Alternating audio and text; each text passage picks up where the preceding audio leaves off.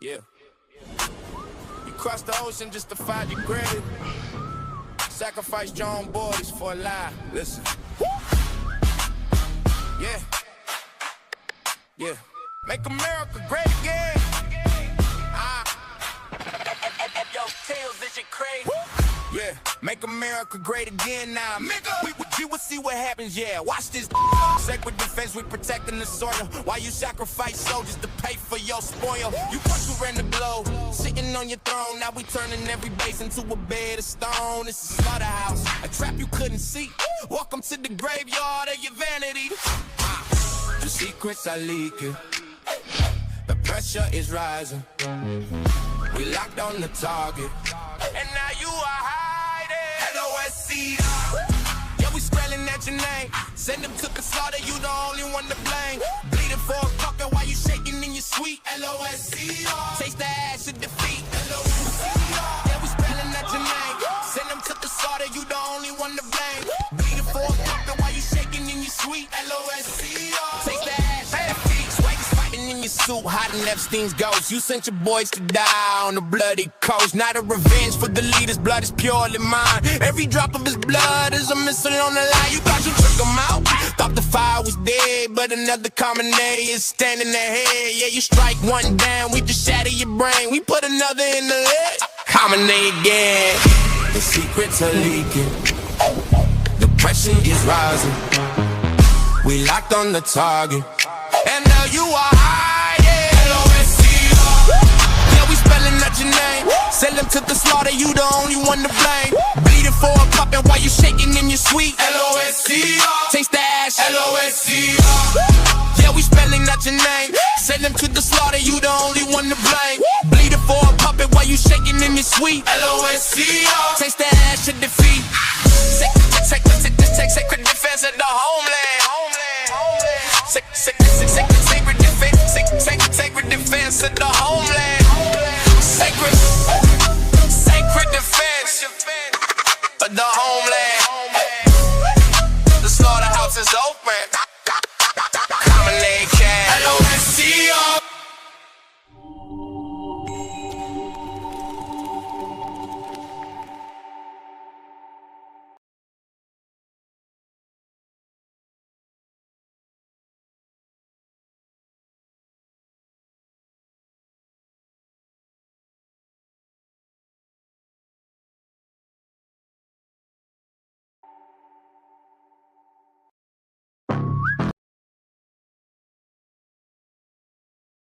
Hello. I thought that was that kind of slapped, so thought it was a good little opener, if you ask me.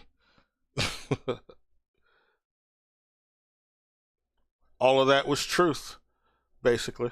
That's what's going on. We shouldn't have fucked with Iran. But it's not going so great. Not going so great for the West. They're all clutching their pearls about the Strait of Hormuz right now, and they try to do like a ground invasion, and they always try to do pull off these stupid attempts on a Friday, just to manipulate the markets at the same time. So you know, even if our fucking plan fails. Even if Trump's plans failed and the administration's plans failed, Netanyahu's plans fails, well, at least we'll get some profit out of the insider trading manipulation we're doing. I mean, it's a hollow victory, but that's why they do it. And then, like, by Monday, they'll like do some fucking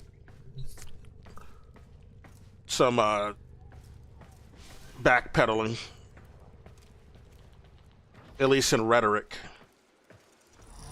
I mean, they'll do backpedaling, like in saying that, well, our mission goal has changed. You know, they'll do shit like that while acting like they still are, you know, they won or something. They say, well, we won the war already. That's why we're still doing operations in Iran. Yeah, that's why, because we won already. Okay. Go ahead and keep saying that. I'm playing Warframe. I thought it'd be good, sort of subject for the the things I want to discuss. This is kind of like a random stream. I'm just talking about the insanity of the world, hence the title. But I thought I'd give some visual while I talk, obviously. And this game dropped a new Warframe. That's why I'm playing as this creature here. I've never. I mean, this just came out, so I usually play mains. I don't play a lot of Warframes. I only have my mains. I have all the Warframes, or most of them, but I don't main a lot of them, There's a specific set that I play, and this is just a new one. I wanted to level up and see if I liked their powers. I don't know how they play. So we're going here to level them up. But yeah. While I do that, I thought I'd talk about things. Like, a very telling thing happened this week, such as with the UN voting to condemn chattel slavery, the transatlantic slave trade and chattel slavery, as the greatest crime against humanity. And Ghana was like spearheading this. Ghana, this is why I've liked Ghana, and I've talked about on other streams before that I want to actually move to Ghana. They said they were offering like free citizenship to African Americans or Black Americans, because most of us have ancestry with Ghana and they understand the plight of chattel slavery, and ancestors of chattel slavery. So they offered that for a while. They're kind of on pause right now, I think, because of some geopolitical problems going on right now with the U.S., especially trying to attack the neighboring regions, like in the Sahel states. Like, Ghana is neighbored next to the Sahel states, and the U.S. is trying to start war with them because they want to be autonomous and free of European colonial manipulation of their economy. Like Africa, most of the African nations they're only poor, quote unquote, due to most of their economy being manipulated or just straight up controlled directly by Europe and America or their corporations. It's not because they're dumb and they don't know how money works or none of that. No, it's due to Western colonialism and Western chauvinism, explicitly trying to keep them underdeveloped and their economies bad, so as to be able to control them more and steal their resources more. Most of our resources, the stuff we enjoy so damn much, comes from Africa. Like, a lot of the shit that's in our electronics comes from African resources, cobalt mines, lithium, shit like that.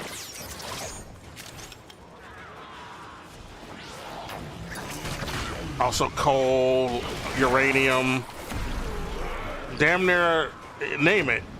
Most of it's coming from Africa. A lot of it's coming from Africa.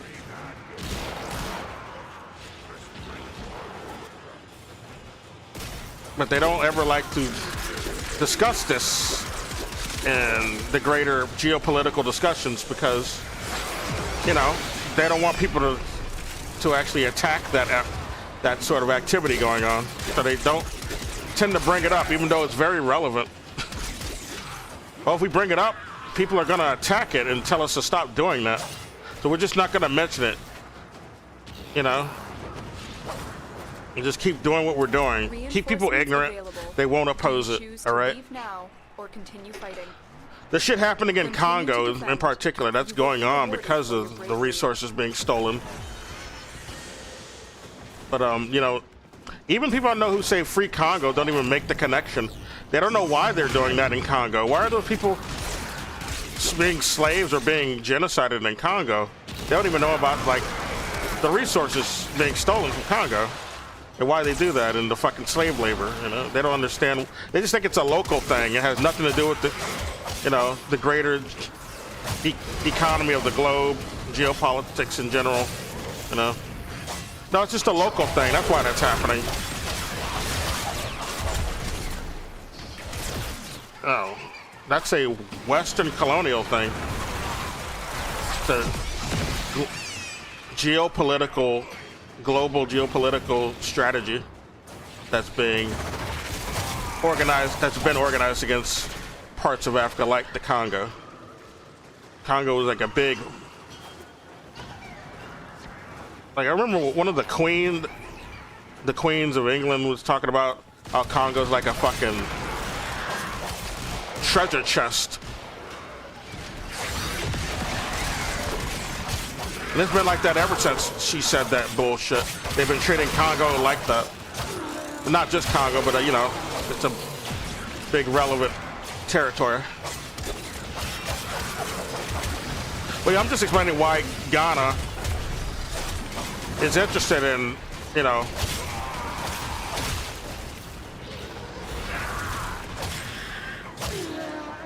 I mean, it's why they've slowed their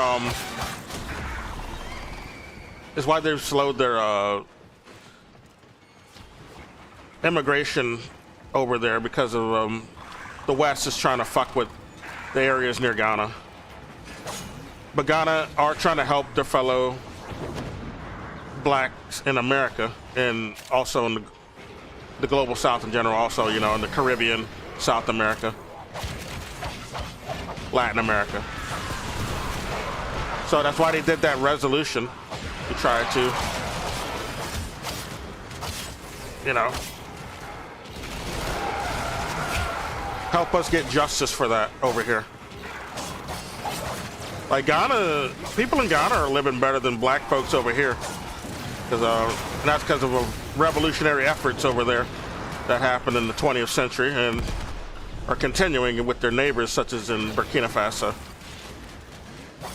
But it goes to show, though, like, it revealed a lot, because the people who abstained from agreeing to condemn slavery, chattel slavery, as a crime against humanity, are the people that I've been saying I don't want to support anymore, are the countries I said I don't support anymore, or ever. And it's the country I live in right now. Yeah, the U.S. don't think that's bad. They don't think it's a crime against humanity. I wonder why. Could it be because the U.S. is ran by literal Nazis and has been since inception? I mean, the Nazis learned from the U.S. Like, the U.S. can't judge anybody anymore, dude. I don't know why anybody thinks, like, when the U.S. authorities accuse any other country of being bad or corrupt, like Russia, much less Iran, with who they're fighting now, like, why does anyone listen to them anymore? They are hypocrites. They have no integrity to speak of. I mean, I thought the fucking Epstein shit would have made that more obvious, but you know, I guess some people just didn't bother looking into that, or you know, maybe they're skeptical about the Epstein shit that was revealed, which is, I don't know. There's enough to support a lot of what's in there. I mean, there's enough bad shit in there that's, you know, has been admitted to or not defended very well that you can infer that we're working with some bad fucking characters, some bad actors in our government and institutions. When you look at fucking the Clintons testifying on the fucking Epstein list, and you got Pam Bondi saying, "Look at the Dow." Why are we talking about, you know, the children being molested and all this, and raped, and much less killed and abused and all that? Why are we talking about that? The Dow is up 50,000 or some dumb shit. Like, when you look at that, it should be obvious that, yeah, there's something to what's going on, or what's been revealed in those lists. And like, people were saying, oh, the Clintons are they're gonna testify against Trump. when they didn't testify against him at all. I mean, they didn't really expose him at all. They thought, oh, they're going to expose Trump. Like, what made you think that? They're in the list. Oh my God, what are these? No, all they did in the fucking, in front of that, the court was defend Trump. All they did was defend him. And I've been telling people for the longest time, these guys are old buddies and they did the same shit together. You know, they'd go to these weird ass Epstein parties and get-togethers. They were all old buddies. They're not really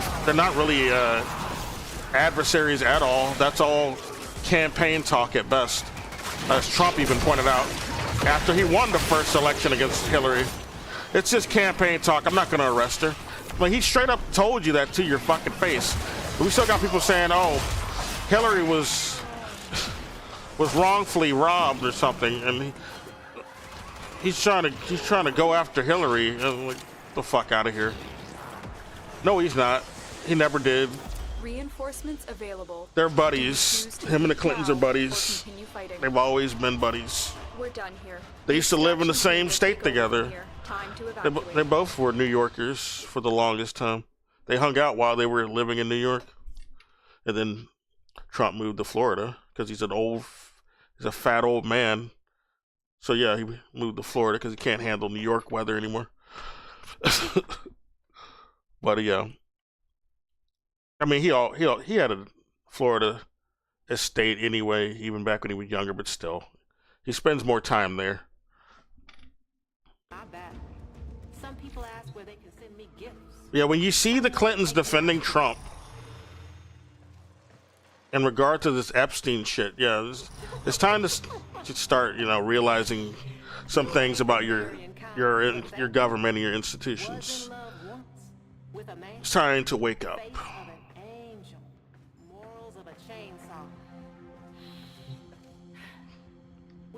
She leveled up? Nope. We're just trying to level her up. That's why we're here. Also got a new weapon that needs to be leveled up too. That's why I'm doing this mission. This mission gives the most XP. That's why you usually, if I'm playing this game and I'm here, that's why I'm usually here, because it's a level up spot. You get the most XP here. Yeah, the U.S. voted. They said it's not, all right? They voted against chattel slavery being bad. And who else? Guess who else joined them? Or who abstained like a bitch? Guess. You'll never guess. I mean, I would guess.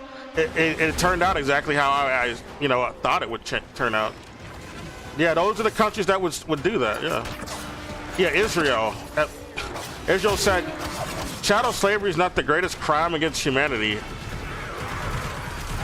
You know, that place that's called the only democracy in the Middle East, and is, you know, there's supposed to be like civil rights.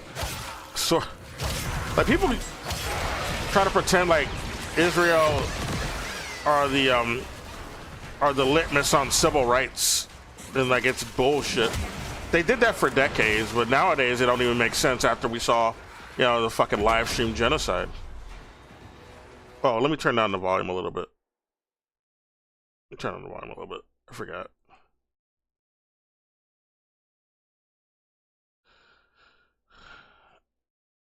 My bad. But yeah, they for the longest time people pretended that Israel is the litmus test for civil rights. If you don't support Israel, you are not a true civil rights person. And it hasn't made sense since inception, but you know, that's how the West has acted. But then, you know, you have a really definitive moment here where, like, yeah, of course, the litmus test for civil rights and the marginalized, clearly they're gonna condemn chattel slavery as the greatest crime against humanity, right? Of course not. Because Israel is a settler colonial estate. All right, that's a settler colonial project. Those people are not oppressed. None of the people in Israel are oppressed. They have an apartheid system where they don't even have to work. They get tax money from us. You know, they don't actually have to do anything. They're not working hard over there. They get tax money from us and they steal from the Palestinians who, you know, are indigenous. That's what they do. They take their fucking land, take their houses, and they use the tax money we gave to them to buy land from other Extraction is ready. Israelis. Unless you can handle more of the enemy. They do that in every Like, country another that they're not. opportunity to extract I mean, will appear they do that soon. in every country that they're currently, you know, a dual citizen in, to do it as well, to convince other, you know, settler colonial assholes to go over to join the Israel project. So yeah, of course they're not going to say that slavery is bad. They benefit from an oppressive regime, you know, and racism. So yeah. That's why they didn't condemn it. They said it's a good thing. Like, they were buddies with South Africa, so it makes a lot of sense that Israel's on board with thinking slavery was great. Chattel slavery is great. Transatlantic slave trade was great, guys. We don't like them Negroes anyway. That's why we sterilized a lot of the Ethiopian when we came over. Like, they sterilized the Ethiopians who were there. Oh my god, I'm getting a lot of red crit from this. Jesus Christ. Red crits are crazy. Over 1 billion damage. Damn it. Damn near. Okay.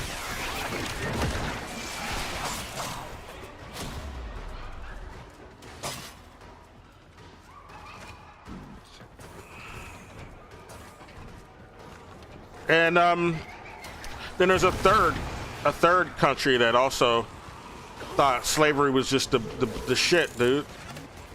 They love it. You won't guess who it is. You know, it's just a place where a bunch of Nazis went to go and you know, and they went to go escape to after World War II. You know, after America anyway, you know, because a lot of America did recruit a lot of Nazis, because America's full of Nazis already. But the other country that, you know, decided to take in a bunch of Nazis and protect them and give them positions and institutions and positions of power. It's our buddies Argentina, our old buddies Argentina. Of course Argentina thinks that shit was good. I had a bunch of people getting mad at me too about like shitting on Argentina a while ago and saying, you know, I was talking about also like using VPNs on this. I was actually joking on doing this, but I made a joke against Argentina before about like using VPNs set to Argentina to get a cheaper price on shit. Because fuck Argentina and their entire like Ayn Rand Nazi system. The only reason they're having economic issues is because they follow this Ayn Rand bullshit and they're Nazis. They'd be fine otherwise. If they join BRICS, like a legitimate country that's in the global south, they'd have a better outcome. But no, they're butt buddies for US and Israel. They're like little vassals for them. Like Milei might even be related to Benjamin Netanyahu, and that's why he like bends over to defend Israel all day, every day. Do you choose to leave now or continue? Yeah, I had people fighting? literally defending shitty ass Argentina because I made a joke about doing that. And I was only referencing some articles I read. It's not like something I fucking came up with. I was joking about some article that said to do this. It was making a joke. But at this point, the more you learn about Argentina, I'm like, I don't give a fuck if anybody does that for real. Like, yeah, go and fucking use VPNs to exploit the low prices for Argentina. Because fuck them. Fuck Argentina. Argentina deserves to be dismantled, to be honest. It deserves to, like, be insolvent forever. Or at least until they get the Nazis out. Get the Nazis out of control, yeah. Then we'll talk. Get Milei out of control and his whole administration. Then we'll talk. Get those people who, like, think chattel slavery is great. Then we'll talk. Get them the fuck out of there. Then maybe I'll give a fuck about Argentina's bad economy. I don't give a fuck if some game designers are gonna, like, oh, they're gonna raise the prices that'll be too high for Argentinians to play their games if you use your VPN to scam. Like, I don't give a fuck at this point. I really don't give a fuck. They don't deserve to play any video games. They think I should be a slave. They think it was good that my people were slaves, huh? Fuck them. They don't deserve to be playing video games or having any fucking leisure. They need to be worse off than Cuba. Cuba deserves my sympathy. Cuba's actually a worthy country. What's happening to Cuba right now is what the fuck should be happening to Argentina. Because fuck Argentina. I would never use a VPN to scam Cuba. That's for damn sure. I would never try to scam Cuba's economy in any way. Now Argentina, they can get fucked. That's an imperialist country. They are pro-imperialist.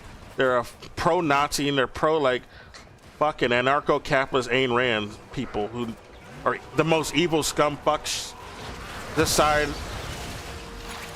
of this century at this point anyway. This side of the fucking galaxy. They're awful. We don't need them anymore. They should have died off when Ayn Rand died, but we still got them. Evil bitch. How are you gonna benefit from the free education you got in the Soviet Union and then turn around to suck U.S. capitalist dick like a disgusting traitor and become an evil Zionist who thinks that the Palestinians should be wiped out? Like, that's Ayn Rand. That's her legacy. Fuck that evil bitch. Fuck anybody who loves her. All the Republicans love that bitch. Conservative or libertarian, they all love her. No. It's disgusting.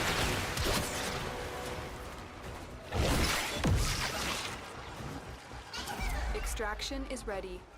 Unless you can handle more of the I mean, I can go another, guys, if you want, but okay, they all want to leave. Very impressive, Tenno. You held them all Like, back. Ayn Rand is an Time evil to get out of bitch. here. There's nothing of value in any of her writings. Oh, the only reason she was celebrated is because of astroturfing. She was astroturfed the fuck. Kind of like, you know, some of the people in the current Trump administration. Like, what's that motherfucker's name? Who's in charge of FBI. He wrote a book. His book was astroturfed. It was just some bullshit coloring book designed and aimed at children to indoctrinate them to love King Trump. I mean, that was the name of the book. What's that motherfucker's name? Kash Patel. Yeah, that was his book, I believe. Wrote a book about King Trump gonna save the kingdom. It's dumb, dude. I don't know. Like, how dumb do you gotta be to buy that book? For your child. That's child abuse, if anything. Might as well be. Am I leveled up? Damn, why is it taking so long? It's taking longer to level up than usual. I'm surprised. I guess I need to use my powers more. Maybe after this one I'll be fully leveled.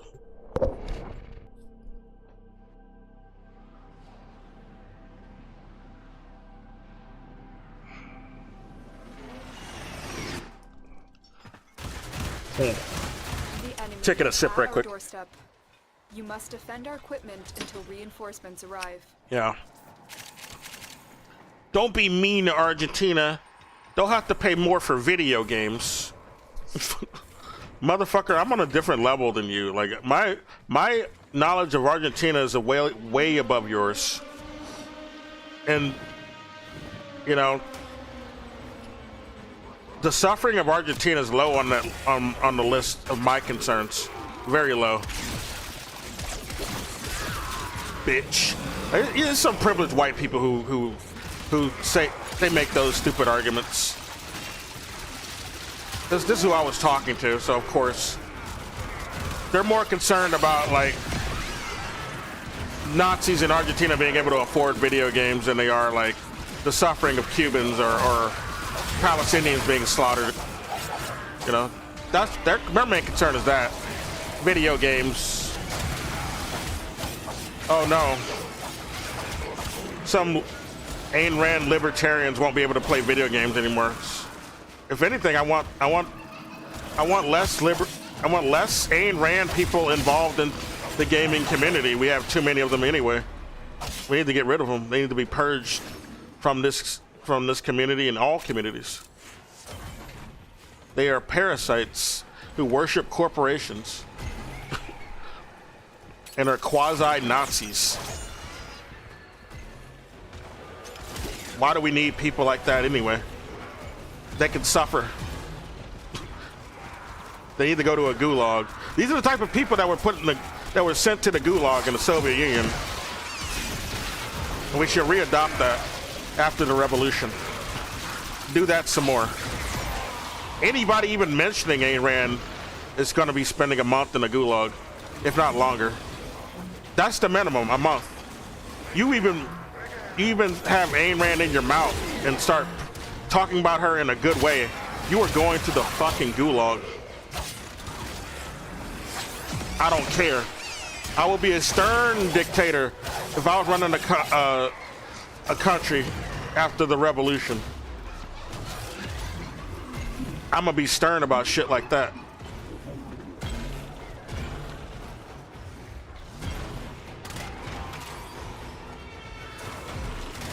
Nah. You get the fuck out of here with that talk. No corpo dick riding in my fucking, in my fuck. Sorry, I got distracted.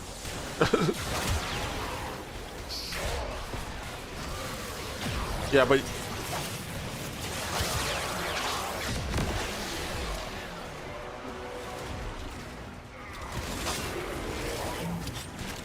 yeah, no fucking corporate worship in my fucking democratic republic of communists. Okay? Extraction is ready. Unless you can handle more of the enemy. Not in my communist republic. Keep fighting. Another opportunity to None of that. extract will appear soon. You getting the dunce cap too. You're not even just going to the fucking gulag. You getting that fucking dunce cap. Bitch. You gonna get put in a stockade.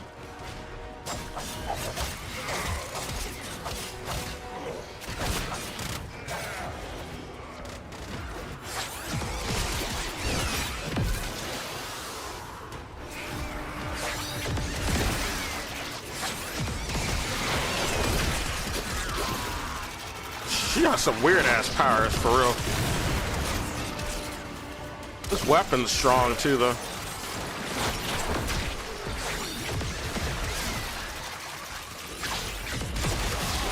Fuck.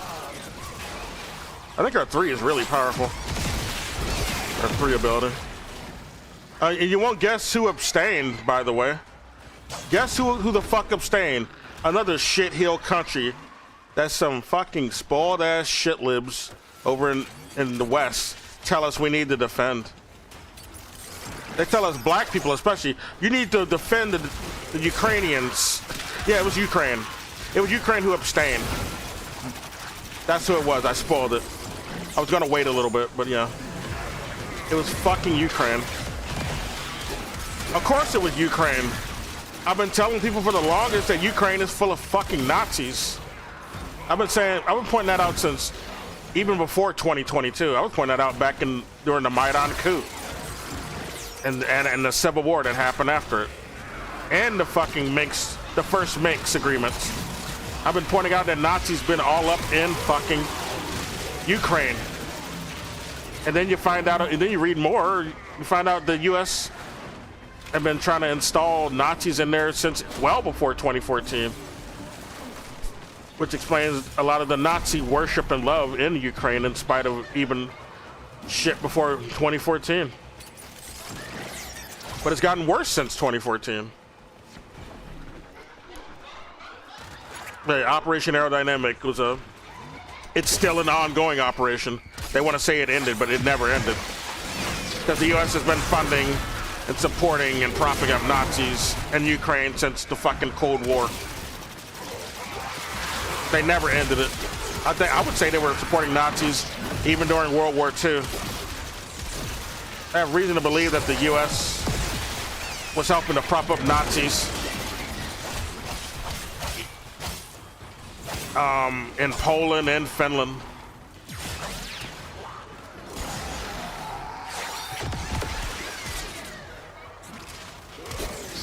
On top of the main Nazis in Germany, but also Poland and Finland during World War II. How much do I? Reinforcements I'll go. Yeah. Do you choose to leave now or continue fighting? How much am I doing? I'm not doing that much because I don't know how her powers work. I'm just trying to level up. I gotta look up what her powers do.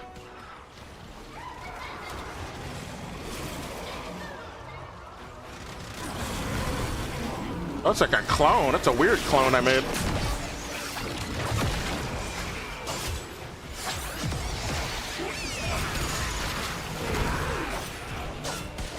Wait, that's the wrong button.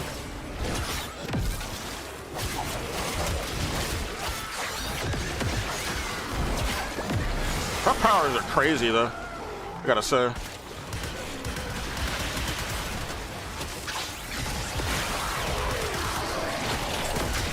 She's based on a Splatoon, like, she's themed after the Splatoon game, basically. Like, a lot of the Warframes they make are based off mechanics of other video games or characters from other video games. It's kind of interesting. That's my ink little thing on the side, the right side of my screen. Supposed to be ink. Gonna get my ink levels up, I guess. I think that's how she works. Her ink levels need to be higher.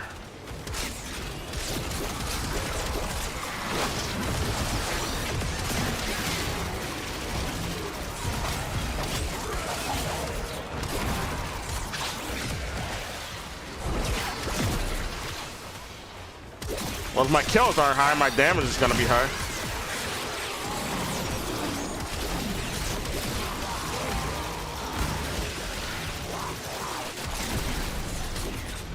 Yeah. I lost a friend, a local friend too, over Ukraine.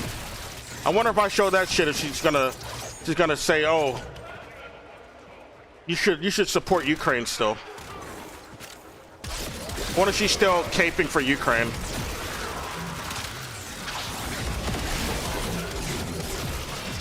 Why should you cape for Ukraine when they're like, they don't even care that Iran, like, Palestinians are being killed. They don't even care that, because you know Zelensky supports Israel, so he don't give a fuck about Palestinians. But they didn't care that the U.S. invaded Venezuela, is doing a blockade against Cuba. I heard the blockade has been breached though, so people are able to get supplies to Cuba now. But nobody in Ukraine cared about that, and the EU too. The EU is also not respectable or should be defended either. They're all fine and dandy about the U.S. invading Venezuela, Cuba, Iran. They don't give a fuck. The only thing they have issue with is like spending the money that they don't have to contribute. Otherwise, they're okay with it. Except for Ukraine, though. Let me show you something from Ukraine. Oh, Ukraine's all about it. Let me show you something these fucking Nazis are all about. They cool with it. Show you this right quick. 1 second. I was wanting to show this anyway. I just forgot to. Where is this shit? All right. I'll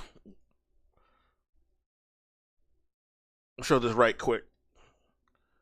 Just for posterity, I gotta show this. And it'll be recorded for all history. Because I'm gonna save it. Okay, let me switch over. One moment. Yeah, we should totally support Ukraine, these fucking Nazis who want to help slaughter some brown people in the Middle East. Oh, poor babies. We're just trying to do self-defense. We're just trying to do self-defense, guys. That's all. We're just a poor little being trying to, you know, protect ourselves from big old me in Russia. You know, who's the friend of Iran in helping people in a lot of anti-imperialist countries. They're helping people in the Sahel as well. You know, and Iran, you know, their efforts in closing the Strait of Hormuz also helped people in Sudan and the genocide that was going on there. That, you know, Ukraine and all the Western countries didn't give a fuck about. They don't give a fuck about them brown and black folks being genocided. They're all on board with that. They're funding it. That's why they propped up the UAE to go and do shit like that for them in Africa and be able to steal more resources. And then Israel's getting pummeled so hard, they're talking about trying to set up a new location in fucking Kenya. And I'm like, the Kenyan government needs to be like, they need to like fucking overthrow that government right now. The Kenyan people need to just do that. Cause fuck that. No, don't give them a new home in Africa. It's really weird that these people calling themselves like Hebrew are choosing all these lands that are like adjacent to Africa. It's really odd that they don't look nothing like the people there in any part of Africa. Don't look a damn thing like them. They're not dark in any way. They're not black in any fucking way. These are just some fucking settler colonial Europeans invading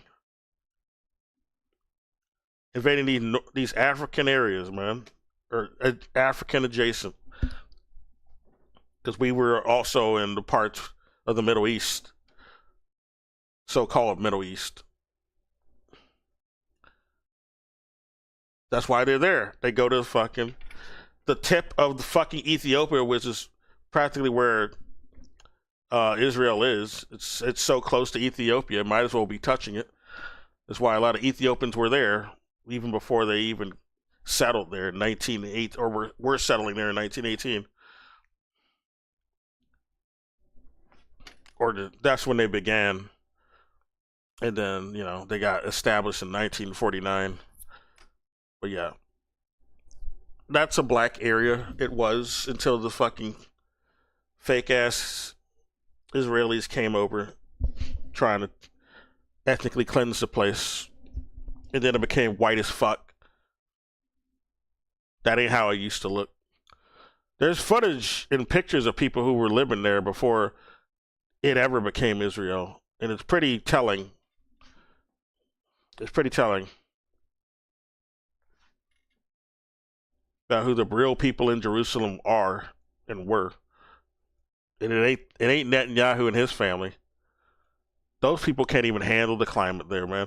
Not in a organic way. They can need artificial means to even survive there. They they're not indigenous to that land. But look, a Ukrainian energy official lifting Russia oil sanctions is wrong. Oh, this is the wrong thing. This is the wrong thing. Let me show you what I'm talking about. Here it is. Okay, it's correct now. But that's Ukraine complaining about, sanctions being lifted on Russia because the Strait of Hormuz is closed. So nobody can get any oil. So we got to open up relations with Russia again because that's the only other source other than the Strait of Hormuz for a lot of countries. But let's read this. Zelensky.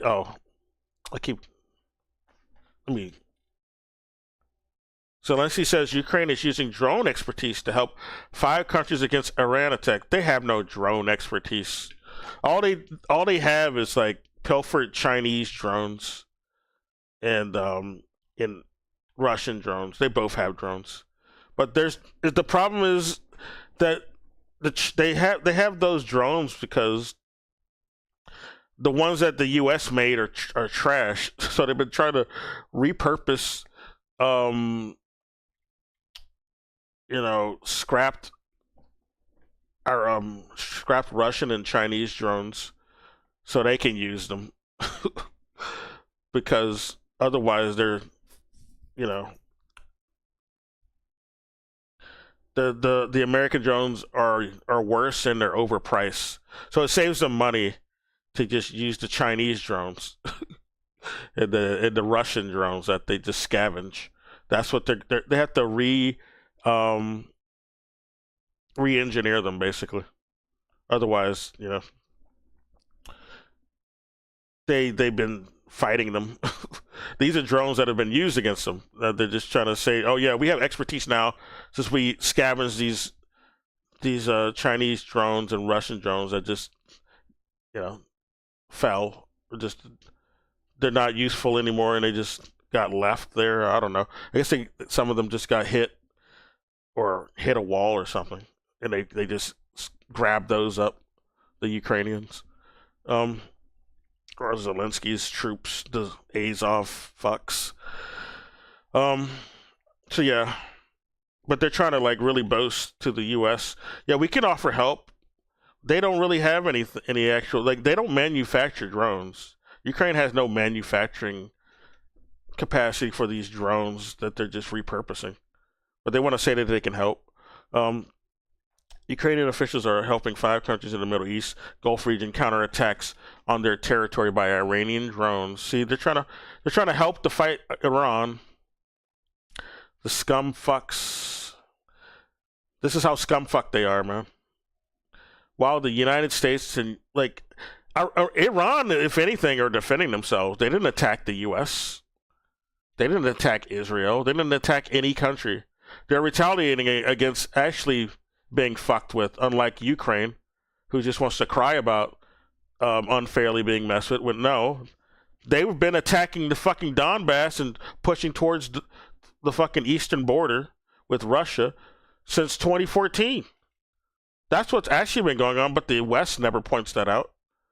No country with the brain is gonna ignore a fucking adversarial country that's also, an obvious U.S. proxy pushing toward their border. All right. I was talking to some asshole online who was saying, I don't really like Russia because they invaded Ukraine unprovoked, and that which is a lie, as I pointed out. I pointed out why it's a lie, but he says I fuck with DPRK. They're legitimate, North Korea, and I'm like, okay, that's fine. I would say DPRK are legitimate for sure, because they're socialist, and Russia, the current Russia, currently is not socialist. It'd be better if they became completely socialist again, but they're only more socialist in the U.S. right now, which is already, that's socialist as hell. When you if we're gonna compare, but it's not really socialist like DPRK or even China. But yeah, he says that shit acting like acting like Kim Jong-un would actually put up with the same thing if it happened to his country. Yeah, he definitely wouldn't fucking invade South Korea if they did that shit, pushed up through the demilitarized zone, started firing on people. Yeah. Kim Jong-un is just going to ignore that shit. Like, I told him that, and he's like, he had nothing to say back to me on that. He just shut up after that. And then he said, "Oh, can we go talk? Can you leave me alone? You're so mean. You're so mean." Like, I'm not mean, motherfucker. I'm just telling you the truth. I'm telling you the facts. Like, Kim Jong-un would fucking unload if South Korea did that shit. And it'd be really stupid if South Korea did that right now, since their fucking THAAD system got taken away by the U.S. to go use against Iran. And it's not helping them, but that, you know, they're still going to be worse off without that fucking THAAD system. So yeah, don't act like any other country with the brain wouldn't do this. China would do the same thing. If the U.S. uses Taiwan in the same way, China is definitely going to get on their ass. Don't play. They are going to get all over Taiwan's ass for the same thing. All right? Rightfully so. Because they're being used as a proxy to attack them. Any country would do that who has a brain. The U.S. would do it. If Mexico did that shit, they're being used as a proxy by another country to push up to go and fuck with the U.S. border and start some violence. They're going to do the same thing. The U.S. is going to do the same thing. And they don't even need a reason, because the U.S. just invades countries without a reason all the time. But they would definitely do that. So let's shut up with this double standard and false narrative about unprovoked bullshit. It's not unprovoked. And I don't blame Russia at all for doing what they're doing. Shit. Russia never even wanted Ukraine, dude. When they did the two Minsk agreements, there was nothing in the agreement about taking any land, because they never wanted any fucking part of Ukraine. The only reason now any part of Ukraine has joined Russia is because people had a referendum. They had a referendum and voted that they want to join Russia instead of these fucking Nazis running the fucking place and sending them into a war they don't want to fight. They don't want to be sent into a meat grinder. So of course they're going to join Russia. They don't want to fight them. They know they're more powerful, and they'll treat them better than these people running Ukraine right now. Like, Zelensky has canceled opposition parties. Left wing, by the way. It's not like he got rid of the fucking right wing Nazis. They're still around. You got the Zabota party still around. He got rid of the left wing opposition parties. That's what he did. And canceled elections. That's what he did. There were no canceled elections in Russia. Oh my God, what the damage number customization? You're now inflicting outrageous levels of damage. Would you like to apply condensed damage numbers preset to... No, I don't care about visual clutter, because my system is actually not a potato. It don't matter to me. Keep current. I don't have a potato system, so it's fine. Oh, actually... Oh, you can't see this. Or I can't see this. I didn't switch over.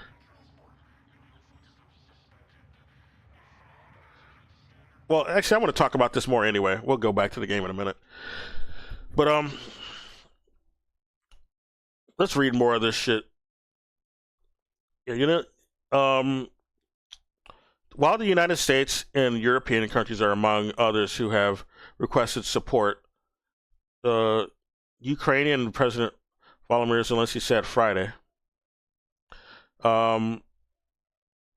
Ukraine is also looking into whether it can have a role in restoring security in the Strait of Hormuz amid the Iran war, he said. Look at this fuck. I hate Ukraine. They don't deserve any sympathy at this point. Stop it. They already voted. I mean, they're already doing this, and then they vote against calling chattel slavery a crime against humanity. So fuck them. They don't deserve any more sympathy. Ukraine has become one of the world's leading producers of cutting-edge battle fest. No, they don't produce drones though. They just scavenge ones that, you know, got dropped by Russia and China. Battle-tested drone interceptors that are cheap and effective. They play a key part in its defense against Russia. They don't though, because they're not working. They're not working. Russia's still in Ukraine. In the parts that had the referendums are still part of Russia now. So no.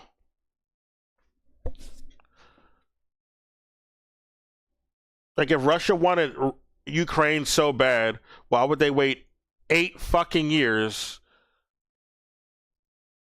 Like after the whole thing that with the that happened after 2014, why would they wait 8 years if they really wanted Ukraine territory so fucking bad? They decided in 2022 to do it. No, there's a reason why that happened in 2022, because Ukraine was getting antsy and pushing further towards the east. All right, that's why that happened.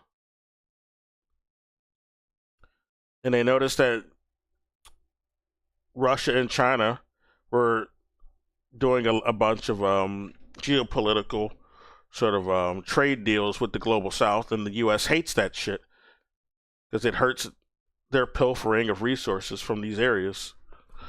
So they wanted to try to get Russia and China out of the way, because it's also about going after China.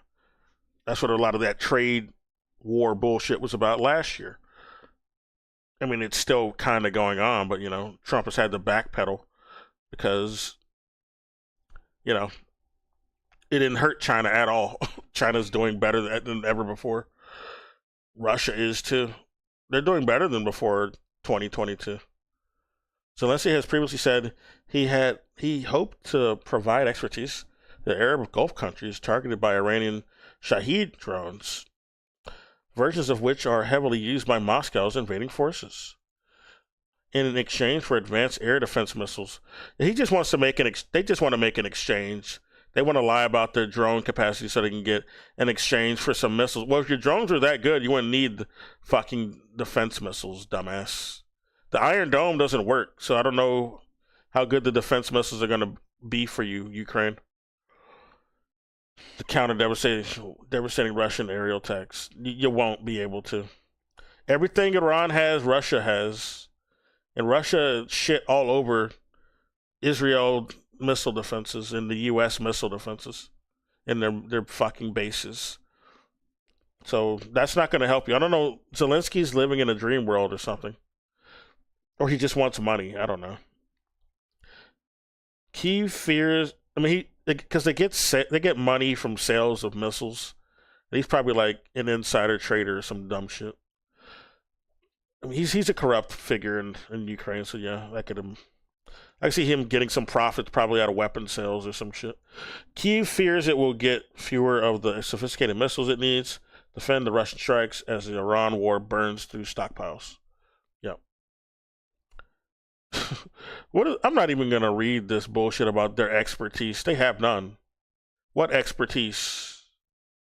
They've not won any fucking war or beat anyone anywhere. They have none. No reason to listen to them. Anyway, I guess I think it's some insider trading marketing going on or something. They just want to make profits off of sales of weapons that aren't going to help at all. But anyway, let me get back to the game. I'm still going to talk about this, but, you know, I'm just going to show the game now. But yeah. Look at the hypocrites in Ukraine saying, oh, we need to fight the Iranians who are just defending themselves. They're the ones who got attacked first. They're the ones who got their leader assassinated. And they hit a school of little girls. Like the U.S. hit a school of little girls, and we're just gonna like, they're supposed to just like be vilified for that, huh? Ukraine wants to vilify Iran for that, for rightfully retaliating against that shit. Hey, wanting the U.S. to get the fuck out of the Middle East because of all the problems like that they're causing. We're supposed to be mad at Iran for that, huh, Ukraine?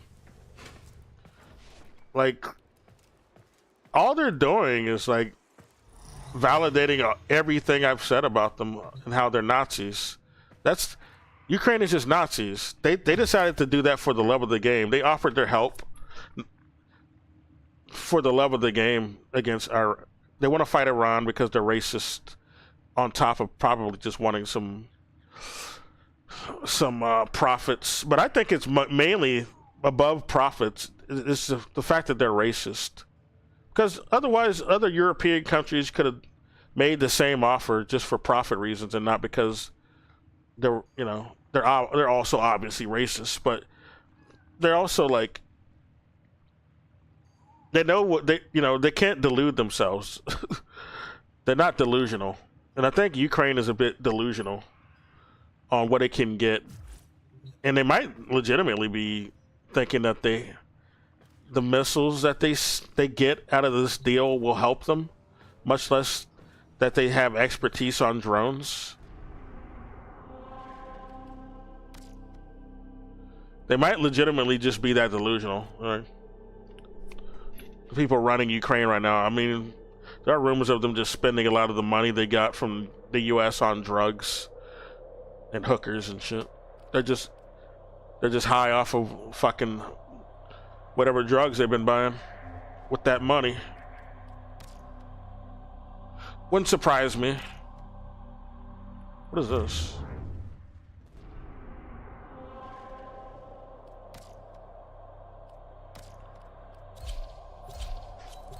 Yeah, I mean, Zelensky just might be high on too much coke. Him and Macron are friends, though. So Macron probably just stayed out of it just because, you know, his buddy Ukraine, I mean, his buddy Zelensky is just going to offer the same deal, and we're just going to help him in the background or some dumb shit. Even though we don't really have anything that'll turn the tide at all. But we'll get profits out of it. And I'm also extremely racist because Our position has been compromised. Macron's also racist, like, Defend because cargo until reinforcements arrive. they're mad about the Sahel states getting independence from France. Like, Sahel used to be like completely controlled by France, the Sahel states in Africa.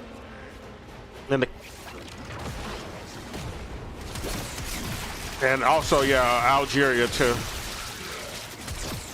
for the longest time. Like, most of Africa is getting more independence from Europe and those legacy European countries that still influence Africa and manipulate and ruin their economy on purpose to keep them destabilized and under their control.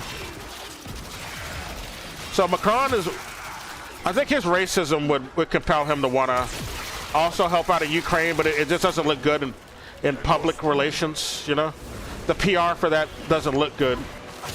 So he'll just like let his buddy Zelensky go ahead and offer that, because Ukraine's already full of Nazis. There's less Nazis in, like, the public in France they're less, you know, there's racist people in France, but they're less Nazified compared to people in Ukraine. There's more Nazi indoctrination in Ukraine, so they don't care about Zelensky or his regime offering to kill a bunch of black and brown people in other parts of the world, in the Middle East or Africa. Oh, now my sword isn't working. My weapon isn't working at all. It's glitched. I think there's some bugs that need to work out with this character. My weapons are glitched now.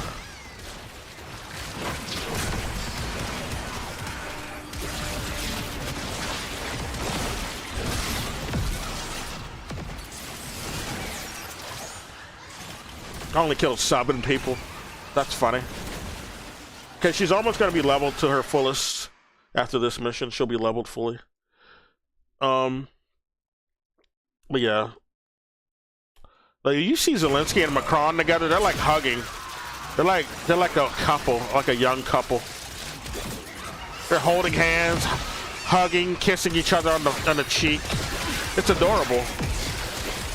I mean, it would be adorable if they weren't Nazis and Zionists, but they are.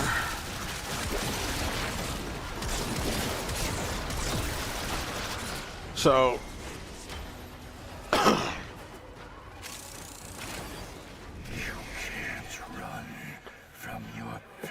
I believe France wanted to say that they wanted to I believe Macron wanted to abstain from, or his entire administration wanted to abstain from condemning chattel slavery as the greatest crime against humanity as well. But he know it wouldn't be good optics in France, so he didn't do it. Like, the protesters in France go ham, dude. You can't just do anything you want or say anything you want in France and expect to, like, it'll go over well. There are some things you just cannot say or do. That's a invader and stalker guy who Extraction hunts you down if you're low level. You can handle more of the enemy. Excuse me. Continue to defend. You will be rewarded for your bravery. See who that guy was on the screen. But yeah, I legitimately believe France would have voted against it if it wouldn't have been bad optics. I believe a lot of countries in Europe would have done that. I don't trust Finland or Sweden for 1 second. Finland, Sweden, Switzerland. Well, maybe Switzerland might not. I don't know. Excuse me. Italy would have done it too, but it would have been bad optics. The only ones I trust on voting to condemn it, and they were genuine about it, who are also in Europe. I believe Spain was genuine about it. Agreeing to condemn it, I believe Spain was. They are genuine, and they're voting on that.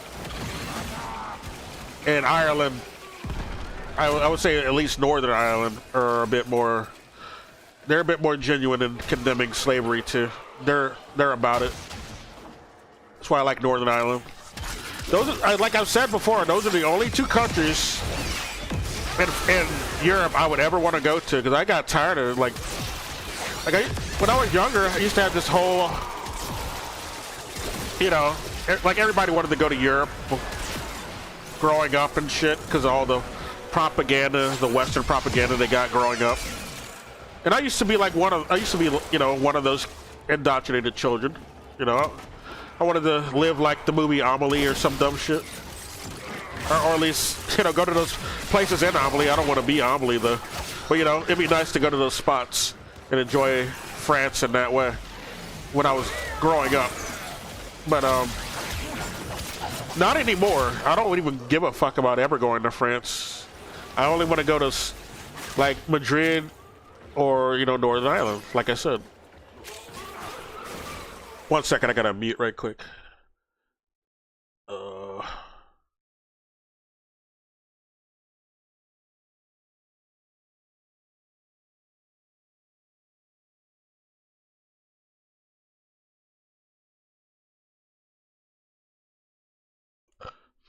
Oh yeah, okay, now I'm back. But yeah, those are the only countries I want to go to because they, in Europe anyway, in Europe, not the only countries ever. I also obviously want to go to China and Vietnam and Laos and DPRK once they open up for tourism. They're going to open up for tourism soon. Also Cuba. I want to go to Cuba.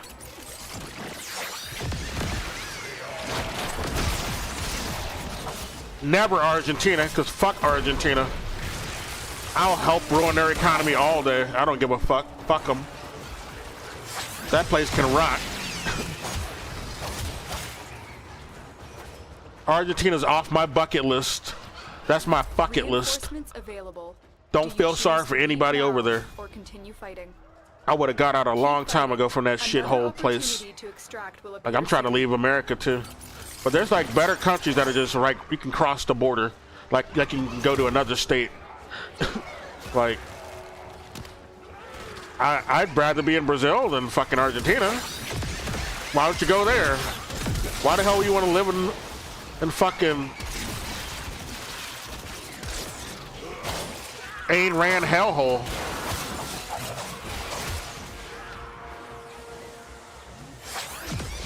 Shit. Fucking Nazi, fucking Zionist hellhole. Yeah, I'd rather be in Brazil, much less Venezuela, which is also pretty close.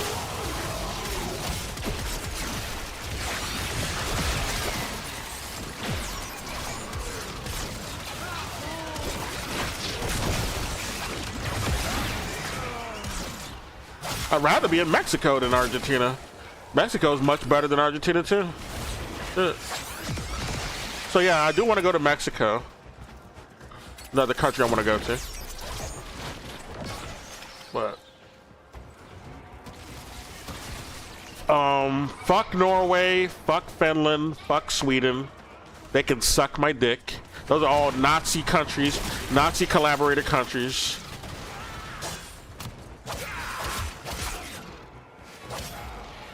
So I don't ever want to go to Finland or Sweden.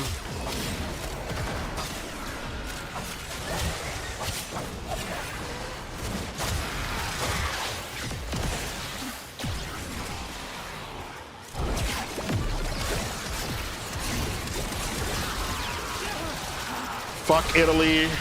I did want to go to Italy for a while because I saw they had cheap houses, and they were like I could afford them if I fucking went over there. But now I don't want to go over there. Although the people over there seem pretty cool. The government is shit though. I don't want to go to that government. Fuck that place. In France, yeah, I don't want to go there because their government sucks as well. It's for a similar reason. They got a shit government. Even though there's, you know, some decent people over there.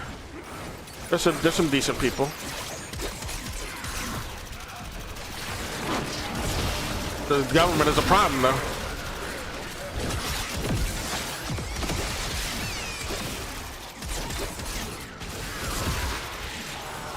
I don't want to go to Britain ever, dude. Fuck Britain.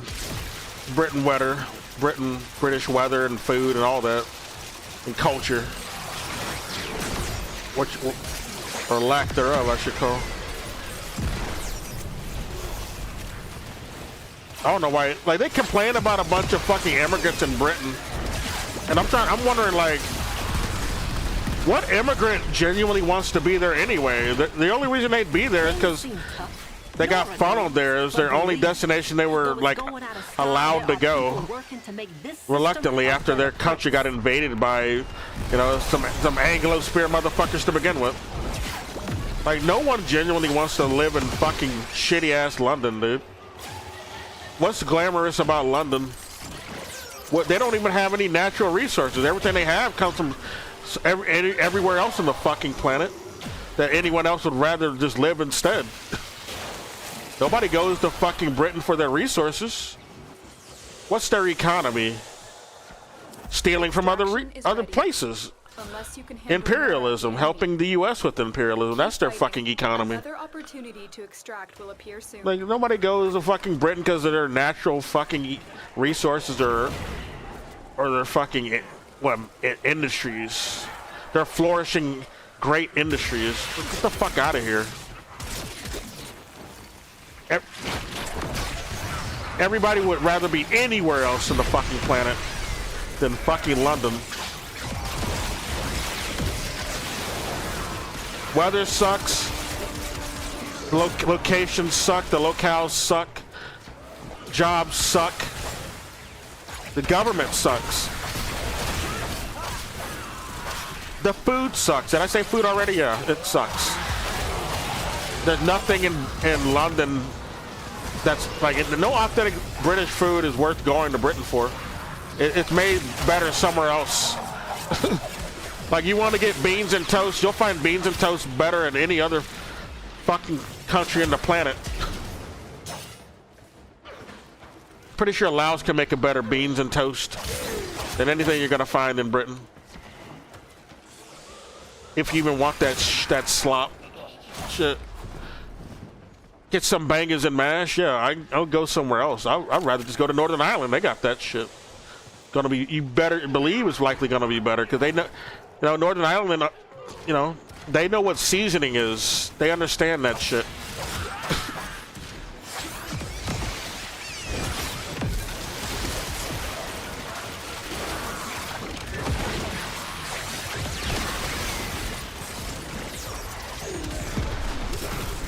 They know how to do this, like anything with a potato. You know they're gonna be knocking out of the park too. Anyway.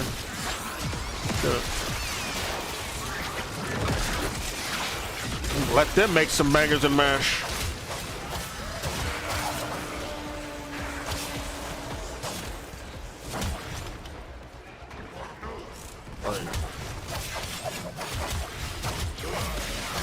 What, a beef Wellington? I bet you China can make a better beef Wellington. No cap, dude. The only thing you know, that's like an authentic British dish. The only thing I would actually ever want to eat, I'm pretty sure I can get it better somewhere else. Anywhere else, actually. Every other country on the planet can make that shit better. Don't ever need to go to Britain for that.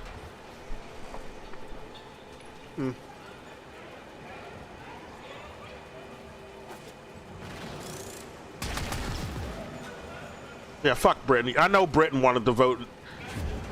No, it was a great thing that slavery happened, but you know, optics would not let them. I don't trust a lot of the EU countries who didn't reveal their hand like Ukraine and fucking Argentina did, and Israel and the US. Pretty sure a lot of those EU countries wanted to say that shit, but no, it wouldn't look good. But Spain, I trust. Northern Ireland, I mean Ireland, but Northern Ireland especially, I trust. They would say it's bad. But they're actually decent human beings.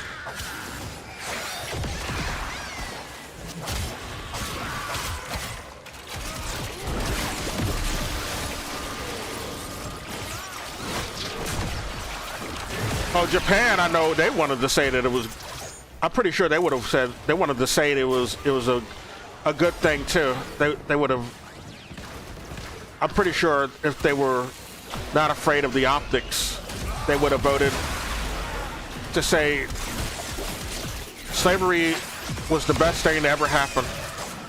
And we should do more of it. Like, cause fucking Japan has a history of slavery itself and enslaved parts of China and Korea. Reinforcements available. And a bit of Vietnam too, I believe, like in the earlier years. One more, let's go, one more, guys. Continue to defend. You will be rewarded for your bravery. Yeah, I'm probably, yeah, they colonized Laos too at one point. Yeah. They want to, like, they're a lot of the Taiwanese defenders, or the Taiwan defenders, who they're not actually Taiwanese, but a lot of those people, those Taiwan stands, really like to get mad at China, but not Japan. When Japan used to colonize Taiwan and had slaves there and did a lot of abusive war crimes in Taiwan, they don't ever want to get mad at Japan about that, though. They want to have xenophobia against China. Nothing to say about Japan, though. It's really suspicious. It's almost like the Taiwan Glazers are actually just imperialists, and they're not like, they don't care about like civil rights at all of any people living in Taiwan. They just want to do imperialism, and they want to use like Taiwan as at best a Navy military base.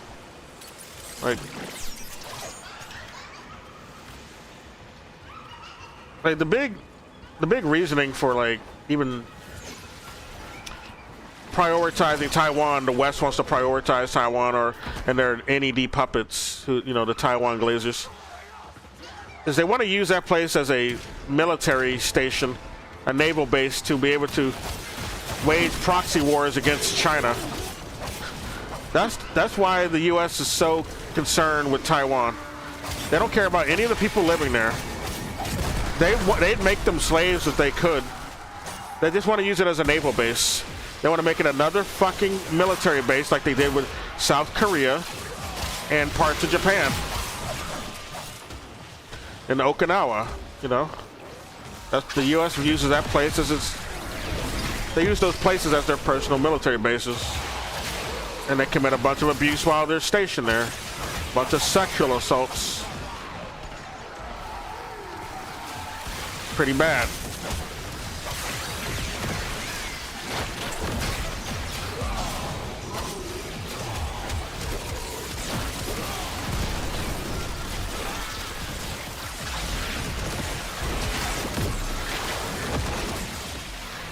And with that, the Japan has embraced looking the other way at a bunch of sex crimes that have happened, or sexual assaults that happen over there. They've normalized them just to, you know, validate not only the military living there, but also, you know, imperialist Japan's history that they, you know,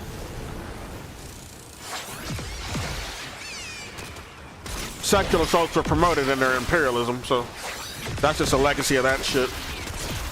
They did a lot of that to people in Taiwan. It wasn't the PRC doing that to anyone in Taiwan. It was Japan, but this seems like anyone who's claiming to represent Taiwan wants to get mad at China more.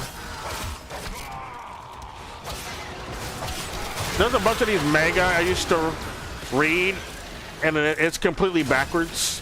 It's some Japanese propaganda against the communists in China. And then you go look at the actual history, it was completely the other way around. And there's this comic called, or this manga called Barefoot Gen, that has a bunch of propaganda. And I think they made an anime out of it too. I think it's the one I'm thinking of. Yeah, they made an anime out of it as well, like a short movie. Where there's also a manga and that shows a bunch of propaganda conveying the communists in China just slaughtering civilians and raping women, when it was completely the other way around. Japan did this when they invaded You held them all back. Shanghai, and they invaded Taiwan. They were doing that shit there, you know, in parts of Nanking. Yes, that's the crimes they were committing in World War II, or right up to World War II, right before it.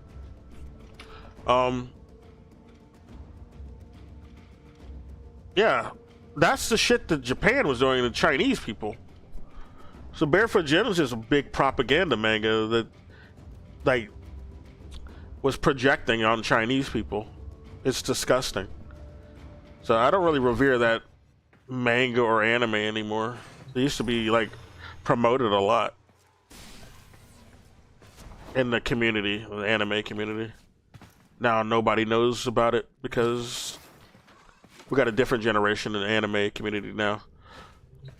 But yeah, that's some fucked up shit. You gotta reevaluate a lot of the shit you grew up watching and believing, especially if it's referencing history.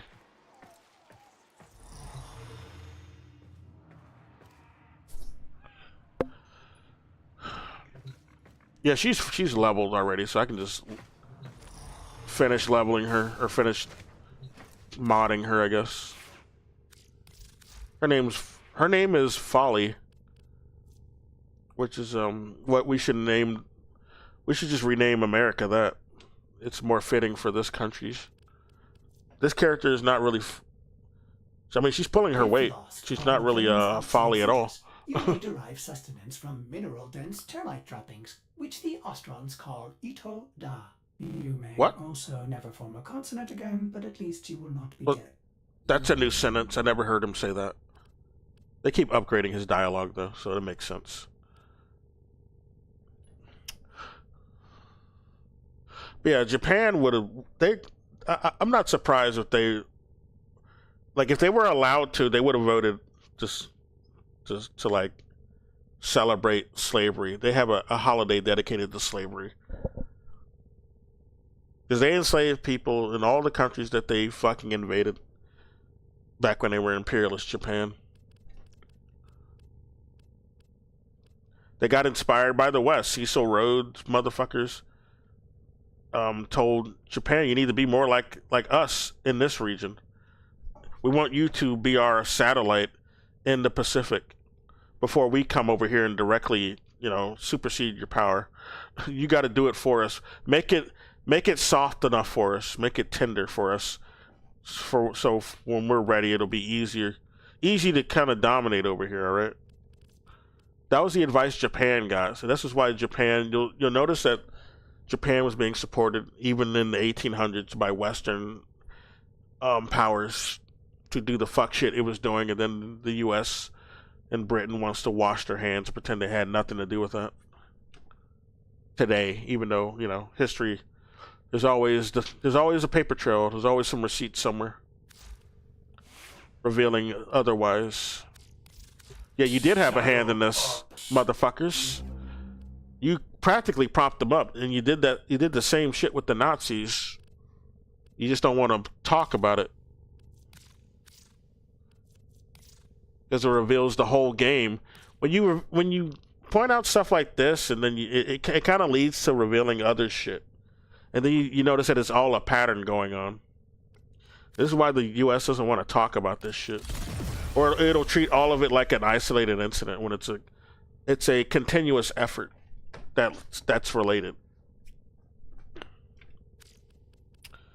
Yeah, all four of those countries either said nay on condemning slavery, and also, or just abstained, basically. So fuck all those countries. Fuck U.S. Fuck Israel. Fuck Argentina. I don't give a fuck if they get jacked video game prices. Fuck them. And fuck Ukraine. Been saying that. I've been trying to tell people about Ukraine for the longest time. I wonder if they'll listen now after seeing that bullshit. I mean, it was bad enough that they say they want to be another Israel. Like, Zelensky straight up said that shit. Like, where were people then? The so-called people who are all on board with Free Palestine, what, they missed that? How do you have Free Palestine flags, or how do you have a Palestine flag and you have a Ukraine flag after seeing that? That don't make any damn sense.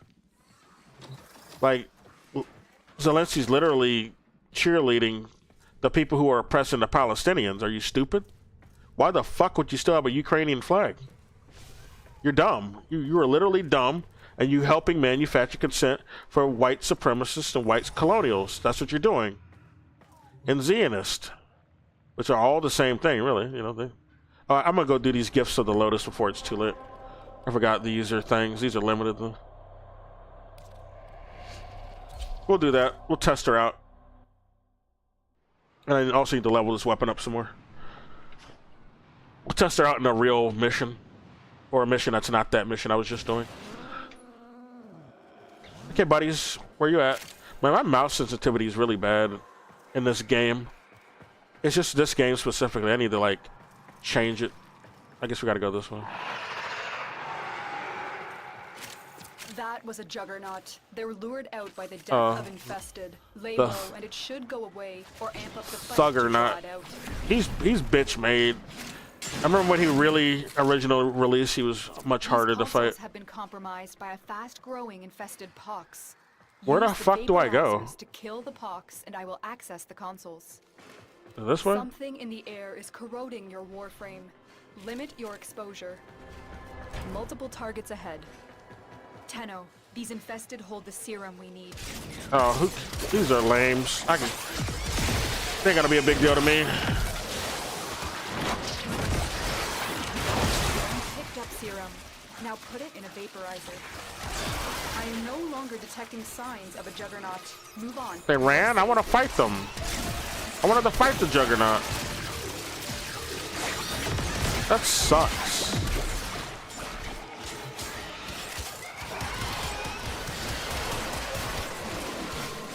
But yeah, they tried to do like a ground invasion on the Coral Islands in the Middle East, which are nowhere near Iran or even the Strait of Hormuz, to be honest.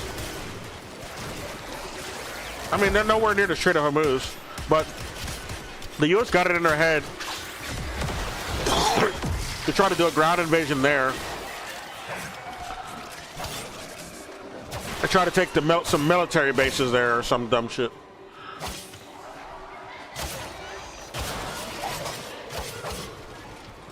Yeah, I meant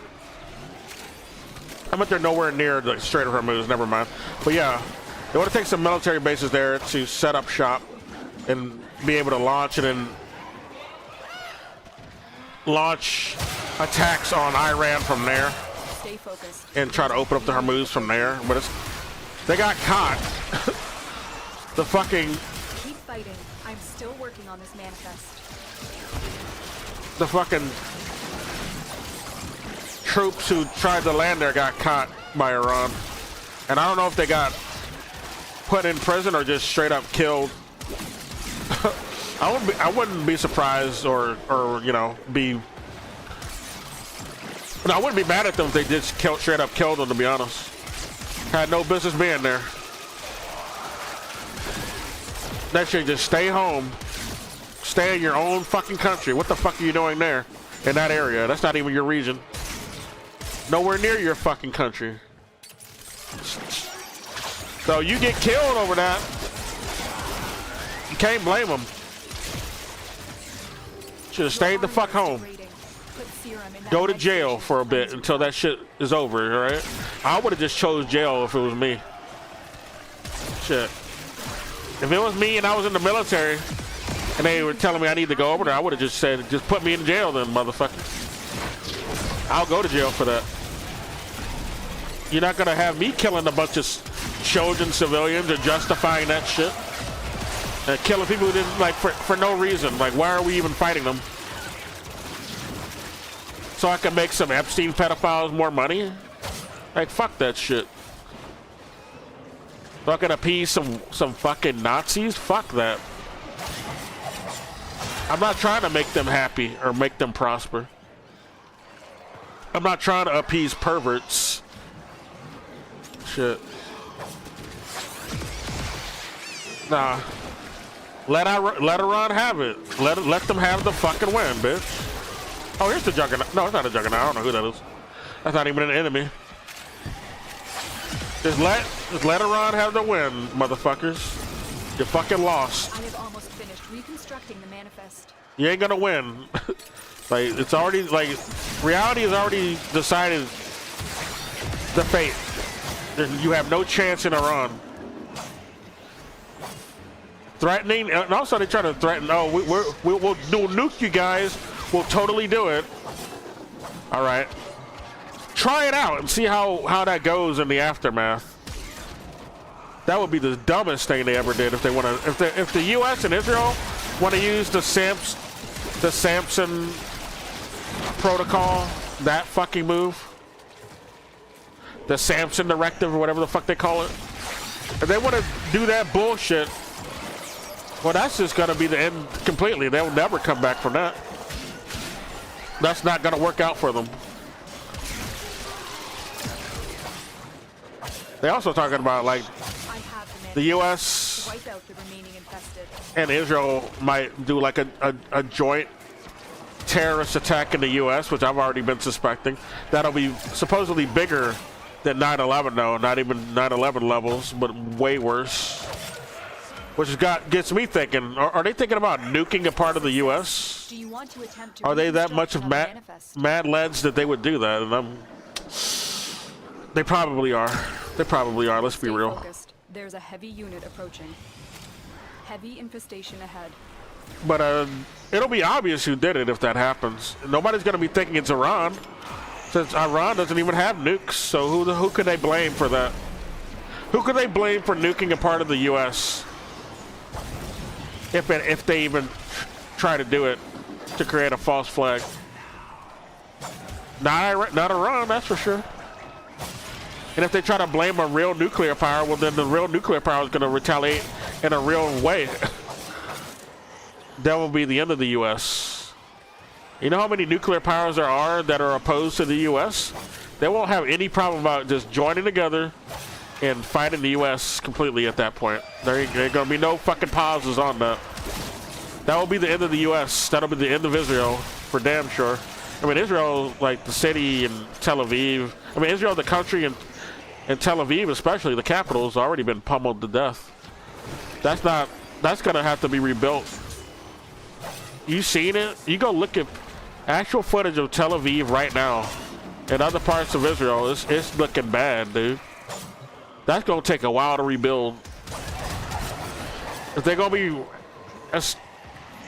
talking about Israel, it's gonna be from another country. At this point, ain't no fucking government buildings gonna be left by the time Iran stops, which won't be for a while.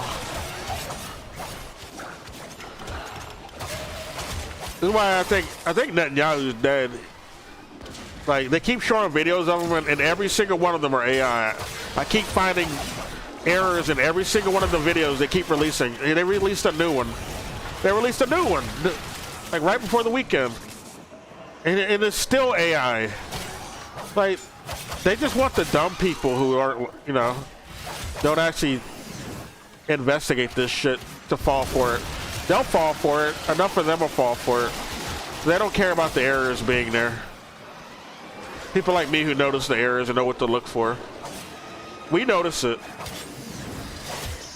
But most normal people aren't gonna pay attention. Don't take that shit at face value. Like, my mom still falls for AI videos, so yeah. They want people like my mom to get fooled by AI videos. Like, she'll only know something's AI if I tell her or show her or explain why it's AI. If I show her the glitches, you know. Like, my mom isn't on board with this shit going on. I'm just saying. She's just one of those people who would be fooled by AI, is what I'm saying.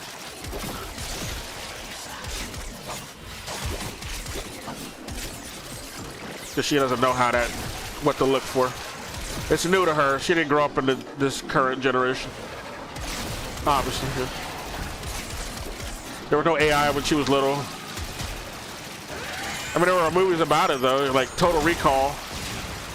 Kind of planted some seeds on how that would work, you know, and also Running Man as well. It had a bit of the AI editing in some of the scenes. It conveyed how the concept would work. And it's pretty much working today exactly how Running Man was conveying it. There's a heavy unit of Yeah, that's a fake ass video. They just edited somebody's image onto, somebody's face onto using AI. They frame you for a crime using some AI bullshit. You must clear the area infested before we can continue. Yeah, we're just wiping the shit out of them. I'm not doing so bad. I'm doing the worst though, because I'm not fully leveled. I mean, I haven't fully modded this character or my weapon. Once that happens, we'll be good. This is what was in the manifest. There's more where that came from. Do you want to keep fighting? Yeah, you have ink teleporting in this game, just like Splatoon. It works a little bit different from that game, but it's basically the same concept. You teleport through ink. But you just point and click it here, you just teleport to wherever you want. Which is how other teleporting characters in the game should work. Like, there's a character named Ash, and I'm like, this is how he should fucking work. He has a teleport that only works if you target an enemy, but it should work like her. His fucking teleport should work like her. You just point at a place and click. That's how it should work. Like, I wish my Ash functioned like that. That's my favorite Warframe. Because he's the Ninja Warframe. He should function like her. Function just like this.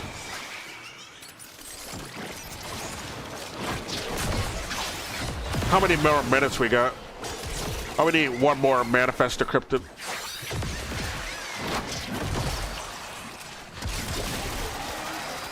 But yeah, that invasion mission was a bust. So I don't know what the hell the U.S. is gonna do now. I guess they're gonna try a terrorist attack and blame it on Iran. It can't be a nuke terrorist attack if they're gonna blame Iran though. So it's gonna be something worse than 9/11 though.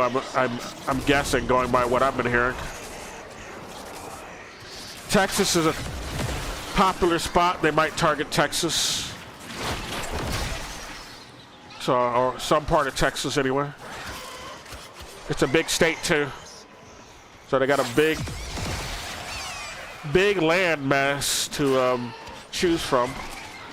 Big parts of this land mass to choose from.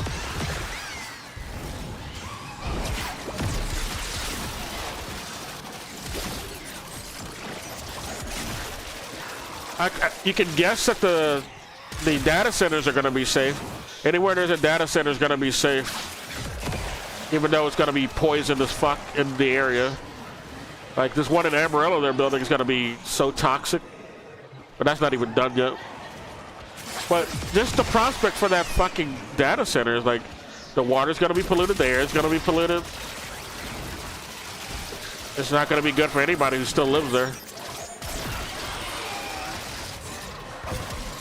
Like, if you're gonna do data centers, they need to be like more like how China has them set up, where it prioritizes like not polluting the fucking place.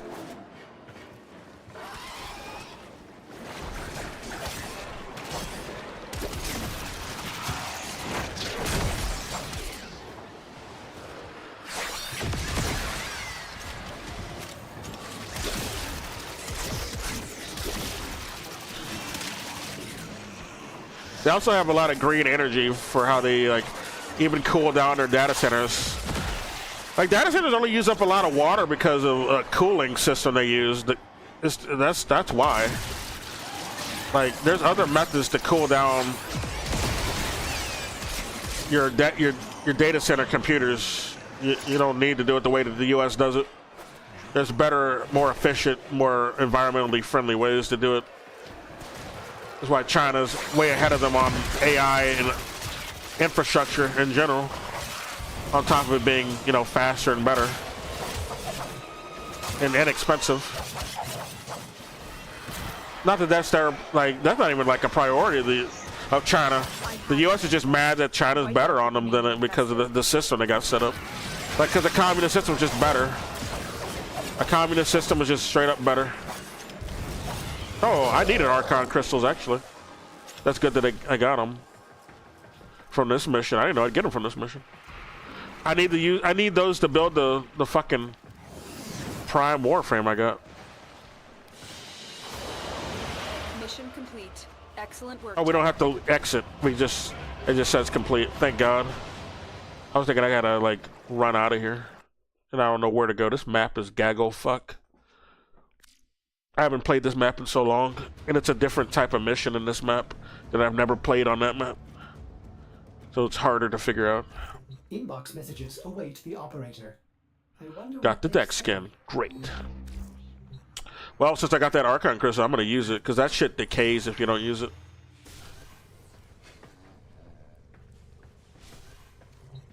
So I'm going to use it now. Baruch. Yeah, I'm trying to make a Baruch Prime, who's like the best Warframe in the damn game. And my favorite, my second favorite next to Ash. And Gauss. Let's just speed this along. I have the platinum to spare. I don't need to like wait for it. I just want to make this thing now. I got like a 75% discount, and I sold some fucking gear, so I have a bunch of platinum. So yeah. So we're just gonna make this bad boy. Who's this robot on my fucking screen? Your name is Conquered Modernization of the. Your name is stupid. You're AI for real. You're trying to sell me fucking viewers too. Motherfucker, I make this for like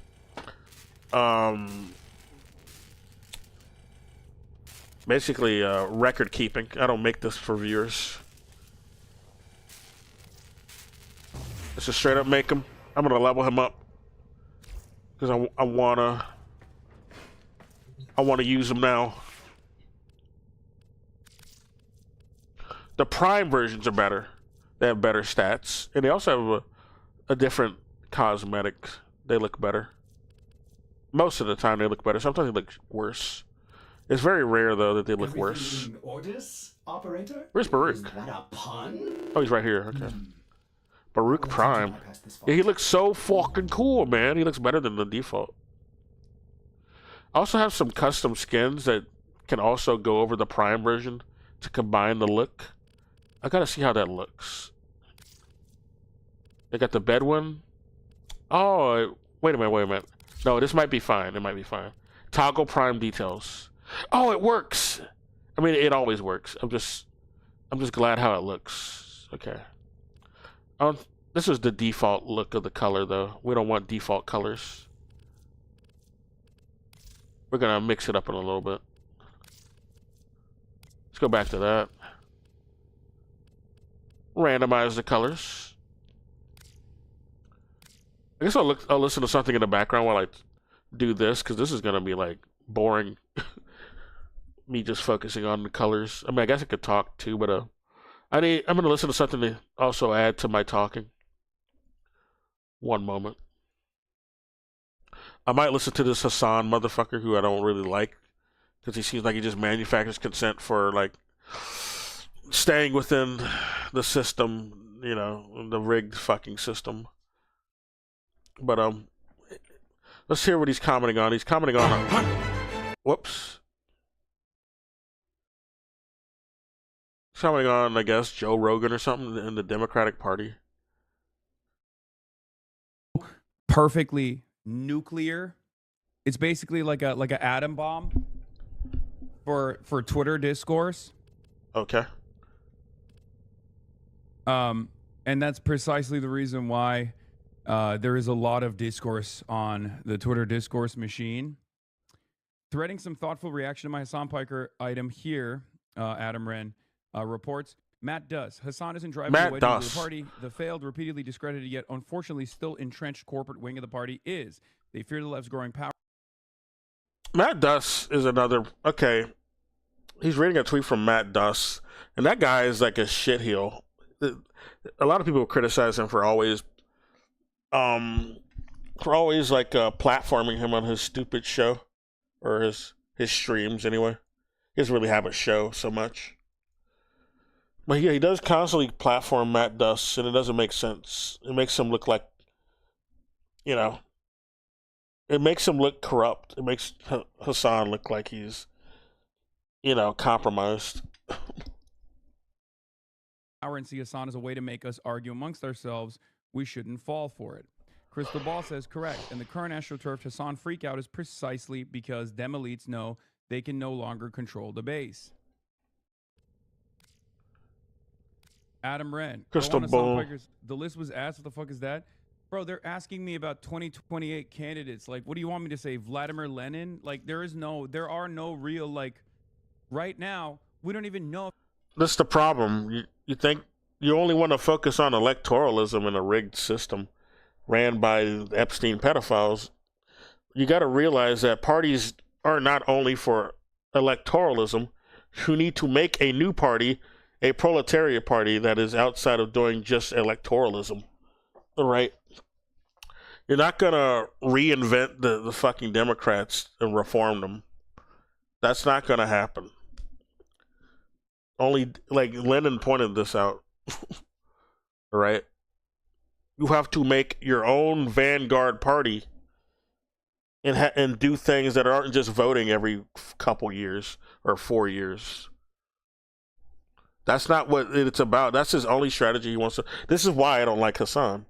He said this is the only thing we can do. Nothing else. Just voting for candidates in this corporate party. If there's going to be a 2028 race, okay? We're so goddamn far See, out. and he's saying there might not even be a 2028 race.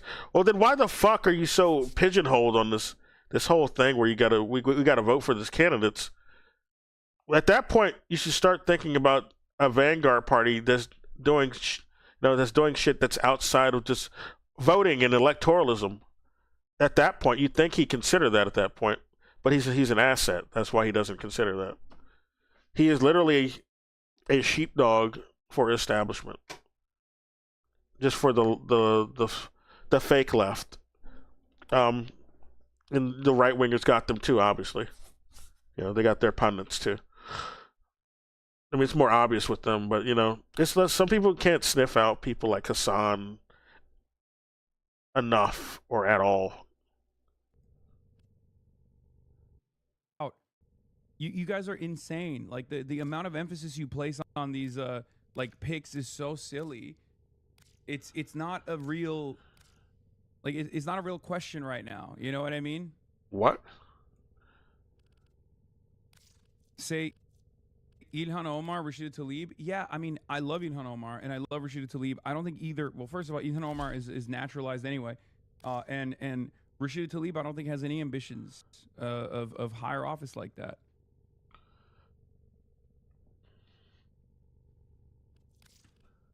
Chatters are acting like they're putting the house. Chatters are acting like they're putting their entire house on the Kalshi prediction market. What? Anyway, this guy says, go on Hassan's show as a fan, tanky loser, don't sniff nomination, refuse invite from Hassan, awkward moderate, make one debate, future failed Senate run, go on, explain why he's a loser, 2 terms in the White House. Yeah, this guy is so... Where does Piker refuses to have you on land, Lamount? That's actually probably 2 categories. Piker refuses to have you on because... And the thing with Hassan, he keeps recommending these closet neocons and, shit libs. Which is, that's what a shit lib is a closet neocon anyway. But he keeps recommending these people like fucking John Fetterman. And this is what people are really... his audience, people in his audience anyway, will really criticize him about. And then he jumps on them, shut up, chatter. And people outside his audience have too. People like me criticize him for that. But he keeps recommending these fucking Trojans. You'd think he'd wake up, and the Justice Democrats, like Kyle Kalinske, he kept recommending these fake Justice Democrats who've just been nothing but disappointments as well. He's on the same boat. And him and Hassan are friends. And this is a problem because it's a concerted effort that they're both friends and they both recommend these fucking Trojans who don't do anything and and they turn more right wing if anything. Because that's what they were from the beginning. No one would care. They just didn't reveal it early. I mean, it wasn't obvious enough. I already noticed it, but it's not obvious enough to these guys. They fall for every campaign talk, and they don't pay attention to actually what their behavior is. Actual material results that they bring. Don't make debate stage. Piker refused to have you on because he's scared you'll influence his audience to be smarter. 2 terms, Rushmore. Yeah, this guy is living in delusion land, but that's very funny. All them should go on Piker stream. That doesn't mean they should have him as a surrogate to the campaign. This is the other, they're trying to carve out. They're weirdly trying to concede that you gotta go on the stream, but you can't be next to him. You can't identify him as a person that's representative of your values, right? But that's a concession. You're waving the white flag at that point, right? Do you see what I mean? Yeah, he's an endorser. You go on his show to get endorsed to his audience. He's kind of cornered the market on a lot of American leftists, I guess, or just leftists who are online, who, they got sheepdogged into, because he's the only voice that's allowed to speak who's leftist.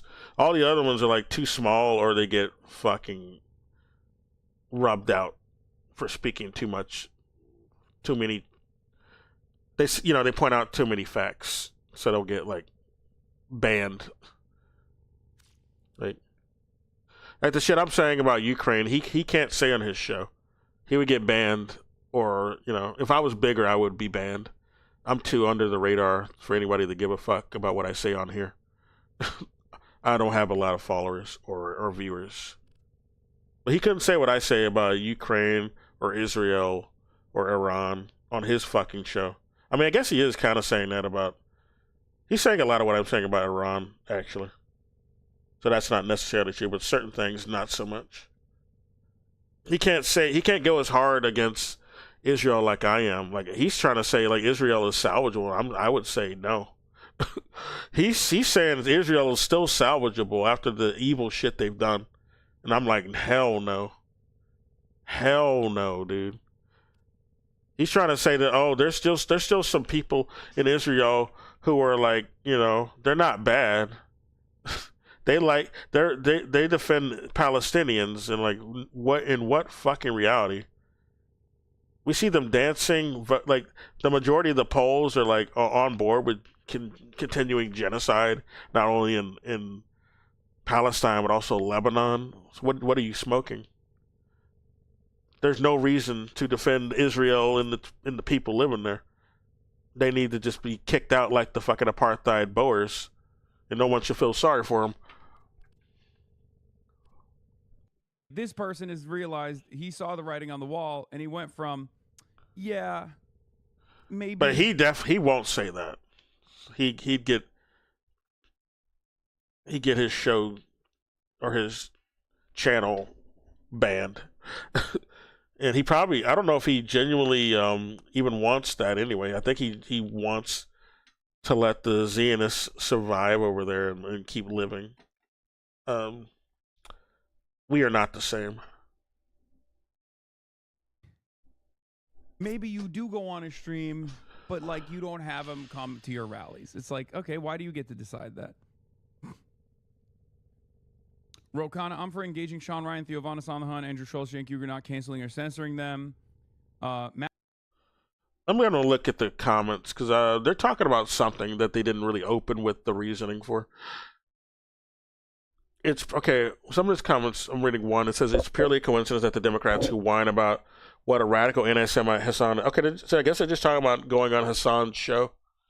That's what it is. It's about going on his show because he will criticize. I mean, he is pro-Palestine, you know, or at least that's the rhetoric he's spouting now. I don't know if he's genuine about that position, but he does. You know, he's pro-Palestine in order to capture the audience. He has the left audience, and you know, people call him anti-Semitic for that. So that's what this is about. Matt Bennett says, leaving your bullshit smear aside, what moderates fears the Democrats will be connected to a bigot who said America deserved 9/11 that will help the MAGA right win? I don't know why. And this is what I don't like. The America said deserved 9/11 thing. Okay. That would have been like you know, that would have been like a very impactful statement if it wasn't under the auspice of the idea that 9/11 was actually done by an Islamist terrorist. But it wasn't. It was done by the U.S. and Israel, which he thinks deserves the right to exist, just like his buddy Bernie and fucking AOC and Zohran Mamdani. Yeah, Israel deserves the right to exist after you know, live streaming a genocide. They still deserve the right to exist. Like, fuck out of here.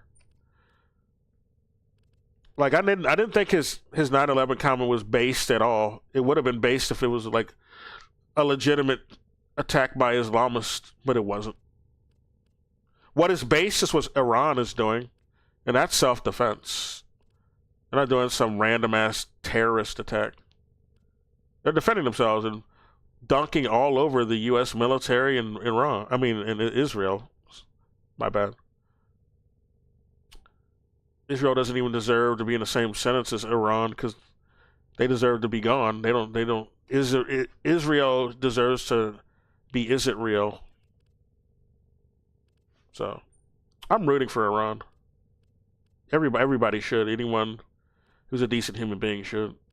Iran's been pointing out how chattel slavery has been the greatest crime against humanity for decades. Like, I ride with Iran. Iran got our back. It's got black folks back. So, of course, I'm going to support them. I will defend them all day. I don't care if I even get banned. I'll defend them anywhere I can. I will get banned for it if that's what it takes. Shit. It's the fucking truth. I won't stop speaking the truth. Ah, a look that says I. Why you don't fear that? This is Third Way Matt B. It's ridiculous.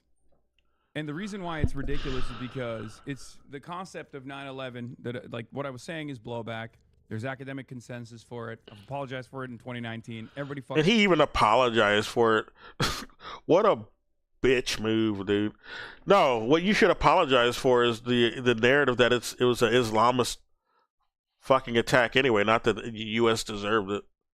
In concept, yeah, it probably did deserve it if it was real, but it wasn't real.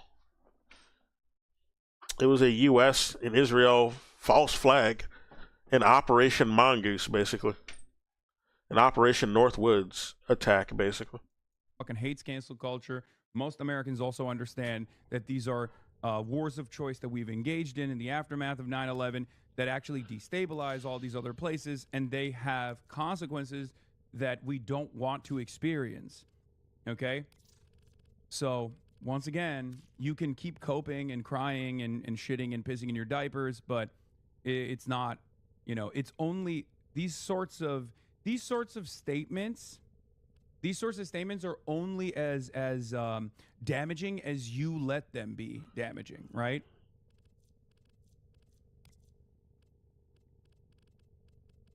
Leaving your bullshit attempt to weaponize an out-of-context quote aside, what progressive fears the Democrats will be connected to pro-corporate, anti-worker, neoliberal idiocy that has already helped the MAGA right win repeatedly.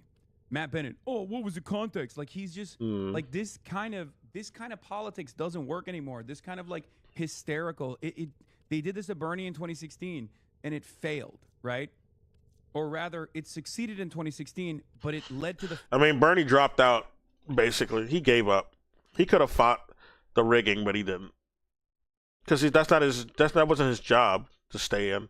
He was there to sheepdog the more leftist people who were you know, about to, you know, take more radical sort of measures.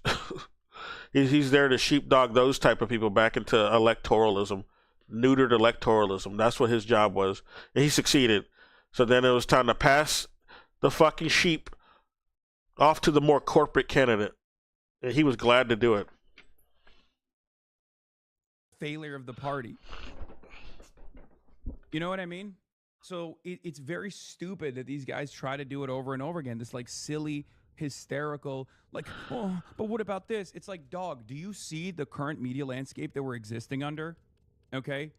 Donald Trump can go on Theo Von's show where Theo Von talks about doing cocaine, and Donald Trump is sincerely asking Theo Von how cocaine makes Theo Von feel.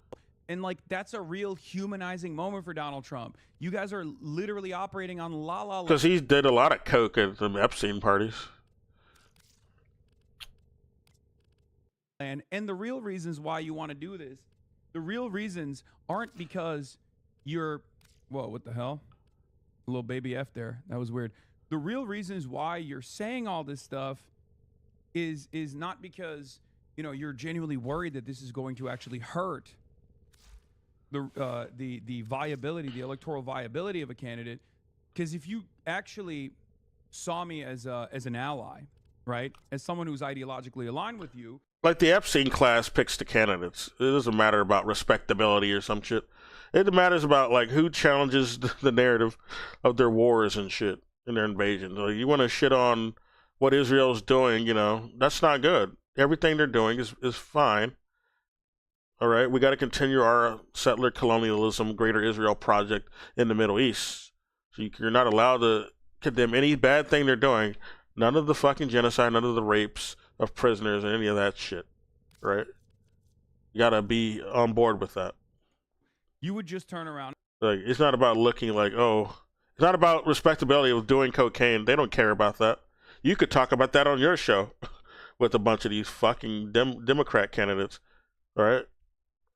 Are the Democratic Party going to cancel you for that? They didn't cancel Biden over Hunter Biden and any of that. No, they don't give a fuck about that. They care about geopolitical shit you talk about. And say the appropriate thing, which is, what the fuck are you talking about? The goddamn president is Donald Trump. He is a psychopath and lies all the time and actually says infinitely more unhinged things that you're claiming Hassan Piker is saying. Live in the real world, please. Like, this is a person that's being disparaged because you just don't agree with him, but you don't actually want to have the conversation on those boundaries, because if you were to have the conversation on those boundaries, most people would be like, well, I agree with the guy that you're calling controversial, as a matter of fact. That's it. That's it. That's the reality. That's the reality of the matter. That's actually what's going on currently. And they can't say that. They can't do that because this is an ideological battle. Okay? Yeah, Will Staken had a good take on this. He's the senior Washington reporter for ABC. He said, getting flashbacks from 2019 when Bernie Sanders went on Joe Rogan, faced similar intense backlash, and basically Dems lost an entire podcast/comedy audience to Trump and MAGA. Yeah. That's exactly what's going on. Yeah, that was dumb. Anyway. I mean, just through that was dumb. It was dumb to cancel him over that. I mean, and because Joe Rogan wasn't even as bad as he was at that point. He got progressively worse. Now I would say no one should go on Joe Rogan because he's clearly compromised. He's even worse than ever before. That motherfucker is too afraid to even talk about like real shit anymore. That's how corrupt he is now. That's how compromised he is now. He's too afraid to even talk about the Epstein shit that we've gotten, which isn't even everything. But even that shit that's been released, he's too afraid to talk about it. Like, knows Booker Slotkin and Gallego accepted a collective 10 million plus from AIPAC and other Israeli lobby groups. So is much less anything else. You don't want to talk about like whatever you bring up. He's really bad on shit when it comes to like China, much less Russia. He's just pretty bad on all the subjects. Whenever people bring that up, he's just like, or bring up some truth about it, he just recoils and he wants to talk about something irrelevant, like some monkeys wrestling or something. Problem, or Hassan might ask me questions that I am donor bound to answer a certain way problem. I mean, he talks about that shit until he gets corrected, and then he recoils like a little bitch. He used to be better than that. It was pretty bad. A lot of people just watch his show to point out how much he's obviously a fucking fed now. Like, people be joking about, they be clowning on Joe Rogan in his fucking chat, or any video he releases on YouTube. The comments are hilarious. They're the best part.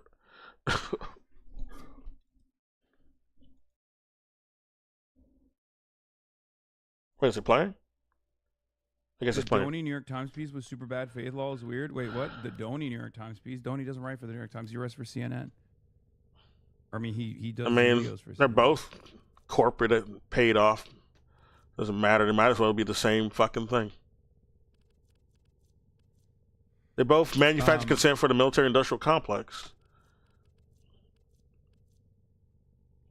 But NBC will lie all day. For the military. New York Times contributor says, honestly, I hate talking about influence. So will NBC. But I think the Dems, New York who Times, would not go on Hassan but would go on Rogan, are making a weird argument because both have said things that any id-pol progressive would consider bad, and yet Rogan is good and Hassan is bad. I guess the argument that Hassan is worse is that he's further left and more confrontational, but that's a strategic choice, not a moral one. It does seem strategic, but not for the reason they're saying. Not because of some false anti-Semitism. This is a moral stand I must take. Also, if the goal is reaching audiences that don't already agree with you, both Rogan and Hassan have massive platforms of young men who aren't watching cable news. You either want those voters or you don't. You can create someone, but I don't go to Hassan or Joe Rogan on who to vote for. I don't. Our votes are rigged anyway, so I don't even trust them. I don't trust our elections. It's some rich people picking your candidates. You get a choice of which rich backed or wealthy backed candidate you want to vote for. because they're both chosen by the same group of people. You get a illusion of choice by choosing between those two that were handpicked for you. They didn't get in because of any like genuine public demand. You can create someone, but yeah, everyone will see that it's fake. To be honest, ideally, I'd rather. This is why they got to use. This is why the Democrats got to use sheepdogs like Bernie. All right, because the DNC votes for the corporate candidate, and then they sabotage the sheepdog Bernie, because that's part of the plan anyway. Bernie agreed to it, but he's there to like sound a bit more leftist to prime you for the corporate candidate. All right, that's pre-picked already. All right, that's why they get the DNC vote, because they're pre-picked. They weren't picked by you. That's why it's always somebody who pro-austerity, pro-corporate, pro-Wall Street, pro-privatized prisons, all right, pro-Walmart, all these candidates that have been, like Hillary and fucking Biden, they made their money from that shit. Walmart, private prisons, being racist. Everyone just stop treating these online Oh, celebrities. also the Epstein shit, for human trafficking, of course. But also, yeah, of course, Republicans, not just them. So Republican candidates too. Obviously, Donald Trump. Deciding factors in a campaign when things like candidate quality, electoral fundamentals, and actually meeting voters where they are determine election results. This influencer shit is Bush League. I totally agree with Rotimi on this. I said, I think it's insane to place my values and consistent left advocacy anywhere near Rogan's libertarian adjacent MAGA politics. It's clear that they don't want to be challenged by their left flank, especially on Israel or Medicare for all, two issues that absolutely raised. To be clear, I'm not Yeah, he's really, I believe Joe Rogan used to be on board with Medicare for all, then he stopped talking about it, or I think he even shits on it now. He's made a hard pivot. He didn't used to be this bad. That's why I even bothered ever watching it. He didn't used to be this bad. But it's pretty obvious now. It's undeniable. You can't deny it anymore. Comparing your politics to Rogan's, they're obviously different. The comparison is about the audience. Both your platforms reach young men who aren't watching cable news, and the Democrats need a consistent standard for showing up where those voters are. And the reason why I said that to him was because he replied to someone where he was like, well, Rogan and Hassan have said like equally crazy. Like Joe Rogan used to endorse Bernie because of his Medicare for all shit, on top of the other shit he was saying. That's where Joe Rogan used to be. He said he was in support of Bernie. Back during his 2016, I think even 2020. He was on board with Bernie. Now, it's completely different. And Bernie's also exposed himself as a fraud who just helps the corporate candidates anyway. Sadly. So a lot of these people need to realize, a lot of people who still are following these fake parties need to realize that a lot of their speeches that sounds like very working class or pro-public, a lot of it's written by other people. It's not shit that the actual talking head there, the politician there, is saying. They don't internalize any of that shit that they're saying. They just know how to act, and they know how to read lines and regurgitate speeches that were, written for them by other people who, are from a lower class than them. They get people who are in the working class to write scripts for them, and then they fire them and they never hear from them again after their usefulness has already been used up.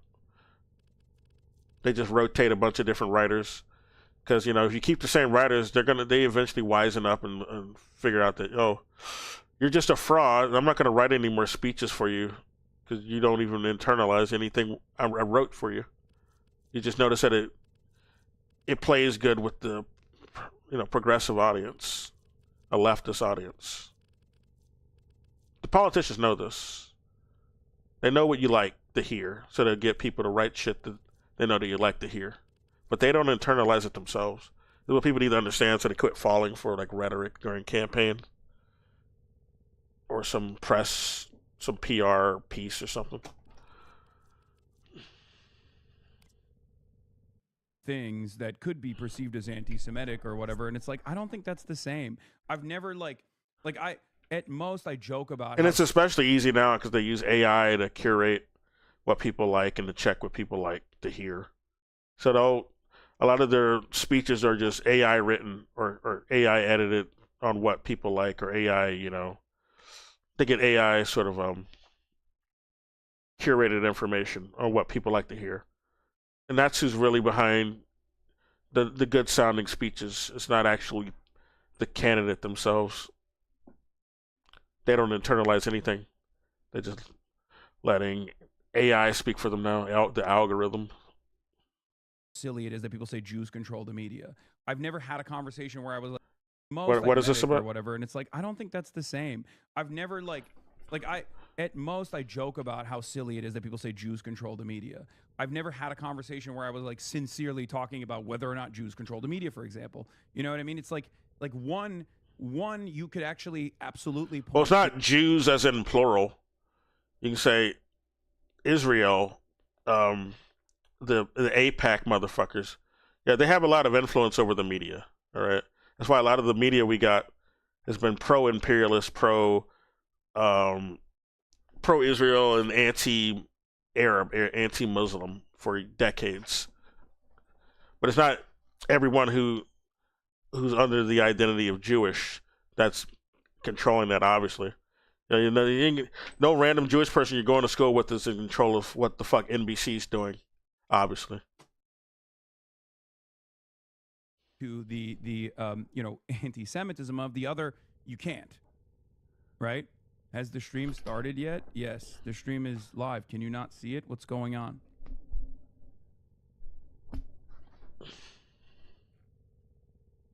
I used to go to school with a bunch of people. This girl I had, we both had a thing for each other back in high school. She said she hated Israel. She didn't cape for Israel. She thought Israel was evil and they worshiped the devil. That's what she literally told me. So yeah, it's not every Jewish person who's in support of this idea of defending Israel, and clearly, she obviously her family were not in the media. If they were, maybe they would have been exposing Israel more. Yeah, she was just an average person. I mean, she was well off. She wasn't poor, but she wasn't like working class. She didn't control everything. She was just middle class, a bit upper middle class, I would say. But she had a conscience. She wasn't evil. She wasn't like uber rich and controlling everything. And she didn't cape for Israel either. Or mostly young men, though? Yes. It's so funny that a lot of people don't realize that, yes, my audience is still very much primarily under 35 white guys. We do the demographics year over year. Wait, what did he say? What did he say? White guys. A lot of people don't realize that, yes, my audience is still very much primarily under 35 white guys. Oh yeah. Yeah, I'm not surprised at all. I'm not surprised at all. We do the demographics year over year. Yeah, that checks out. That's what I always thought. I'm a lady. Yeah, I mean, it's a very large platform and only a small chunk of people that... What are you white too? That's not surprising. Are in the broader platform that watch me will, write in the chat, obviously. Yeah. The big tent, Dem should go on Rogan Crowd, is a surprisingly cramped tent when it's a couple brown guys outside. Yeah. Come on, bro. Islam regularly boosts terrorist organizations, Hezbollah, Hamas, Houthi. Should Democrats accept this into the big... Hamas and Houthi, yeah, they're totally terrorists. They're not, like, just doing self-defense. Tent? The only terrorists are the fucking ones created by the U.S., and then the U.S. don't even mind working with them. They let that Al Nusra motherfucker into the White House to have a chat with Donald Trump. They're cool with actual terrorists. That guy who chopped the heads off of children in Syria. That motherfucker. I think a lot of people are saying, I don't personally like his politics, partially because I refuse to understand. I guess when you read the Epstein shit that they have released, it makes a lot of sense that, you know, Donald Trump don't have any problem with letting in a guy who chopped the heads off of children, going by that fucked up shit they were doing to kids in those fucking files we got. They were doing shit like that on the regular. That's just part of that class. The Epstein class is just on board with that evil shit. Talk about even eating babies. What the fuck is that about? Like, even if you want to say that's just something they made up or something for these files, like, okay, even if that's true, like, we also got to consider the fact that your government is that fucking depraved that they make up shit like that out of their own mind. It's not just something that happened and not an account of something that happened. It's just something that's just in their mind. They're just that sick in the fucking head. They just came up with that and put that in the fucking files. No, dude.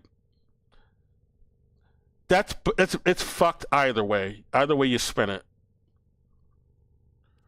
You should stop putting your trust in your institutions, in anyone running shit right now in this country. You should question everything they're about, everything they're doing, everything they say. About, or partially because they're saying, like, I do understand what he's talking about, and I don't want to have that conversation at all because it's not one that favors me. So I want to stop defending them, basically. Stop supporting them. Stop validating their authority. It's in the bud, right? That's what a lot of people are saying. They're like, I don't like him. I don't like his politics. I don't want to have a national conversation about, like, what the Democratic Party would look like if they were to lean into his politics.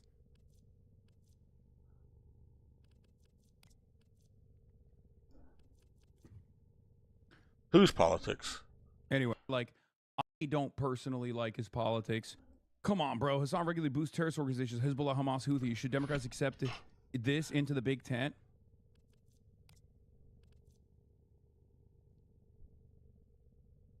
I think a lot of people are saying, I don't personally like his politics, partially because I refuse to understand what he's talking about, or partially because they're saying, like, I do understand what he's talking about, and I don't want to have that conversation at all because it's not one that favors me.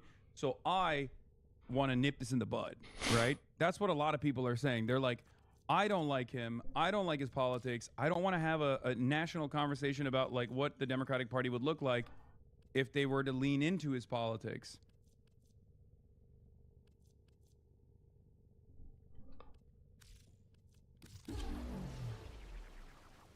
Anyway, what else people said? Hassan responds, I think it's insane to place my values because of advocacy. Democrats who declared 18 months ago that we need our own Joe Rogan are now realizing that the Joe Rogan equivalent will say a lot of stupid stuff, says Frank Luntz. Of course, Frank Luntz is the right wing. I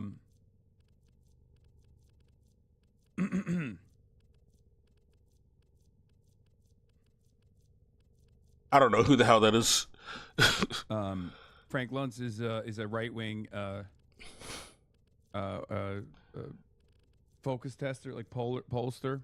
Sorry, I'm all over the place. They can't fit you in the tent. Sorry, they're saving space for Marjorie Taylor Greene. No, they would never have Marjorie Taylor Greene on as well. She dropped out of politics, didn't she? You know, you're a verse. She's not even running for anything. Asmongold that takes care of himself.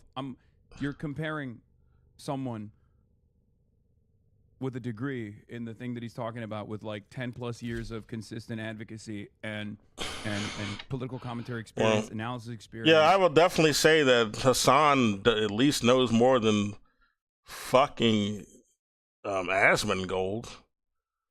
Asmongold knows nothing. Yeah, he did go to school and learning this shit and did some really suspect Fed shit in regard to a lot of the political stuff he discusses. But yeah, fucking Asmongold knows absolutely nothing. He's just a grifter who pivoted hardcore to the Nazi talking points. To a guy who just basically says "yeah" base over Donald Trump videos as of last year because he realized that that's a really easy way to farm the dumbest people on the planet. I think that shows your lack of intellect or intellectual curiosity. You don't come across like a brilliant centrist here. You don't come across like a moderate when you say stuff like that. You come across like an idiot, and most people can understand that. There's not a lot moderate of, is just right wing over here. Happening about Asmongold's place. Everything's moved so far to the right. Republican Party as a mouthpiece. Everything's moved so far to the right in this country that centrism is just right wing, norm, like regular right wing. It's all the so-called apolitical fucking content creators, like what Asmongold used to be, always end up leaning towards right wing positions whenever it comes up. Whenever anything political comes up, they always take the right-wing position. These so-called apolitical content creators.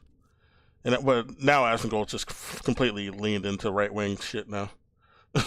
Like, far right, not just regular right-wing. He's just far right now. It's just literally swastika on his fucking chest. He's just one day away from getting that tattooed on his chest if he hasn't already. I think that shows your lack of intellect or intellectual curiosity. You don't come across like a brilliant centrist here. You don't come across like a moderate when you say stuff like that. You come across like an idiot, and most people can understand that. There's not a lot of back and forth happening about Asmongold's placement in the fucking... But they let that motherfucker flourish on this fucking platform. Like, that's why I don't really respect anything Twitch says or does. They try to ban people. They let that motherfucker say all the Nazi shit he wants. Because they have no integrity. People running Twitch don't have integrity. And it's a subsidiary of Amazon's who also has no integrity and are evil as fuck. Republican Party as a mouthpiece in the same way that is happening over me. Don't you think there's a reason for that? All you do is grift over emotionally charged fringes. Yeah, I think the reason why you have to lean into that is because you just, can't have a normal, sincere, thoughtful conversation about this stuff, and it's okay. You just have to, vague. I mean, he is kind of grifting, just not as hardcore as Asmongold is. Hassan is he's a bit more authentic with his grifting. And, some of the stuff he says he does believe. I believe that. But he is still doing a grift. He's still doing a sheepdog sort of agenda here, kind of like Bernie, sadly. In a vague, generalized manner. Oh, you just grift, bro. Yeah, totally. I've been grifting. It's the longest grift of all time that has taken... I mean, like Alex Jones, he's been grifting for longer than you've been alive, probably.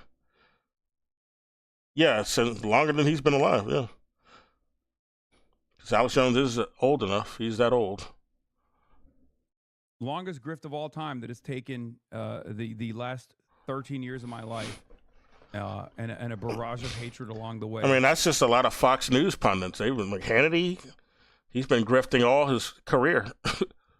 That's a big grifter. So pointing out the span of time is not really going to cast off notions of your grifting, but he's just not, he's not bad as like a lot of right-wing grifters, that's for sure.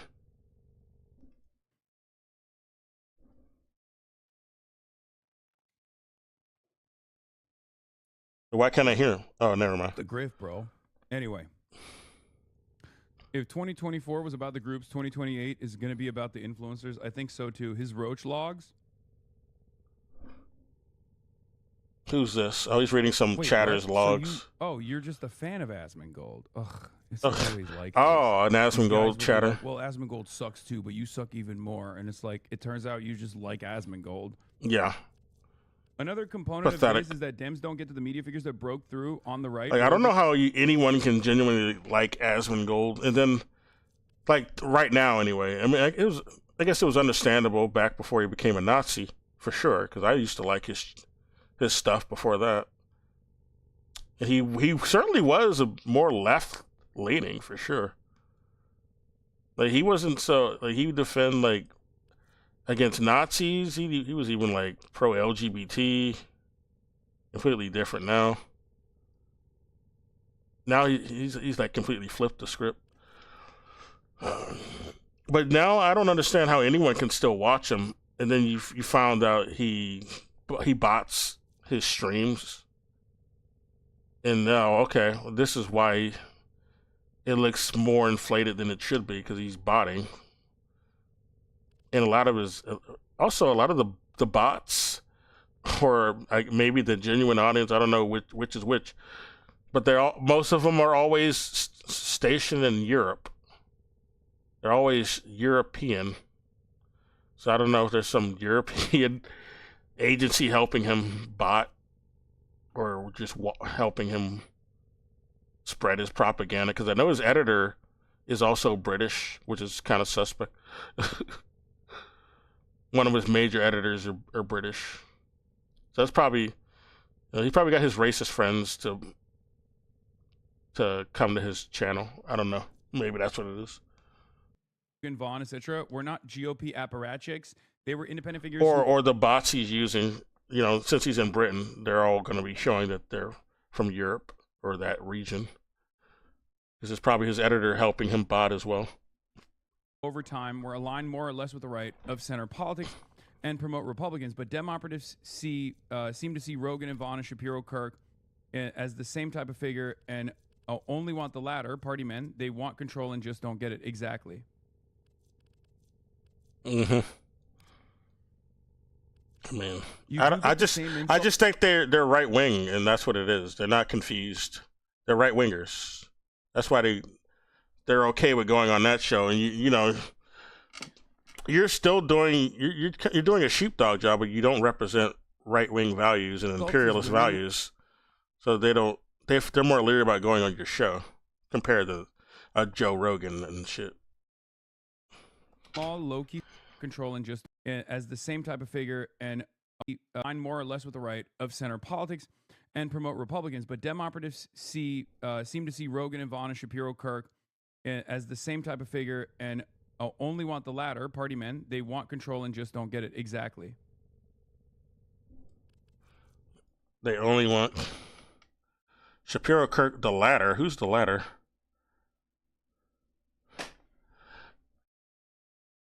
Dem operatives seem to see Rogan, Vaughn, and Shapiro Kirk as the same type of figure and only want the latter, party men. Oh, is Shapiro and Charlie Kirk, when he was alive, party men?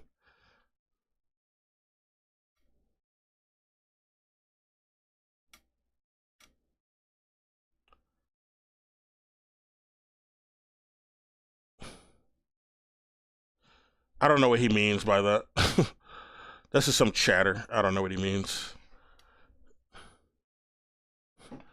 But to my understanding is that the Dems don't care about I mean, they only care if you're like gonna spout. They want to go on people who are like pro-imperialist and, you know, and pro-capitalist. That's it. They want to go on those shows. And if they're, you know, they have Nazi talking points, they're not going to think about it. They just care that they're, you know, that they're on board with some, you know, the capitalist and imperialist talking points. Because you got people like, you know, Hillary and Chuck Schumer running the party. Well, not Hillary, but Chuck Schumer running the party, and people like Hillary who are just members of the party or were members of the party. I don't know what the hell Hillary's doing now, but she was congratulating Trump on his Iran shit earlier. I don't know if she's still doing that, but she was when it popped off. Oh, you killed Khamenei. I mean, you killed him. That's great. I love you, Trump. I'll suck you off.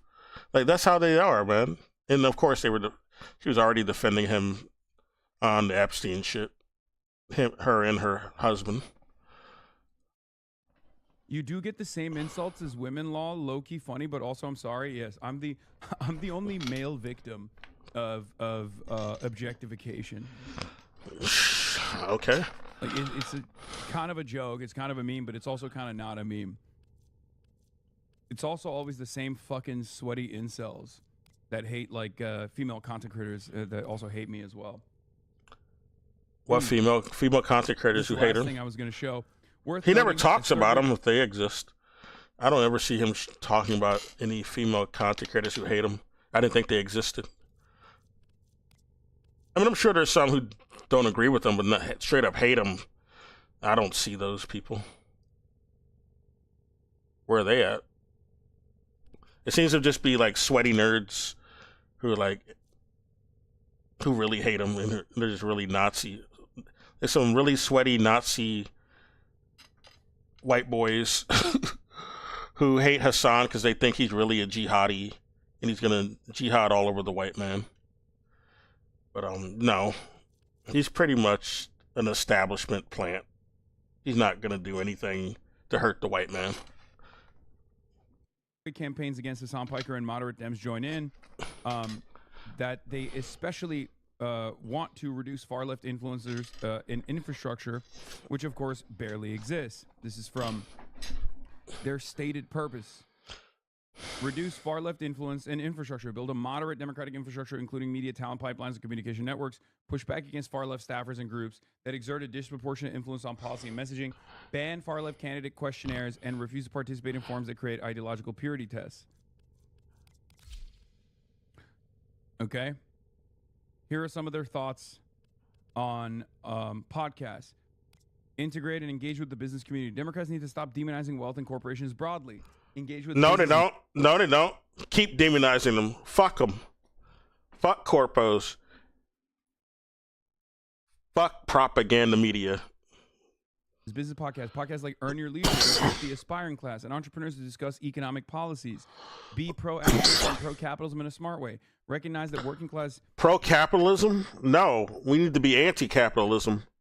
Voters value upward mobility and economic success. Have a prosperity gospel aimed at the working class. Call out corporate abuses individually instead of attacking corporations as a whole. Like, no. The whole corporate apparatus is the problem. Fuck boy. This is a fucking corpo fuck boy who wrote this.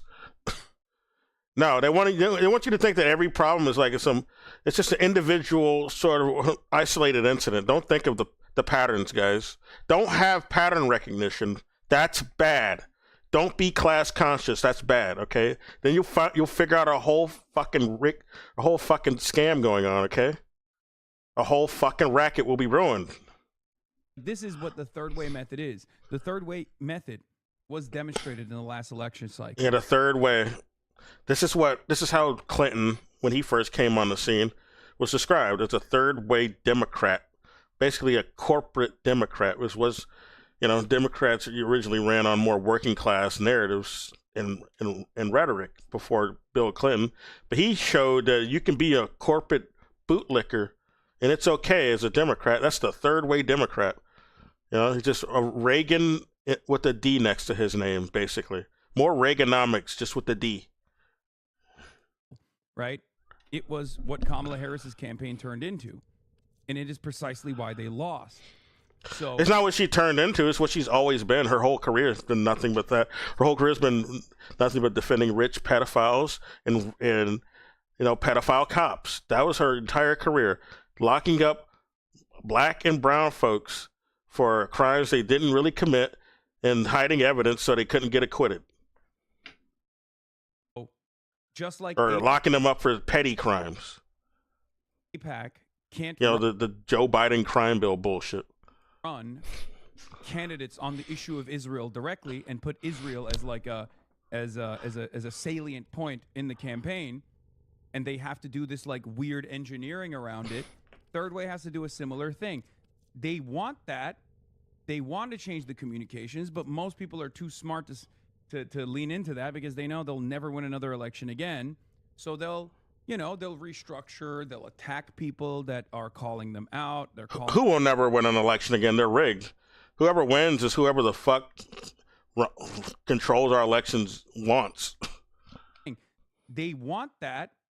They want to change the communications, but most people are too smart to lean into that because they know they'll never win another election again. So they'll Wait a minute. to lean into that. They want to change the communications, but most people are too smart to lean into that because they know they'll not change it. Third Way has to do a similar thing. They want that. They want to change the communications, but most people are too smart to lean into that because they know they'll never win another election again. Oh yeah, the fucking corpo talking points. Yeah, nobody want to hear that shit. The only ones who are okay with that are like the dyed in the wool Ayn Rand cultists, and they're like a minority. Nobody likes them.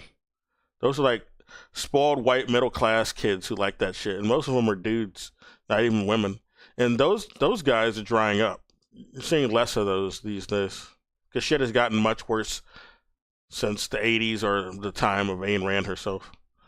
Like she got really big in the 80s. They were really pushing her shit. And fucking Ronald Reagan was talking about how great she was when he was a president. So yeah, there's not so much of that these days. People don't really like the corpo talk so much anymore. The pro corpo shit. So they'll restructure, they'll attack people that are calling them out. They're calling out their influence in the party. They'll attack people that they've identified as like real threats to their, But the corpos are going to win elections anyway because they rigged them. So, but people just aren't going to fall for their rhetoric. Is the thing. If they talk like that, but they'll pivot though. And since he knows this, he should also notice that this is why Zohran Mamdani pivoted to pretending to be pro-Palestine, but he still keeps around the Zionist elements that were there before he even won the election. Like he still kept Tish in charge of the fucking, the police chief. He kept her. She's a Zionist, all right. But I guess we don't have to worry about him ever having to arrest Netanyahu since it seems he might be dead anyway. Don't ever have to worry about him getting arrested. That's not his responsibility anymore since he's probably dead. So he'll dodge that bullet. He's lucky Iran killed him before he could ever come back to New York. But yeah, he was already backpedaling on saying he would, or agreeing to do that anyway, even before Netanyahu possibly died. He was already backpedaling before he even got the chance to even get in the office. Institutional power that's going away. He was criticizing Cuba and Venezuela, calling them the dictatorships, doing nothing about Maduro, who's still going on trial in New York. Zohran Mamdani ain't saying shit about that. And he also criticized like Hamas, for defending themselves. They're bad. Okay. And he says Israel deserves the right to exist after a live stream genocide. So you already know Zohran Mamdani was only doing campaign talk, basically.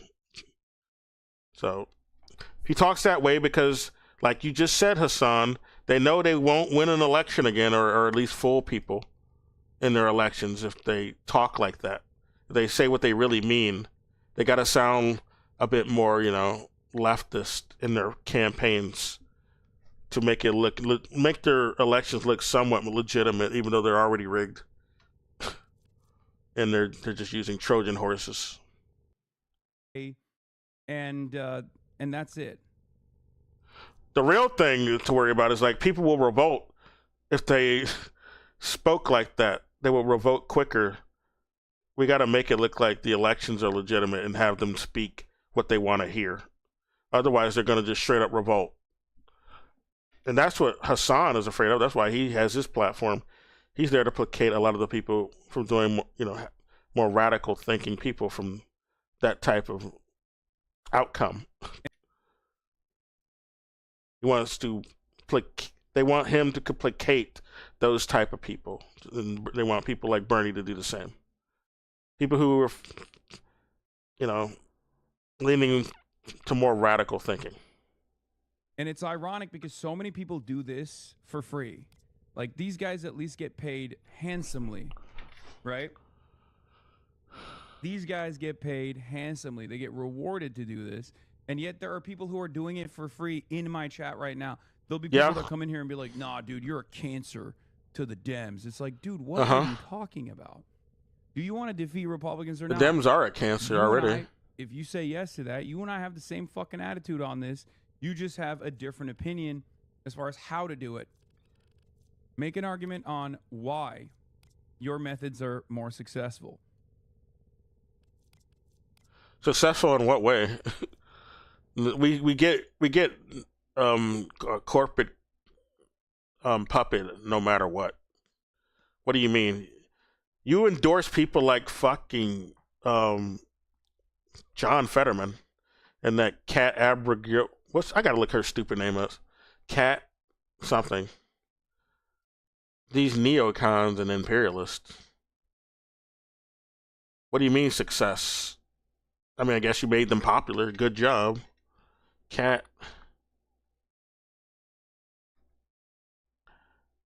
Her name is Abgazella. Cat Abgazella. She's currently a journalist who's running for shit.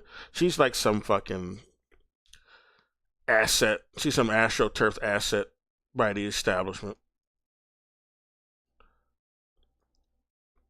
Like the CIA curated her, or the National Endowment for Democracy sector of the CIA. Cat Abgazella, yeah. Born 1999. Yeah, she's a Gen Z fucking puppet, a Gen Z curated puppet. Says we should fight China. We should go to war with China over Taiwan. This is what I was talking about earlier with Taiwan. The U.S. just wants use that place as like a proxy to fight China with, and she's like some U.S. asset promoting that idea. Fake socialist. And she's also saying, she was also, LARPing as pro-Palestine. But that's what they do now. That's the pivot. They only say that now. These fake Trojan horses, they say that now because it plays well with leftist spaces. All right? They don't look legitimate if they want to, justify a live stream genocide. So they got to pivot to pretending to be against it. But at the same time, their imperialism will still show its cracks, like, wanting to invade China. That shit. Like what she suggested, to defend Taiwan. Like, fuck off. Like, fuck these. But she was on his show. He promoted her on his show, and he promoted John Fetterman and fucking Graham Cracker, the Nazi. Like, stop it, Hassan. You're successful at promoting Trojans. That's what you're successful at. Oh, he had AOC on there too, like, and he talks with Bernie, and Bernie doesn't even seem like he likes him when they talk. Like, what the fuck? You had AOC on there, and what does she do? Nothing. She says she manufactures consent for sending defensive weapons to Israel. Like, he tried to, like, rewrite that and gaslight people on that. Oh, no, she didn't do that. Like, motherfucker, we saw what she did. Don't try to gaslight us on that. You cannot, like, be revisionist on something that in real time. We can all see it. It's not ancient history. We didn't just imagine that. She literally said it. We read what she said. We heard her say it. Right?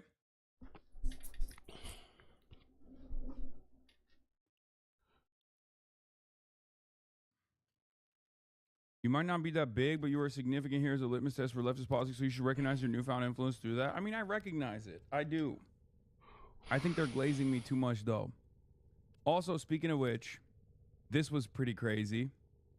And once again, donate to Abdul for Senate. Okay? I need to see you be promoting these suspicious people, so I need to look into Abdul before I even and say any kind word about this motherfucker. Probably another fucking Trojan. Mallory McMorrow going on Jewish Insider and starting this next barrage of attacks has led to the right-wing fascist administration's chair of the DOJ task force to combat anti-Semitism to come out and demand, and mods have my donation link somewhere. Here it is. But yeah, Mallory McMorrow and Haley Stevens coming out and like doing this attack against Abdul El-Sayed has led to the right-wing fascist administration's chair of the DOJ task force to combat anti-Semitism to come out and demand that University of Michigan and Michigan State University shut down these two campaign rallies. Okay? Individuals should not score political brownie points by platforming anti-Semites. Jewish students should not be subject to the constant hate and intimidation on their own campuses. So apparently, they're using they might be masquerading as pro-Palestine, I guess. So that's why they're calling them anti-Semites. That's the go-to for anyone who defends Palestine. Though you're an anti-Semite if you defend them, according to our corrupt-ass Epstein pedophile authorities. So they might be doing that, but I don't know how genuine they are, if they are even claiming to be pro-Palestine. We saw how Zora Mamdani used it. Saw how Kat Abragazella would use it. This is the pivot to make yourself look, like you're an authentic leftist. It's not like they actually internalize that message, though, or that position.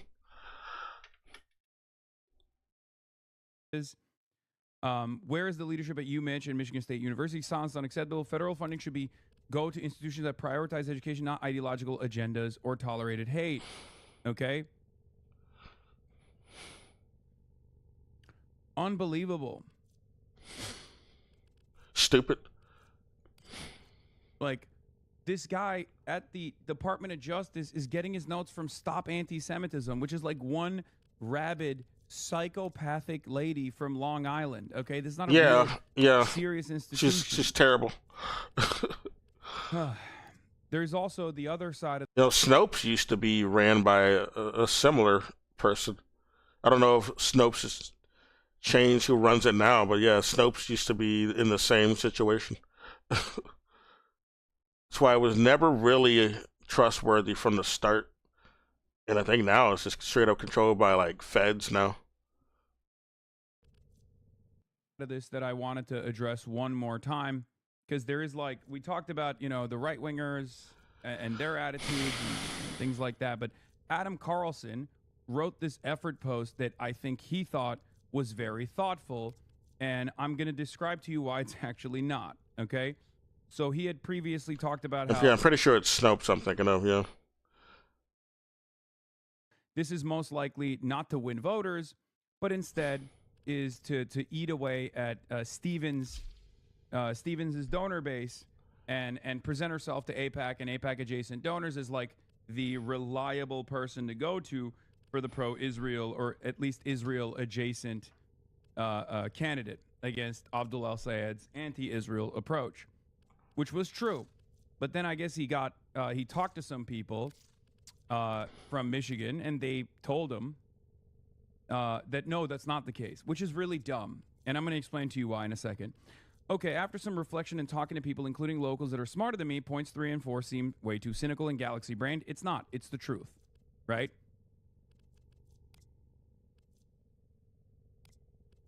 And it's probably not some strategic 4D chess to triangulate a middle path of denomination between El-Sayed and Stevens. I had completely forgotten that the West Bloomfield Temple Israel attack, where 140 preschoolers could have been blown up, was 2 weeks ago. Oh, no.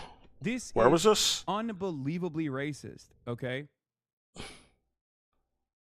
Oh, it's talking about.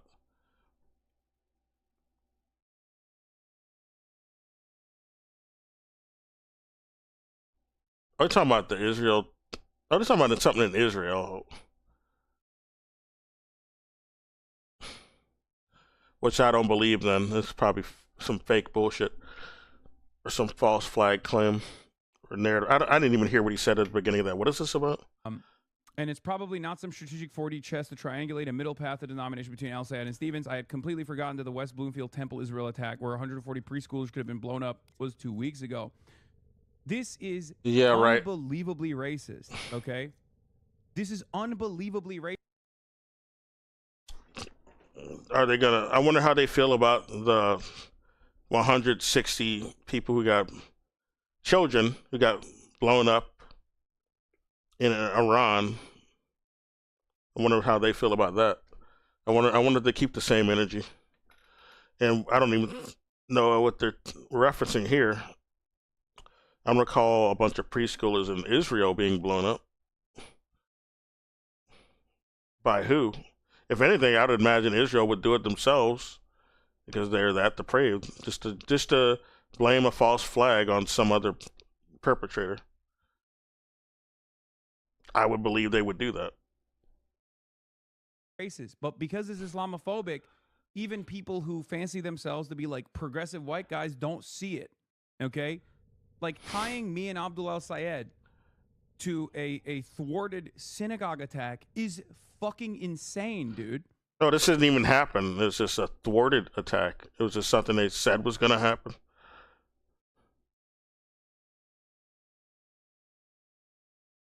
That is 2003. Oh, yeah, it says could have been blown up. 140 preschoolers could have. So this is a false flag. It's something that Israel was trying to like blame on some Muslims, basically. It was racist. Hassan's not even really Muslim, is he? He's from. I don't know if he's practicing. I guess his family might be Muslim. I don't know. And the guy he's talking about is Muslim, I guess. Era Rush Limbaugh racism. That is 2003 era Rush Limbaugh racism. Just because you're saying that and then positioning that as like Jewish fears around this sort of incident happening, if people like myself and Abdul are able to speak to college students, doesn't make it a reality. I don't know what point they were trying to make. It's so, and I know for a fact Adam Carlson doesn't even realize what he's doing. Okay? Some white guy wrote it, apparently. Adam Carlson. For whom that is still raw, even in the most very progressive Jewish community like that. Piker's presence nearly both. I wouldn't give him any, like, benefit of the doubt. This is my problem with Hassan, too. He gives, like, a bunch of white supremacists too much benefit of the doubt, and it pisses me off. That's another problem I have with him. Nah, dude. I'm pretty sure that guy knew what he was doing. Are within about an hour drive, would be raising the temperature, not lowering it. That is disgusting. Like, the shit that you can say about Muslim candidates and Muslim commentators. Yeah, all Muslim people are terrorists is what he's implying there. Or straight up saying. It's racist as fuck. Is so unbelievably fucked up. And the reason why it's extra unbelievable that Adam Carlson is saying this is because he was so pro Zoran, and Zoran ate these attacks over and over and over and over again. Yeah, how can you be pro Zoran and you're saying that rhetoric unless he knows that Zoran's just a Trojan and doesn't really give a fuck about Muslims? Just like Zoran himself likely doesn't. He don't care about other Muslims from the looks of it. Only the privileged ones in the West, I guess.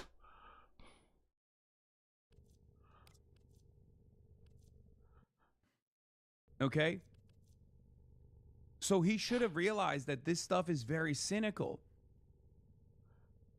And Zoran is out there every day trying to do his very best to just be like, here, I'm obviously not an anti-Semite, which should be clear to everyone, but I will go above and beyond to try to make people feel comfortable about my Muslimness, my brownness, sorry. And the reason he's doing that is to try to pivot people who are pro-Palestine more to being okay with any evil thing Israel is doing, any bad thing Zionists are doing. That's why he's doing that. Like, the people who put him in this position know that he's not anti-Semite. He's there to sheepdog people who are pro-Palestine who are anti-imperialists. He's there to sheepdog them back to, liberal Zionism. That's what he's there to do. That's why all this apologia and backpedaling bullshit is for. Sorry, like he does that every day, to a degree that I think, unironically, is counterproductive. It is counterproductive, and that's on purpose. He will never point that out, though, because that you're not, you're there to sheepdog people as well. Gives legitimacy to the. But since he's got to defend Zoran to make this point here, so that's why he's doing it now. But otherwise, he's going to congratulate anything Zoran's doing. Hysterical fear. Otherwise, he's only going to point out his backpedaling is bad here, but otherwise he's going to just be congratulating Zoran outside of this conversation. Right? His counterproductive backpedaling and bending over and kowtowing to Zionist. At a certain point, you have to say, look, man, I'm not an anti-Semite. I've spent this entire campaign cycle advocating for Palestinians because of their humanity and never leaning into anti-Semitism. And you guys have been trying to whip up an anti-Semitic panic. But we have to realize at a certain point that it's because I'm brown, I'm Muslim, and I'm an anti-Zionist. I mean, he already did that in his election. He did that already. And it made people think he was authentic. He said that already, but he clearly isn't really trying to fight this narrative. He uses it as an excuse to backpedal on, leftist positions like being pro-Palestine or criticizing Israel. That's why he's not saying that now. The elections are over. He's not going to say, you're only attacking me because of my ethnicity or my, religion. He's not going to say that. That was only good for election time. I remember when he said that during the elections. And it looked like a scripted sort of conversation to me. He didn't really internalize anything he said there. He's putting on a performance. He knows he's bought. He knows what he's there to do. There was a lot of hysteria. So any sort of situation like this, he's not going to bring it up again. It was only meant for elections. He's not going to bring that up anymore. How they're just attacking them because they're racist. A lot of racist hysteria. So masquerading that as like legitimate Jewish fears is a very sinister way to do this. It's very racist. Okay? That's precisely what was happening with Zoran, and that's what Adam Carlson is doing to me right here, where he thinks like, well, these are really valid fears. Like, what are you talking about? Are they valid fears? Are they valid fears? No. They can be just real racist. Fears, it's right? Racist fears. That can be a real fear. I'm sure there were plenty of people who legitimately... Especially not valid since he's clearly an establishment plant anyway. Hassan is an establishment plant, and so is Zoran. He thought Zoran is going to set up concentration camps or something. Does that mean it's valid? Okay? When a black candidate is running in the deep red South, and you got fucking Klansmen coming out and being like, well, we have valid fears that they're going to destroy our white Christian identity, do you take that seriously? No, you do not. You say that's your problem. Okay? That's your problem. It's ridiculous. There's a difference between someone like a Fishback. I mean, I'm pretty sure that white guy would say that. He'd say, well, she might be doing white genocide. She needs to be careful. That Jasmine Crockett. We got to protect the white identity down there when she becomes like an authority in Texas or some shit. Like, yeah, I didn't like Jasmine Crockett, but yeah, they were doing some racist talking points about her too. But I already didn't trust her ass. And if they really wanted her to actually get a position, they would have been more racist to her, and just to make her look like a more genuine candidate. Or, oh, they really don't want her, these racists. But they weren't as racist to her as I was expecting. But they were still racist because it's Texas. Come on, it's Texas. Yep. there are still people who have Jasmine Crockett posters up over here where I live. Well, this is Austin too, though. This is probably the least racist city in Texas, but they're still racist here.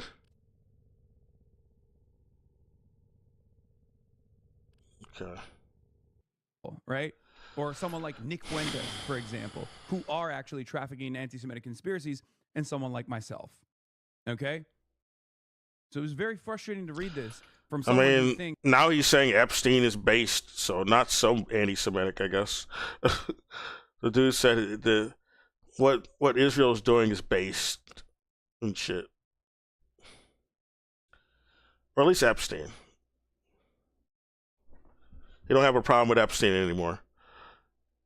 Thinks like they're, you know, a progressive pollster that is still trafficking in the same biases that they do not even fucking think about. You know?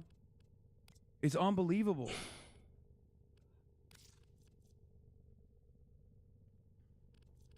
I think the difference in encouraging people to go on a guest who has said controversial things in the past and actively campaigning with them is an important distinction. It's not. Some may infer the latter as an endorsement of their views, which no matter what you think of Hassan, you have to admit that some of what he has said could be hurtful to some Jews at a time when many are deeply concerned for the pace. Yeah, some fucking racist Jews, maybe. He's like the most milquetoast and limp wrist when it comes to anything on the discussion of Zionism, which pisses me off. So only the racist, like the most hardcore racist Zionists will get mad at him for anything he says about Jewish people. The safety of them and their children. Ridiculous. Okay? I will stand on that one more time. Ridiculous. Yeah, if you only read Jewish Insider articles and you place a lot of emphasis in the big 2026 on what the ADL is saying about me, sure, you can whip yourself up in a panic. But it's not true. So why should I do that? Why should you do that? Why should you lean into it? Especially when it has been shown time and time again that institutions that masquerade as Jewish advocacy institutions, when in fact like the all they do ADL is defend Israel and at times actually harm American Jews, will cynically weaponize false smears of anti-Semitism against anti-Zionists. The Jewish kids are probably fans of yours, by the way. Yeah, of course, of course. For those who think McMorrow is bought and paid for by AIPAC, I would like to remind them that they're expressly backing Stevens in this race, and that McMorrow has stressed that she has not and will not take money from AIPAC. Yeah, it doesn't mean anything. She gave privately policy papers to AIPAC, and then also on top of that is very clearly positioning herself to at least get some of the AIPAC heat off of herself right now. Yeah, just pledging that you're not going to take AIPAC money is not the same as actually doing it or using other means by which to get paid by the lobbyists affiliated with the AIPAC still, or even J Street, which is not. They also believe that Israel deserves the right to exist, in spite of being a bit more left-leaning, or at least posing as left-leaning. J Street believes that Israel deserves the right to exist, so they're not trustworthy either. And, you know,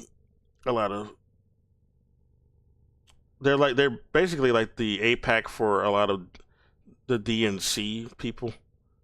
But, you know, DNC also gets paid by AIPAC, but J Street's associated more with the Democrats more than it is Republican. Because AOC gets J Street money. And not just her, what was it, Jamal Bowman? He gets it from both. He got it from AIPAC and J Street, I believe. Nah, this is ugly.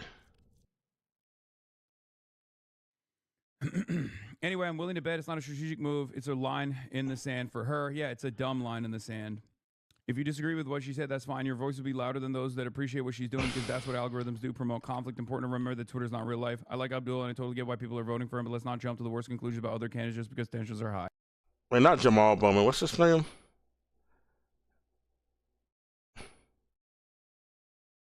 No, it's not Jamal Bowman, but he might have gotten some money from J Street. But it's another guy I'm thinking of.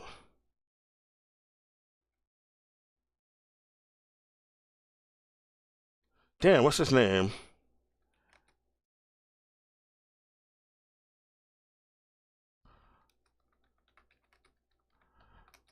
I'm doing a search right quick.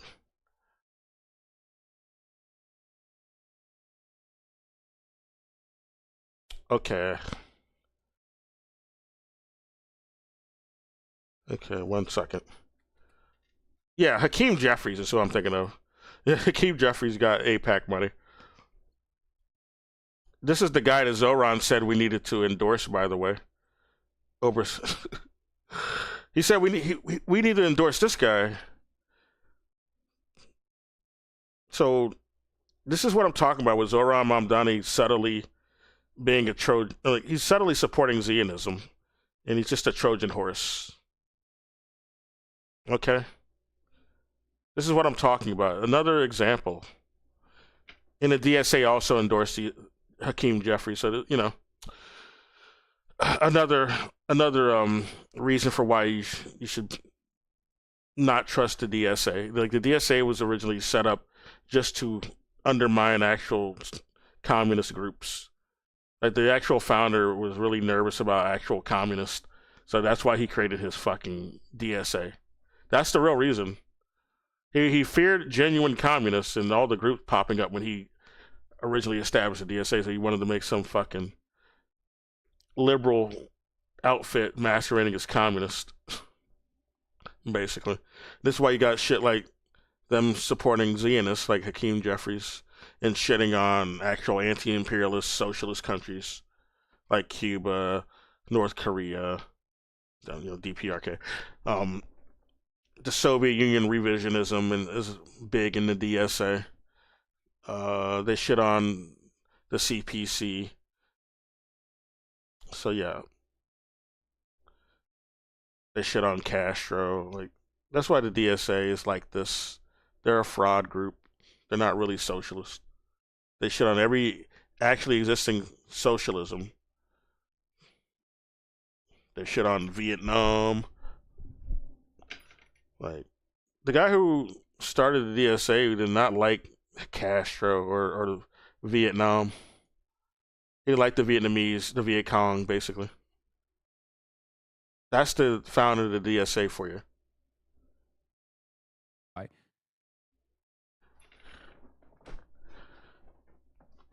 Like, this is an unbelievably racist thing to say. The only reason why I'm bringing this up, because you guys know I fucking hate bringing up Islamophobia, because everybody goes, here we go again, shut the fuck up, right? It's really a horrible way to campaign in general, right? But I'm sorry, there is no other way to fucking read this. Like, you're tying me to... Oh, and that's another thing I forget to point out often, but yeah, the founder of the DSA is a St. Louis native. Yeah, okay, I'm from St. Louis, so you know, I can recognize phony shit from a fellow St. Louis native when I see it. All right, DSA is phony as fuck, and so is Michael Harrington, the founder of it. He's from St. Louis, guys. I know ball about St. Louisans, basically. Don't trust this motherfucker. Well, he's dead now, of course. But yeah, don't trust his org. Unless that's his agenda. When he was alive. Attack on a synagogue? What an unbelievably racist thing to fucking do. It's insane. And no one, like, everyone reads that and goes, well, this is good analysis. No, the fuck it's not. We have to be a little bit more thoughtful with the way that we talk about these sorts of things, because I do genuinely think that if we don't push back on this stuff at all, people just get more comfortable thinking that they're actually, you know...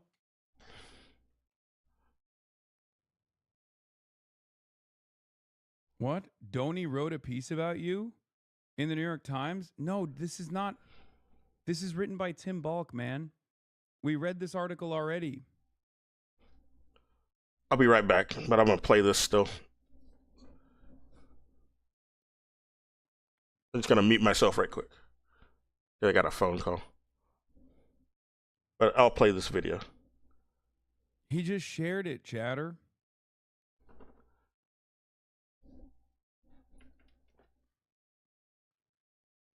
Having this endless, I'm sorry that you've also had so much Islamophobic comments shown, thrown at, especially in the past 2 to 3 years, has grown exponentially. Yes.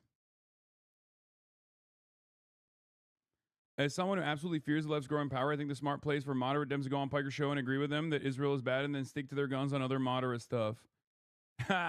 See? Even Matt Iglesias is literally waving the fucking white flag on Israel. Okay? That's it. He's not wrong, right?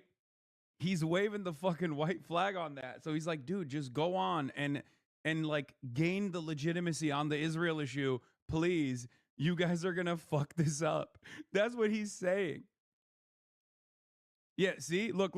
And anti-Israel is one of the only non-toxic progressive views. If you're going to give the left something, that's what it should be.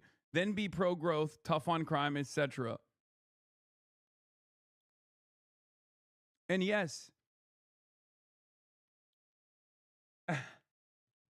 he's right. It's so unbelievably bad for Democrats to consistently posture against someone like myself because of very clearly the values that I represent on this issue. That is a 90-10 issue on our side. All right, okay, hello, sorry. But yeah, I gotta emphasize, man, Michael Harriting is a scumfuck. He hated any actual example of communism, socialism anywhere. Isn't that suspicious? Don't you find that suspicious? It explains why the DSA acts the way that it does. That's for damn sure. Because they have the same attitude. They do revisionism on prior socialist establishments and current ones. They shit on them. They criticize them as if they're doing anything better. They're not fighting imperialism. They're like reinforcing it over here and making excuses for it over here.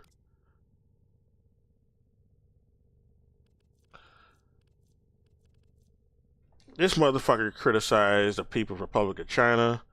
He criticized the fucking Soviet Union and the Eastern Soviet republics, or socialist republics in the Eastern Bloc. Motherfuckers criticized the Viet Cong doing self-defense. So I don't like how they're doing it, and he criticized the Viet Cong after the Vietnam War. He criticized North Korea. Like, fuck them. Fuck that organization. And he was a Zionist too. He was like, there's a lot of Zionists in St. Louis. I gotta say it, sadly. Like the girl I was talking about earlier, she wasn't Zionist herself, but she had Zionist grandparents. And her actual father, I think, was Zionist. But they separated from her mother. So yeah, he was another fellow Zionist because there was a big community of them in St. Louis. Michael Harriting defended all the evil shit that Israel was doing, which explains why DSA is also quite Zionist, even though they've pivoted somewhat to professing pro-Palestine, free Palestine. But I think that's only for optics and not legitimate support. They still say you need to condemn Hamas, which is also very telling. So I don't think their endorsement of Palestine is very genuine. It's the Democrats not exactly really taking a consistent moral stance against problematic podcasters or whatever, because they've all said they would go on Joe Rogan. He said, he's clearly right-wing, MAGA booster. It's ridiculous.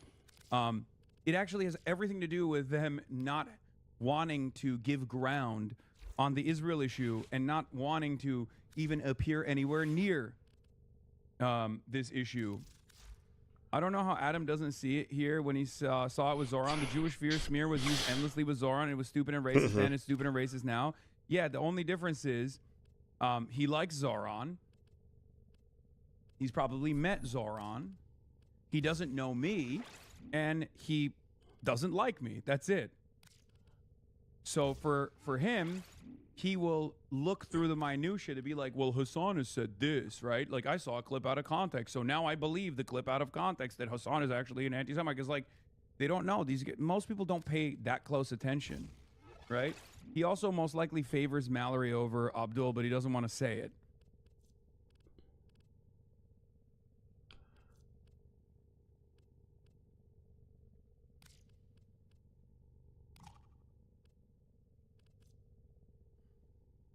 Oh, I ran out? Oh, I get it. Yeah. And to be fair, obviously, one, Zoran is the mayor of New York, right? So his worldview versus like the way he carries himself now, obviously he plays a lot more ball than I do, right? He is way, way more conciliatory to smears, no matter how ridiculous and how racist they are. I mean, think about how much it took. Think about how much shit he ate, in especially the last month of that campaign, until he had to put his foot down and be like, enough. This is unbelievable. What the hell are we doing here? This is like incredibly racist. Okay, so he did call out that point. I mean, he did remember that point that Zoran pointed out. Yeah, you guys are just being racist during his campaign. That's what I was talking about. Seems like he's gonna play that clip now. This is my first time watching one of your streams before. Oh, the video's over now. Never mind.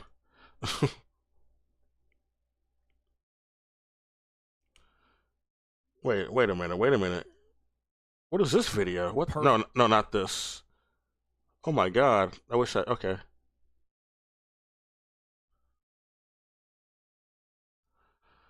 Okay.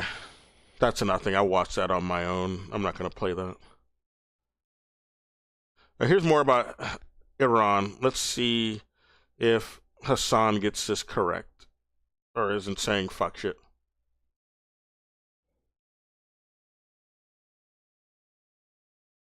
They just keep sending all these fucking jets to Iran, though. Like, they're not gonna be anything to Iran. Iran's gonna hit them. I'm sorry. Their shit's faster. They're more accurate with their targeting. I'm sorry. They're gonna hit all the F-35s, all the F-18s, right? All the E-3Gs. They don't give a fuck. They're gonna get hit. I kept saying it. Iran has significantly damaged an E-3G aircraft yesterday. Oh, yeah. They got an AWACS one? No way. Yes way. They're gonna be hitting them all. Iran has faster shit. I've been pointing it out for a while. An aerial early advance warning. And they're just very accurate. They're very super accurate. The people in Iran are like fucking super polymaths. They big on the calculus, all right? They experts on calculus. They invented fucking calculus. That's the nation that invented calculus, by the way. If anybody's gonna be able to hit shit, it's gonna be them. All right. One of those radars. In addition to a number of KC-135 shuttle tankers that suffered various levels of damage in yesterday's Iranian ballistic missile and drone attack on Prince Sultan Air Base in Saudi Arabia, U.S. Air Force E-3G Sentry Airborne Early Warning and Control aircraft also suffered significant damage in the attack. These are behemoths, by the way. They're very expensive, and they are... Yeah, they're very expensive and fragile and shitty. These things fall apart just from lifting off because they're built terribly. The U.S. doesn't build shit very well. Very important role in American surveillance capabilities in the region, especially at a time when... hold on. Am I still in this room? I'm not, right? Okay. I think I'm good. I think I'm out of it. Okay. Sorry. I was just making sure. They play a very important role in American radar capabilities, American surveillance capabilities in the region. Okay. yeah, losing an AWACS is, you know, there's not that many of them.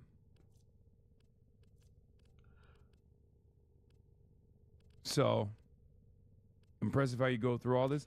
The U.S. Air Force operates 16 E-3Gs with around 40 to 50% of aircraft currently deployed to the Middle East for Operation Epic Fury. Epic Fortnite fail. Production lines for the E-3s were ceased in the 1990s, while the first airframe was retired in 2023 in preparation for the E-3s to be replaced by the E-7 Wedgetail in 2027. However, in June 2025, the Pentagon announced the cancellation of the E-7 in favor of space-based solutions, including the proposed Golden Dome and the E-2D Advanced Hawkeye. This is true. Iran's throwing rocks at billion-dollar planes. We're still here. That's the actual deterrent. I mean, it's true. I don't know if that person is saying that as a positive, like, or is a pro-Iranian side or not. Okay. But it's kind of funny, but like low-key. Let me rewind. I mean, it's true. In 2027, however, in June 2025, the Pentagon announced the cancellation of the E-7 in favor of space-based solutions, including the proposed Golden Dome and the E-2D Advanced Hawkeye. This is true. Iran's throwing rocks at billion-dollar planes. We're still here. That's the Yeah, they're just throwing rocks. Just keep that dumb narrative. They're only working with stones and sticks over there in Iran. Let's keep that bullshit reductive narrative going. Clearly they're not. Clearly Iran has some better shit going on. They started off with their, lower tech shit, and now they're, they brought out the more advanced shit. And it's still more inexpensive than anything the U.S. is rolling out, and Iran can just keep manufacturing it with no problem. actual deterrent. I mean, it's true. I don't know if that person is saying that as a positive, like, or is a pro-Iranian side or not. Okay. But it's kind of funny. But like low key, they are just straight up lobbing rocks. No, they aren't.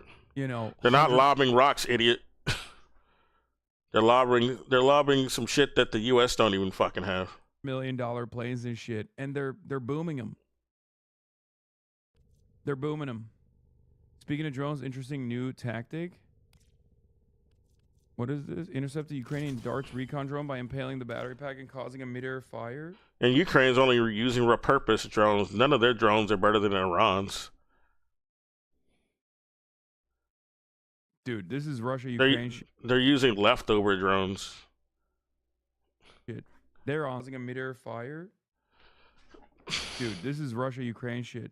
They're on a different... This is why, Ukraine's bad. This is why, fuck them. They're trying to fight Iran, who's just defending themselves. You see what side they chose. It's U.S. and Israel. Stop defending them. Anyone who's a sucker and putting them in the same... putting this same flag in the same lineup as with Palestine, you're stupid. Stop doing it. Intercept the Ukrainian darts recon drone by impaling the battery pack and causing a mid-air fire. Dude, this is Russia, Ukraine shit. They're on a different plane. I even seen some dumb motherfuckers have not only an Palestine and Ukraine flag in the same lineup, but also Iran flag in the same lineup. You motherfucker, do you understand that Ukraine hates both of those countries? They hate both. They hate both of them. They hate Palestine. They hate the Palestinians, and they hate the Iranians. All right, because they're enemies of Israel and the U.S. Or at least Israel and the U.S. wants them gone. They weren't actually antagonizing the U.S. or Israel at all, but they want them gone. They want Palestinians gone. They want Iranians gone. They want Lebanese gone.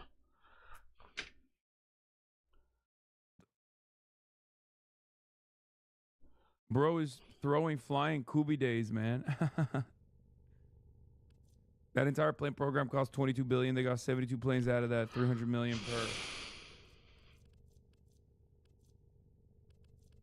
Waste of money. What is this? Massive Iranian drone attack ongoing in northern Iraq this evening with numerous impacts reported around the city of Adabid. Playing the video.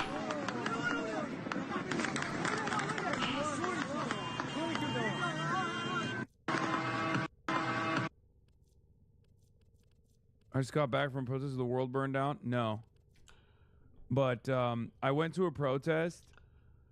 I went to the No Kings protest in New York City. Yeah, I forgot. There's another bullshit No Kings protest, where it's just all it is just it's just registering people to vote for the next Democratic candidate. That's all it is. Registering people. We want you to sign up for the. We want to sign people up at the No Kings protest, and so we can send you a bunch of, endless emails to vote for this fraud. That's all No Kings protests are. They're organized by an Act Blue fucking front. That's what it is. It's not like a community organized event. It's organized by these fucking nepo babies who are just like helping to prop up a front for Act Blue. All right, that's it. So you can vote for the next corporate Democrat, not anyone who's like grassroots and leftist in any way. That's where I was at. For those of you who weren't here earlier, and it was devastating. It was devastating to watch so many people come out and say, "I disavow you. I think you're a danger. You're a dangerous anti-Semite. I think we should give more money to Israel." What? Wait, what is he saying? But I went to a protest. I went to the No Kings protest in New York City. That's where I was at. For those of you who weren't here earlier, and it was devastating. It was devastating to watch so many people come out and say, "I disavow you. I think you're a danger. You're a dangerous anti-Semite." Well, I'm not surprised, because that's who the people who organized the No Kings protests are. They're Zionists. Act Blue is ran by Zionists. It's just a front, and the No Kings are just a front for Act Blue. That's it.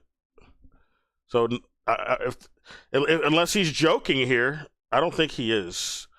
But that's not surprising if that actually happened to him at a No Kings protest. I saw a bit of that here at the No King protest last time. The No King protest, the last No King protest that happened in Austin when it was going on all over the country. I think we should give more money to Israel. Yeah, anybody who brought up like Free Palestine was like ridiculed or something, and they were like very pro-Israel. That's for sure. It was truly. I mean, I guess I was wrong. You know, I learned that I was just wrong. My worldview was wrong. It was opposed vehemently. It was opposed so perfectly, so absolutely. By It's just that the No Kings is a shit lib organizing. You had the shit lib people who noticed you were there, the people who organized the fucking event for Act Blue, which is Zionist. They directly targeted you and came to see you. I don't think they might not have been the majority of the people who there. Like, I'm pretty sure, like, you know, a lot of the crowd probably would be on board, but no, you know, Free Palestine and shit. But he got targeted by, it seemed like, the people who may have been affiliated with Act Blue directly, on top of the people who just organized the protests over there. And, you know, given his high profile, that's probably what happened. But you talk to some random people at No Kings, yeah, they'll find some people who will agree, yeah, Palestine should be free. But the actual speakers there, you try to get on the bullhorn to talk on stage and talk about Free Palestine, yeah, you kind of got booted off by the organizers who are, you know, the assets there working with Act Blue and Divinity, the people who are the front for Act Blue. You know, people in the heart of the party. Yeah, the Democratic Party is not a workers' party. It's not an anti-imperialist party. It is a corporate party. It is an imperialist party. It is a capitalist party. That's why you can't even get socialism rolling over in that party. very clearly, they said, Hassan, we want more billionaires, please. Like Nancy Pelosi just straight up said it. We're the Democrat Party. We're a capitalist party, okay? We don't want any of that socialism. That should tell you straight up what the game is. Yeah, I tried my best. Very clearly, they said, Hassan, we want more billionaires, please. Yeah, I tried my best. I realized, we want more billionaires. They kept saying, what we want is to make sure that we subsidize billionaires. What we want is to make sure we don't get any of our productive output back. You have people lining up to meet you? Okay, so you see, that's also a mistake. You think that they were lining up to meet me. They were lining. Okay, so he was joking here. I'm about to say, yeah, I'm pretty sure you'll find some people who will, agree with you. But I thought he was being serious for a moment. And then I was just guessing he might have got targeted by the actual Act Blue people, the actual Divinity people. But I guess not. He was just talking to random crowds who saw No Kings as the last resort, the only thing they can do, which I don't think is what we should rely on, and it's a front demonstration to begin with, to register people to vote for the next corpo Democrat, sadly. Lining up to meet me, to say to me, we want to disavow you. You are not sufficiently pro-Israel. That's what they kept saying. So you must have... Wait, are you serious? Bro, there's always one guy that's just like maybe a little too autistic. You know what I mean? Every time I figured he might have been joking at the beginning, but I didn't want to guess yet. And I also didn't have the video up to see the facial expressions. But now I have it up on my screen. It's obvious he was joking when I saw his face. It on so fucking thick. Like every time I say unbelievably sarcastic things that are just like impossible to believe, there's gonna be a guy that's like, what? He won't talk about, like, if you get on stage to talk about like talk about anything pro-Palestinian, free Palestine. There's gonna be like some organizers there trying to like usher you off the stage. That happened here, that's for sure. What?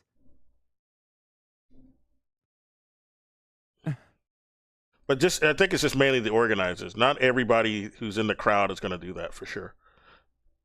I think it's people who are affiliated with that. The orgs. Act Blue and Divinity.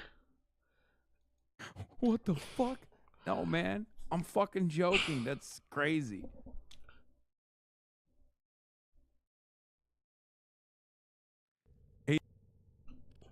Okay, that's the end of that shit video. The Dark Crystal. I love that. The movie, the Netflix show, didn't look very good. They always fuck up shit when they bring shit back on Netflix, though.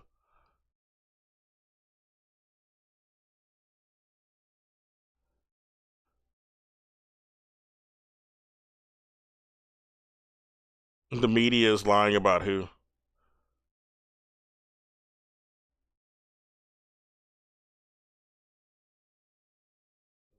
The end of Israel? Let's see. Let's play it. The Middle East is in flames. Britain has been dragged into an illegal war, the aims of which are entirely unclear. It's a war of choice, and the man who chose it is Benjamin Netanyahu. Why, yet again, is the West dancing to Israel's tune? I've made a number... Because the West also wanted it. Let's just get real here. It's not just like the U.S. does shit reluctantly. They want to do the same shit. Them and Israel are in sync. That's why they do it. Let's stop pretending. Like, people just got this entire Western chauvinist fiction about the U.S. and the American dream and how we represent freedom and justice and all this bullshit, that they can't ever consider that the U.S. is just that evil and on board with every bad thing that Israel wants to do. That's what it really is. Right? The fiction you were sold growing up is not what the U.S. is really about. They're evil. They worship something completely different than what they claim to worship. And it's destructive, basically. Number of videos exposing Israeli crimes. This one is different. It's directed at conservatives and people generally who support the state of Israel. I believe our indulgence of Israel is not just morally wrong, it's against the interests of the US and the UK, and ultimately against the interests of Israel itself. It is leading us all to disaster. Palestine is the place you come thundering, crashing into the buffers, the limits of the Western liberal moral imagination. The tragedy and imagination of Israel is that it's both a product of the most unspeakable racism and a cause of it. Zionism was born from the suffering. Yeah, it's the product of the British Empire. Like your country, basically, guy. You're British.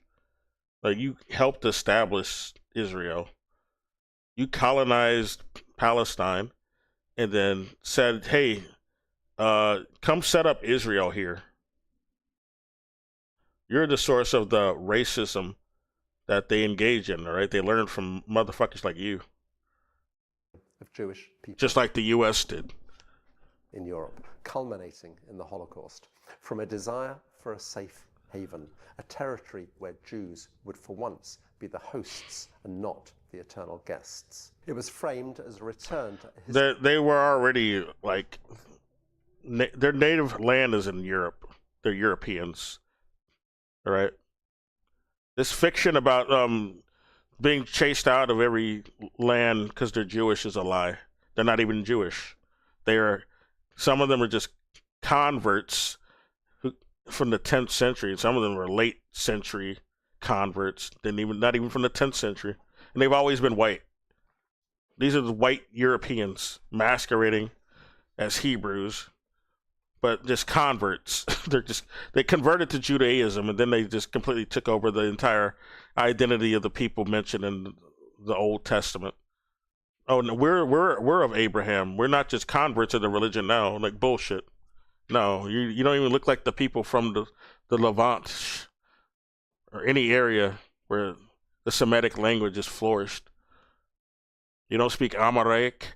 You speak a patchwork that's made up in Europe. It's some European language trying to masquerade as Amharic.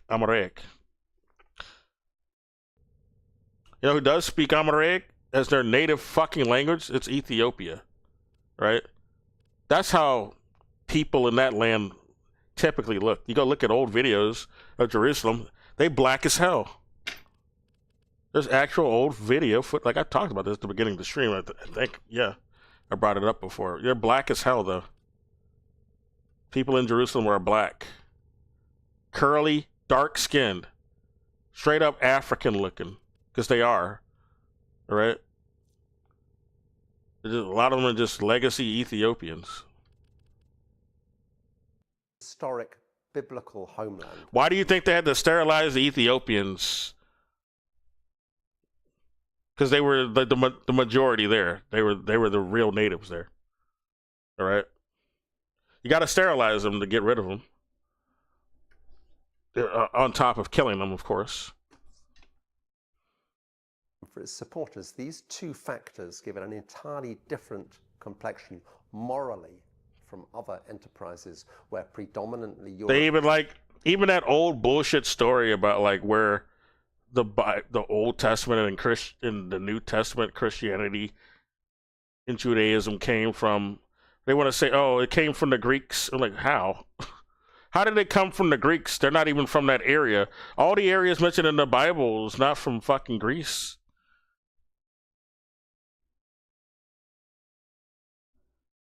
No, motherfucker.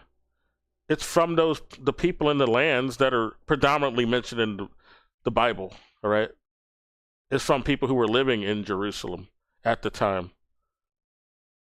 It's from people who were living in Egypt. You know, it's from North Africans and who were dark-skinned, all right? They mention it in the fucking verses I mean, I don't believe in anything. I don't believe in like, you know, it's all, it's, I'm just saying that the people who wrote that shit, that's the area they came from. The people, you don't need to believe everything in the Bible, of course, especially if you're not religious. You don't believe in that. I'm not religious anymore. I don't believe the Bible either, but the people who wrote it, it's clear who they were. It's clear what region they were from. Looking at all the areas mentioned there, right? It's Poland is not in the fucking Bible. Not in the Quran. It's not in the fucking Torah, okay? None of those countries are there. No European countries there. The closest is Rome, I guess. But that's about it. Rome is not the origin point for like the writings, so that's silly to say that Rome introduced any of these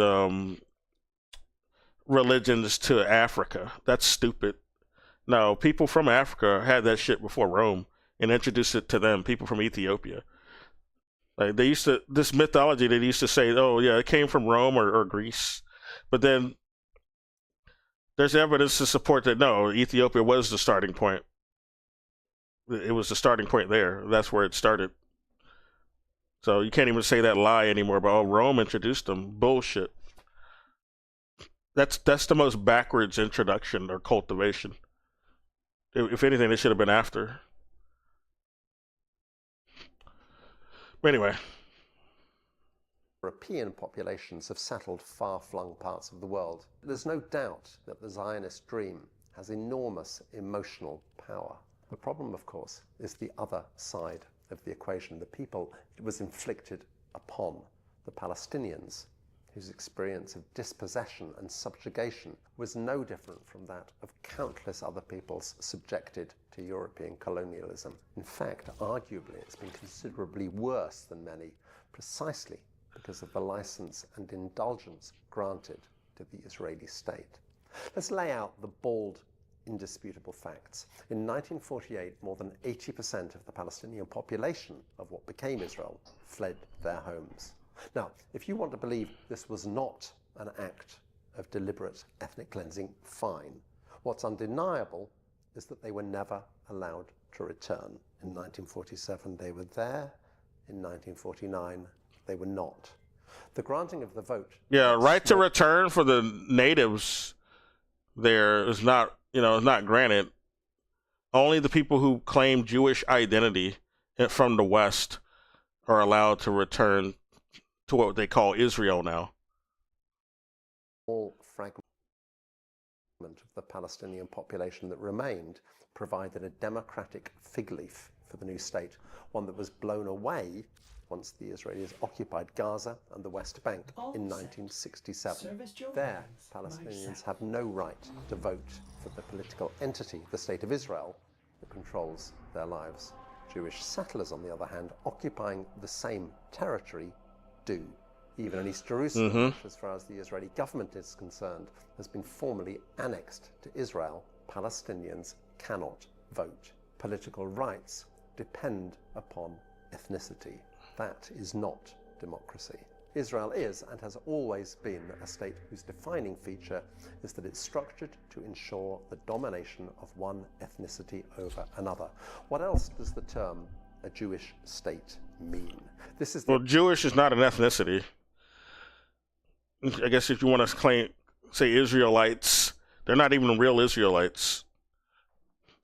They're white Europeans. Defend the cargo until reinforcements arrive.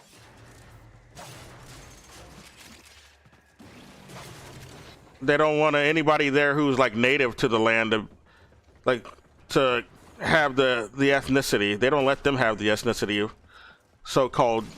They want to say Jew is an ethnicity, but they don't, you know. How come the people from the Jewish motherland are not allowed to have that ethnic declaration? It's really weird. It's only the white European settlers who have that designation. It's pretty odd. Doesn't really make sense. You know, people who are already there in this land, they're not allowed.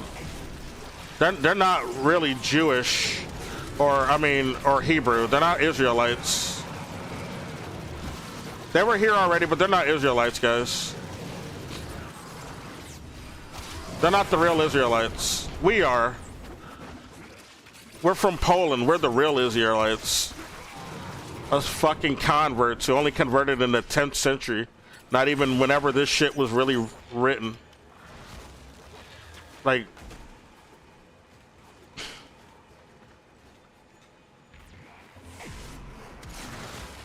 shit was written like it.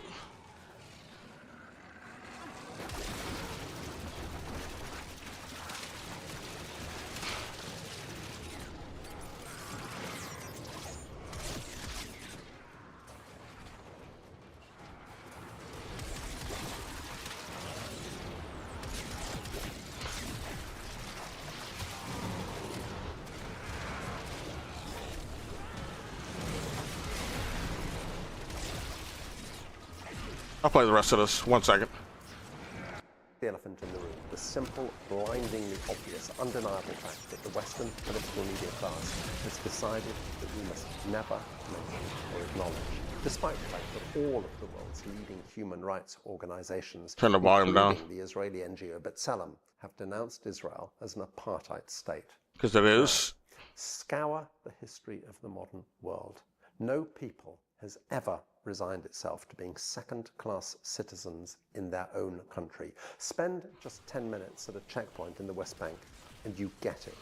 The disfiguring dehumanization, the humiliation of elderly men and women forced to stand in the sun for hours waiting for 18-year-olds to search them. The brutalization of young men in particular. The daily control of rage that is the lot of every Palestinian. It is simply emotionally, psychologically intolerable.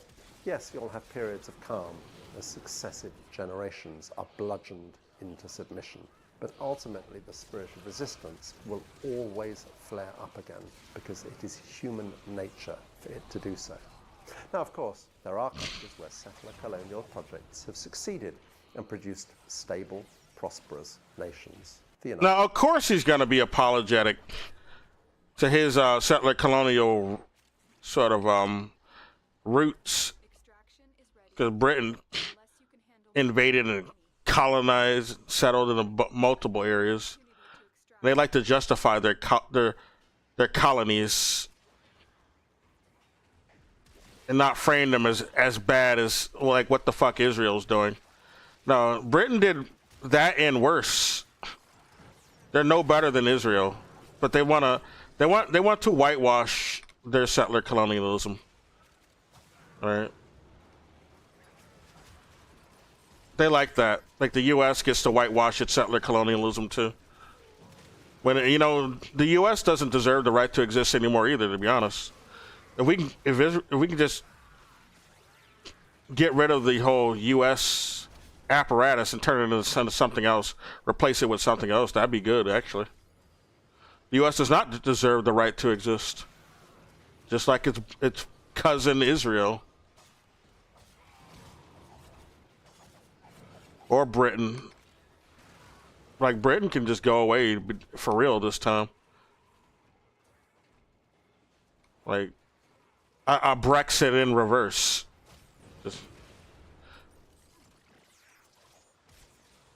shit. I'd be much meaner than how they were fear-mongering about the EU trying to destroy Britain. I'd do worse. All these fucking snow globes. What's going on with you, Frost? Why you make all these damn snow globes? This shit sucks. They need to change Frost abilities. The snow globes are not good. They need to replace it with something else. It was good in old Warframe, kinda. Not anymore. He just needs a better ability. Like, these block some of your attacks. That's why they're not good. Some of your weapons and shit. Block some of your projectiles.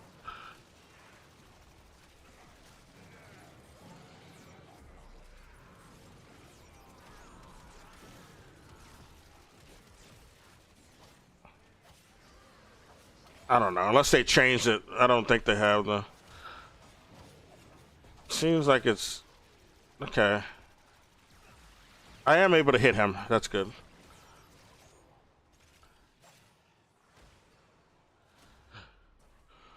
But it needs something better though. Like this is like an ability that would just be a passive in modern. Like whenever a new Warframe comes out, this shit would just be like a passive. Like the effect that it has, not necessarily the visuals. Just as an effect. This is a passive that a Warframe would have. We need to like give Frost like a real ability. Frost is the name of a Warframe with obviously cold powers, cryokinesis. I'll play the rest of this bougie British guy. Let's see what he says. What are the good settler colonial countries he wants to talk about? Let's see it. Let's hear it. United States, Australia, New Zealand, Canada. He said the United States, Australia, yeah, Anglo-Spear countries, Canada. Nations, the United States, Australia, New Zealand, Canada. New Zealand and Canada, all of the Five Eyes countries, he mentioned them all. All of the British settler colonial Anglo-Spear countries that my country created, those are good ones. Those are the good settler colonial countries, guys. Unlike Israel, even though we did help establish Israel to begin with, we don't like to talk about that because that'll make people pay more attention to our crimes and our assistance of Israel and all the evil shit that they did. On top of our own crimes. Reinforcements available. Do you choose to leave now? Yeah, I knew this motherfucker would say that shit. This is some double down news. Like, fuck this guy. I don't even want to hear any more of what he's saying. He's stupid. The name of this video I'm watching is called The End of Israel, and I thought he was going to talk about the Iran war. But no, he's just talking about the history of Israel. I mean, he's probably going to talk about the Iran war, but he's taking too damn long, and he's pissing me off on the way over there. Yeah, the genocide of the natives there was more successful. That's why that's better. Those are better settler colonial countries. We successfully got rid of all the fucking, or the majority of the fucking indigenous, or just marginalized them to the point of no recognition at all. Okay? That's why those are good settler colonial countries. The U.S., Australia, New Zealand, and fucking Canada. Fuck out of here, dude. Suck a dick. Someone's playing Five Hearts Under One Roof again. Oh, there's a video. I like to watch some people who play that game because it's funny. I was going to play a dating game, but I don't know. I didn't feel like doing it today. I felt like doing some shit in Warframe and talking about current events. I don't know. Maybe I'll play one of those dating games tomorrow. Maybe. I'm hungry right now, though. I need to make some food. I'll do it later.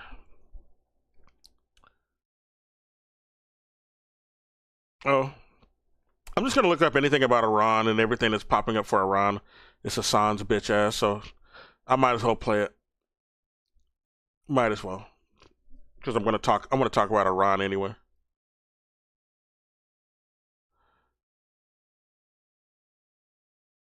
Strikes. Even from some in his own party to bring the conflict to a close. And for the first time, he's revealing how he knows Iranian leaders are ready to talk.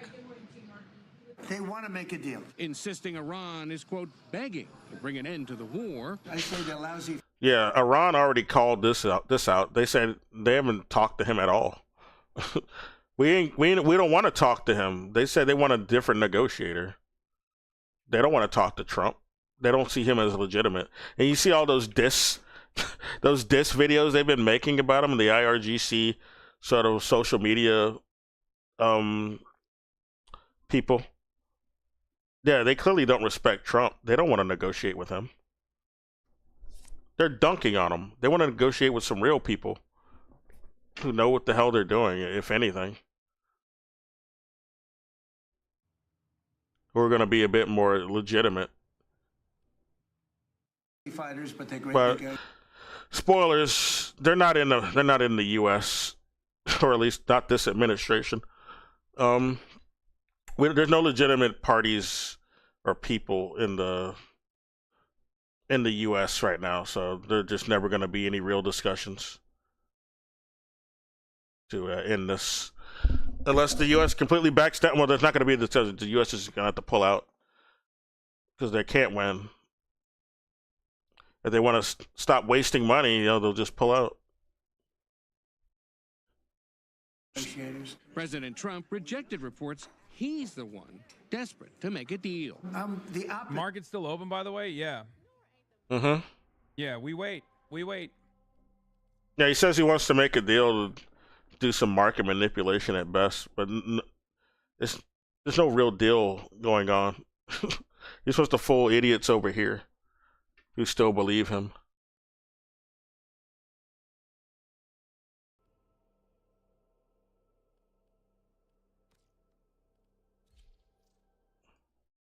Of desperate. I don't care. The president said he's postponing attacks on Iran's infrastructure for 10 days at Iran's request. Yeah, right, dude. Yeah, right, dude. They want to make a deal. Insisting Iran is, quote, begging to bring an end to the war. I say they're lousy fighters, but they're great negotiators. President Trump rejected reports he's the one desperate to make a deal. He is. Market's still open, by the way? Yeah. He is desperate. Yeah, we wait. Of desperate. I don't care. The president said he's postponing attacks on Iran's infrastructure for 10 days at Iran's request. Bullshit. They asked for 7.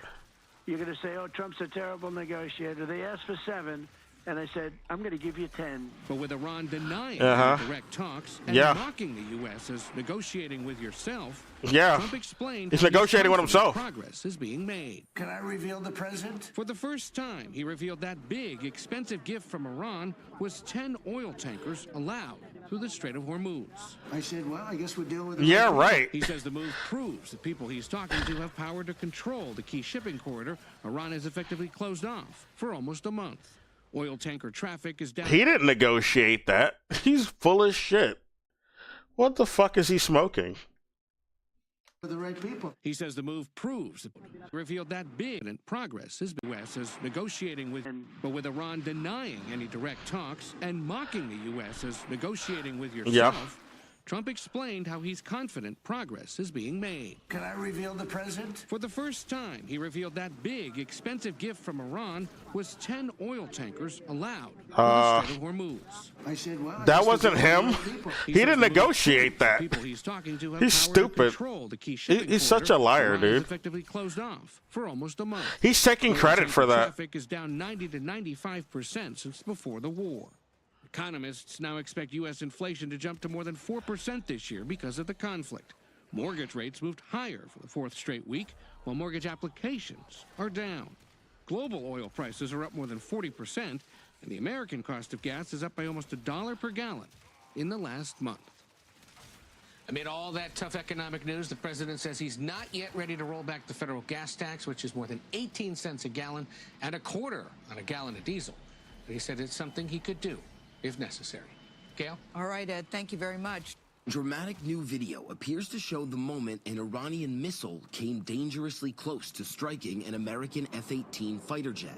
U.S. Central Command struck it on X Thursday. It struck it. U.S. fighter aircraft have been shot down by Iran. Bullshit. Telling ABC News, an F-18 operating in the region did narrowly dodge an Iranian missile over southern Iran in recent days. It comes as Operation it hit the F. It hit it though. It hit the F-35, hit the F-18. It's hitting the E-13 or E-3G. I mean, they don't ever want to admit any losses. They're so petty, dude. The U.S. sucks. They want to say, "Oh, it got shot down by friendly fire." Bullshit. Bullshit. Pentagon is weighing sending an additional. And the pilot survived. Like, okay, guy. Bullshit. You made it up. 1,000 ground troops to the Middle East. The president signaling he's in no rush to strike a deal, but Trump extending the deadline for Iran to reopen the Strait of Hormuz by 10 days. And if Iran doesn't comply, the president says he'll bomb their crucial power plants. All these stories that get and they'll hit the salinization They are begging plants to from make your it countries. Despite Iran saying that direct negotiations are not taking place, Israel will have no water. saying a 15-point framework for a potential peace deal has now been delivered, with Pakistan acting They've as already mediator. hit Qatar's. Iran, though, has not signaled any willingness publicly to accept the deal as is. At a lengthy cabinet meeting lasting roughly 2 hours Thursday, the president discussing a range of issues, including surging oil prices. It's not over, so maybe it'll go up a little bit more. It's all going to come back down to where it was and probably lower. Bull. That's This guy crazy. he wants to pretend like he's But negotiating. Are we surprised Pathetic. that he's saying such ridiculous things? No, of course not. Also, Yemen is slated to make an announcement. Yemeni Armed Forces spokesman Good. Yahya Sari has announced Yemen's military Based will issue a statement in Yemen. the coming hours. This is the first time such a statement has been made since October 2025. Based Yemen.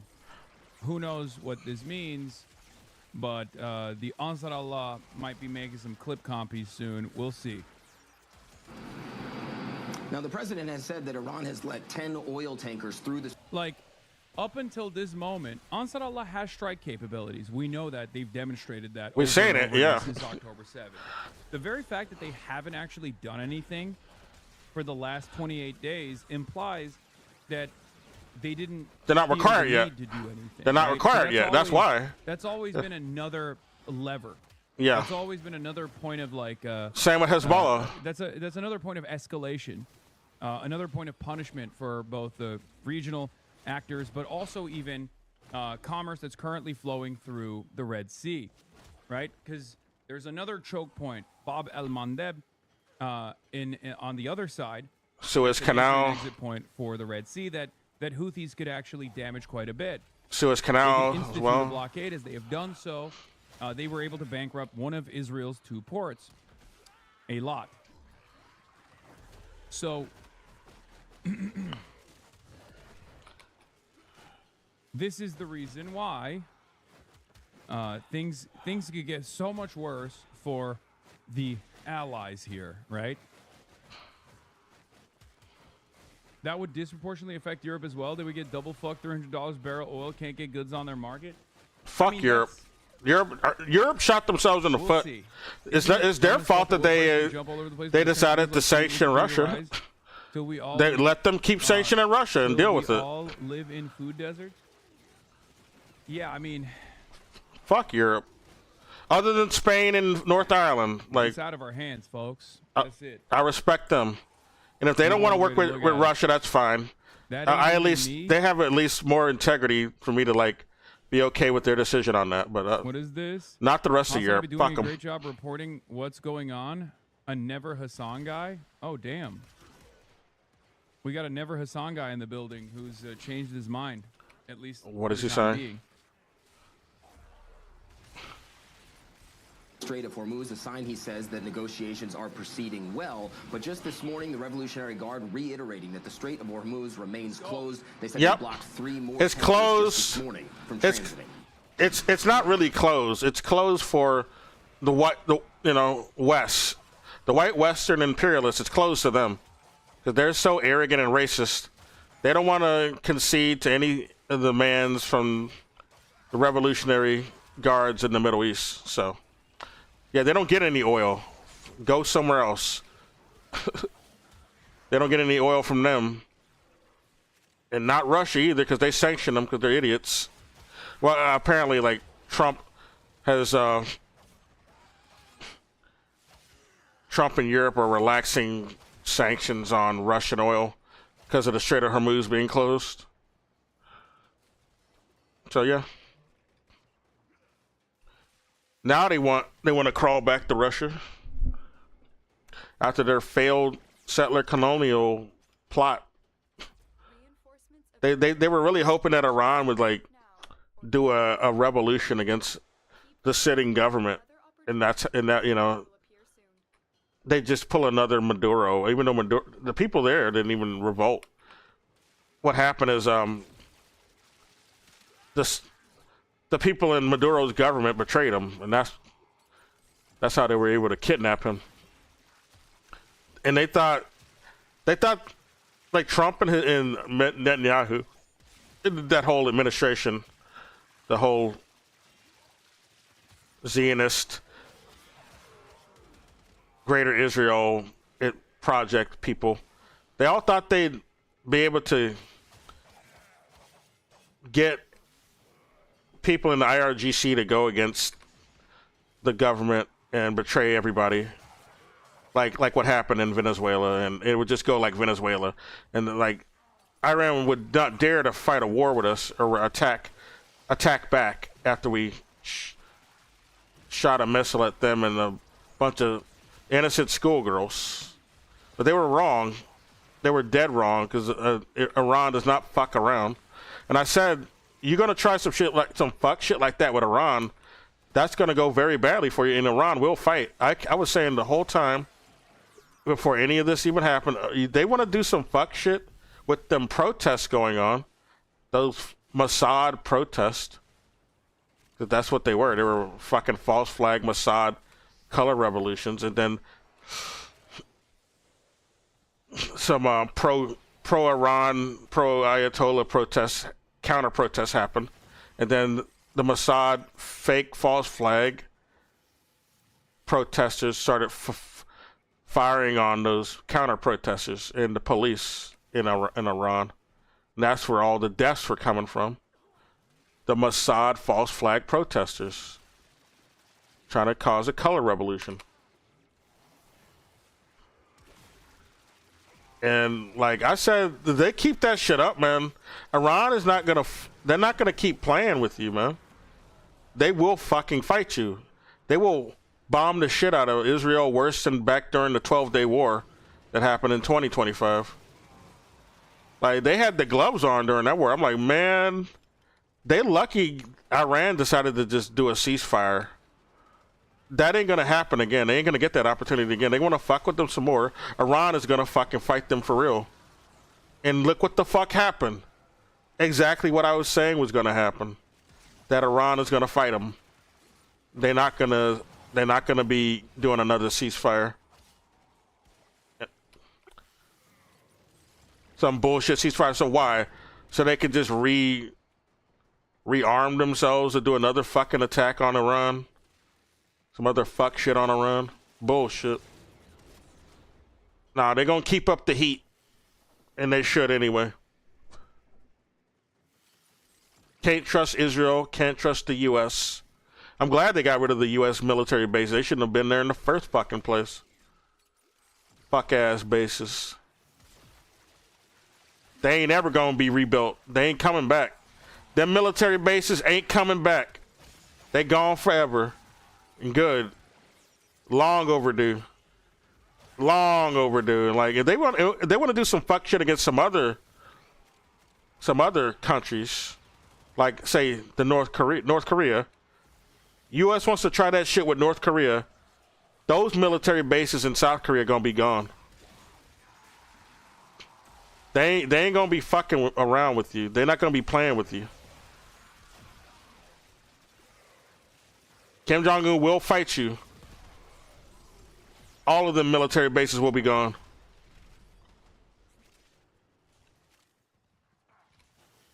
And then we'll probably get a fucking reunified North Korea within no time at that point.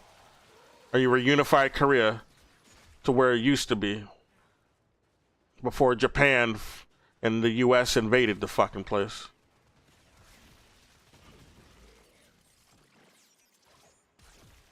And the fucking UN gifted a fucking partition to the U.S.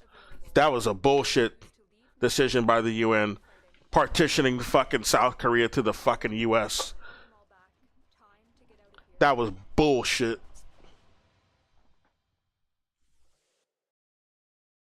That's the only reason there's a North and South Korea.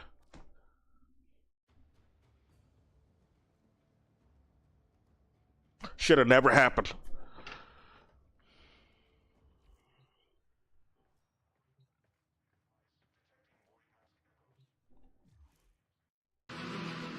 So the Pentagon reportedly weighing in, sending more than 10,000 additional troops to the Middle East as President Trump extends his pause. 10,000, dude. They're going to get slaughtered. That's bad. They can't even handle the terrain on any area over there. on striking They were not trained for that terrain.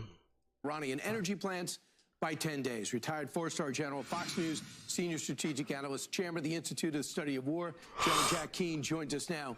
General, we're 28 days in. How many more weeks do you think we need to finish the job, and what does finishing the job look like?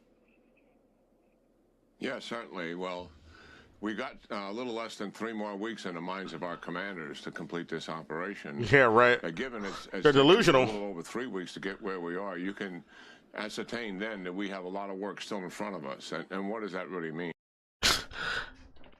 Mind you, this guy is on Fox News saying this. So, you know, if a guy like this is on Fox News pointing this out, it's gotten pretty bad. It's gotten pretty bad. This is Jack Keane, retired 4-star general. He gonna tell you what's up. Well, for a fact, they're dreaming. We're going to accomplish all of the assigned objectives that President Trump has given the CENTCOM commander. And in talking to the IDF, they fully intend to accomplish all the objectives that Prime Minister Netanyahu has given to them. And the general time frame is as described, around 3 weeks. If it happens sooner, fine. If they have to take a little longer, we've said from the beginning that this is conditions-based. The enemy has... Oh, never mind. I thought he was going to give some sobering information, but no. Apparently he wants to lie to people too. This is Fox News. At first he was saying, well, he was making it sound like we're taking too long because this would have been over already. But I guess not. He's not going to tell you what's up. My bad. This guy's a fraud. They're trying to land in the Kharv Islands in Iran. And he's showing stuff going on in, or this clip is supposedly from Kharv, Iran, not the islands, though. A vote. And what is the enemy trying to do right now? Number one, they're trying to personally survive and keep the regime somewhat intact. And believe he's lying his ass off. Okay. This guy's... This is why he's on Fox News. I forgot. Fox News never has anybody telling the truth on here. You'll hear like some semblance of it. They'll sometimes allow people on, like, you know, CNN or MSNBC to say some of the truth, even though they're like a pro-imperialist station as well, paid by, you know, GE and shit, all these other military-industrial complex companies, you know, like Raytheon. But they let some of that slip out. This guy is only on here to lie. Believe me, that is an enormous problem that they have, and you can see that you're reporting on it every single day here in what is happening to the leadership and the paranoia that exists inside of that. I wonder why why is Hassan watching Fox News? Is really weird. You know they're not going to tell you any truth. But he, like, sometimes I notice he'd be taking a lot of this at face value. It doesn't make any sense. Like, he repeats the narratives you hear on Fox News. Oh, man, Iran just has stones and sticks and shit. Oh, man, they're not winning. This is AI. Any destruction you see them doing in Israel, he'll say it's AI. Or he was at the beginning of this. Now he's just, I don't know. He's just soy-facing over Iran even being able to hit any jets from the U.S., as if that's surprising. And the chaotic decision-making process in there is real. So we're fragmenting that leadership for sure, and we have weeks to go to do more. They're not doing any of that. The second thing they're doing, in addition to trying to survive individually and as a regime, is they're trying to protect their assets. I love this guy. Mark is becoming more bullish. Markets are finally starting to price out chaotic White House statements. It took... Why do you love him, Hassan? Because he's a fucking joke? Is that why you like him? You're not saying any truth. Maybe I hope that's why he likes him. I don't know why he played him, though. What was the point of that? And he's not even questioning anything he said. He just played him and let that sit. What was the point of playing him, Hassan?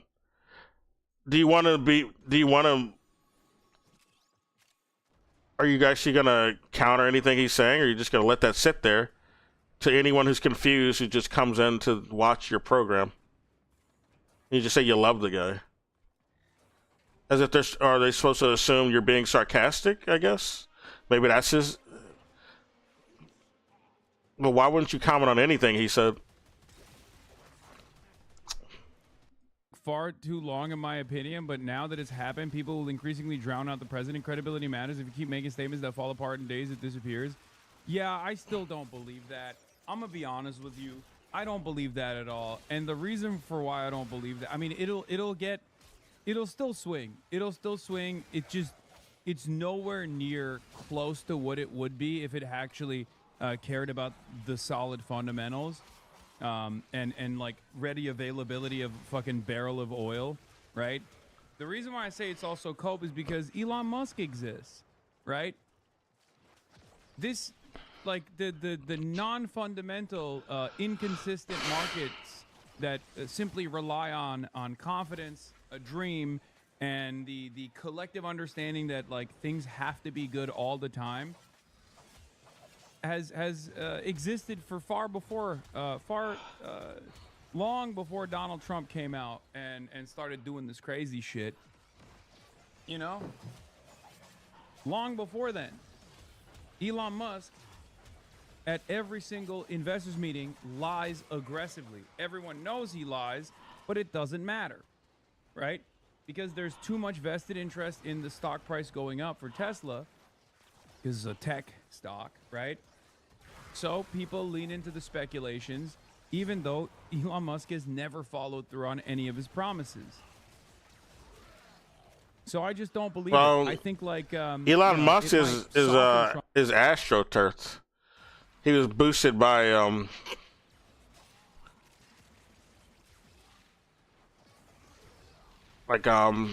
intelligence outfits. He's a creation.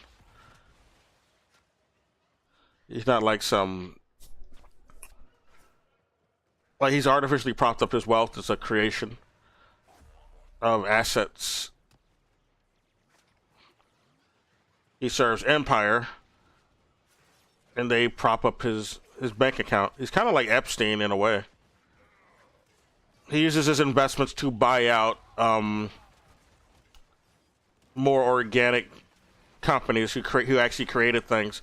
That's what he exists for. He's there to co-opt and to consolidate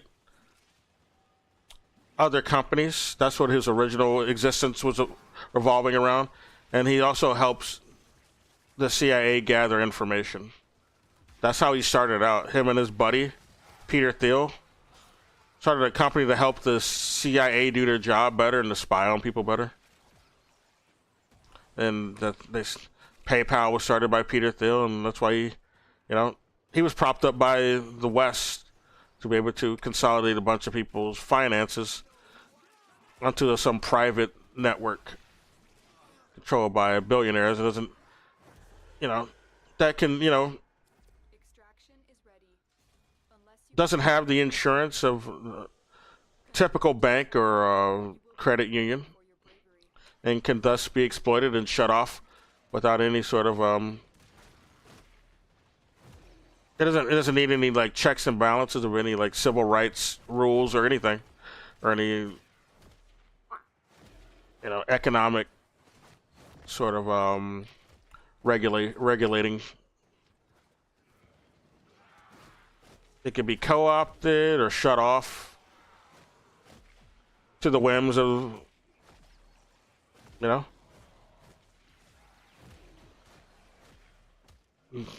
intelligence outfits, the military-industrial complex.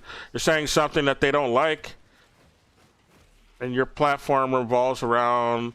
You have like a platform that revolves around exposing them and their crimes. Well, we can shut off your finances, and it'll be easier than like traditional sort of financial sort of setups.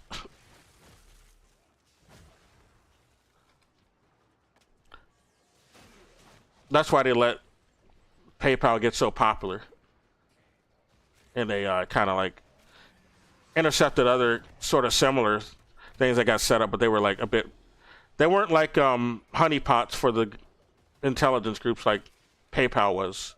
PayPal was always set up to be a honeypot that could be like manipulated to the whims of the feds.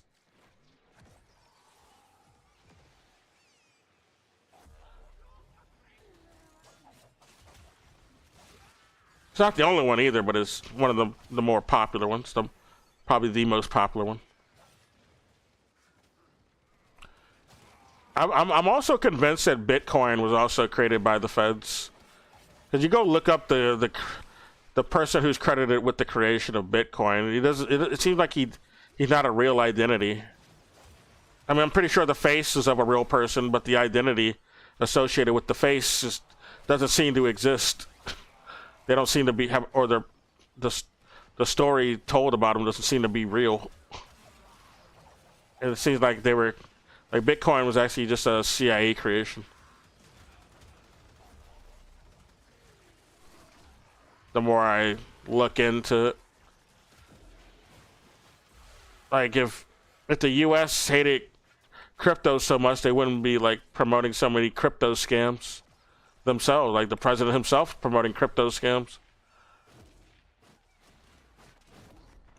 You still got some coping libertarians who are also like political content creators I used to follow, because even though they're shitty libertarians, they would at least tell some truth about imperialism. Like that motherfucker Corbett, Jeff Corbett. He's such a dyed in the wool Ayn Rand libertarian though. And that's the flaw for him. That's the flaw with him. To the point that he defends Bitcoin and cryptocurrency to his dying death. His dying breath. Him and that motherfucker, what's his name?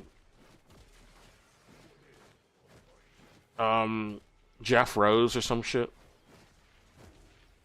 Jeff Bros. I think it's Jeff Bros. They both still defend that shit. Like, guys, it was a Ponzi scheme from the beginning. There's no one even like... There's no one who's actually like...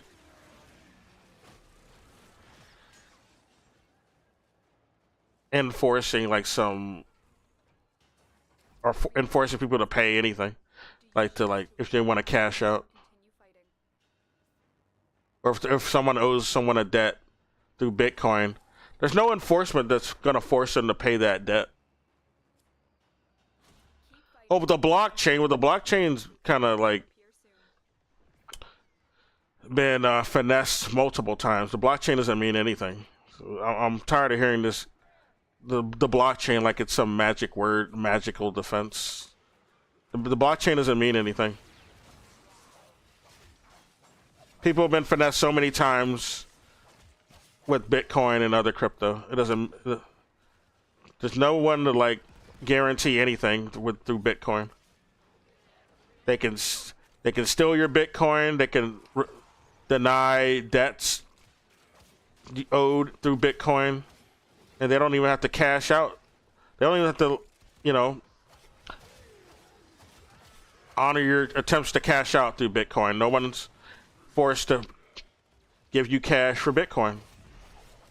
There's no enforcement group around saying that you're guaranteed to get cash by trying to cash out your Bitcoin.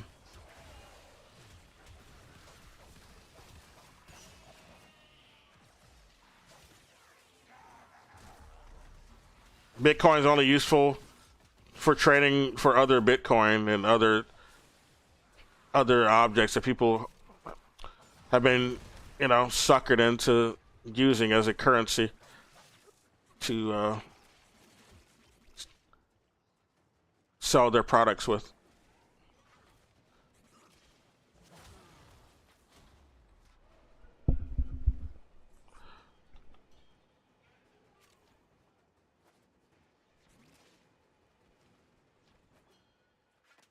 I mean, yeah, if I had Bitcoin, I'd fucking use it. It'd be valuable to me because I know a lot of suckers who would buy it, but it's not because, like, it actually has inherent value. Because there's some suckers who will, like, buy it.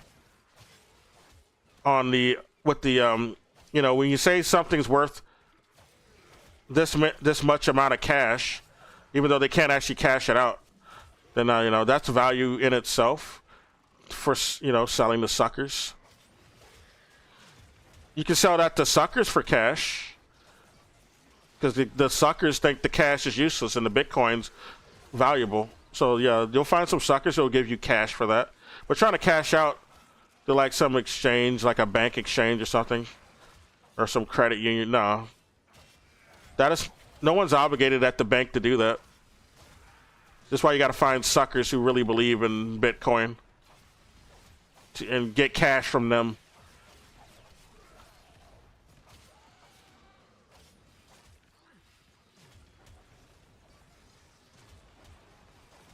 Or credits, you know. Dollar denominations, you know.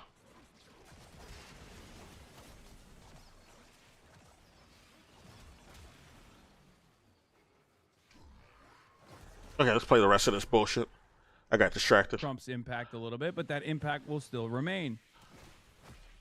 Especially because the market is so consolidated in the hands of you know, a tiny sliver of the population. The top 10% of wealth own 90% of the stonks, all the wealth in general. That I think that they can move in whichever direction they see fit, and they're moving in that direction. They let Trump molest the money, and then they let Trump unmolest the money, even though the money molestation continues, and they're incentivized to believe Donald Trump when he says, "Oh, things are going to go good." It don't really matter, is what I mean, because money is fake. They know we know where everything is, and we're systematically taking them down. They want to save something for sure, so they have the ability to... I mean, money is fake until you got to pay debts and taxes with it.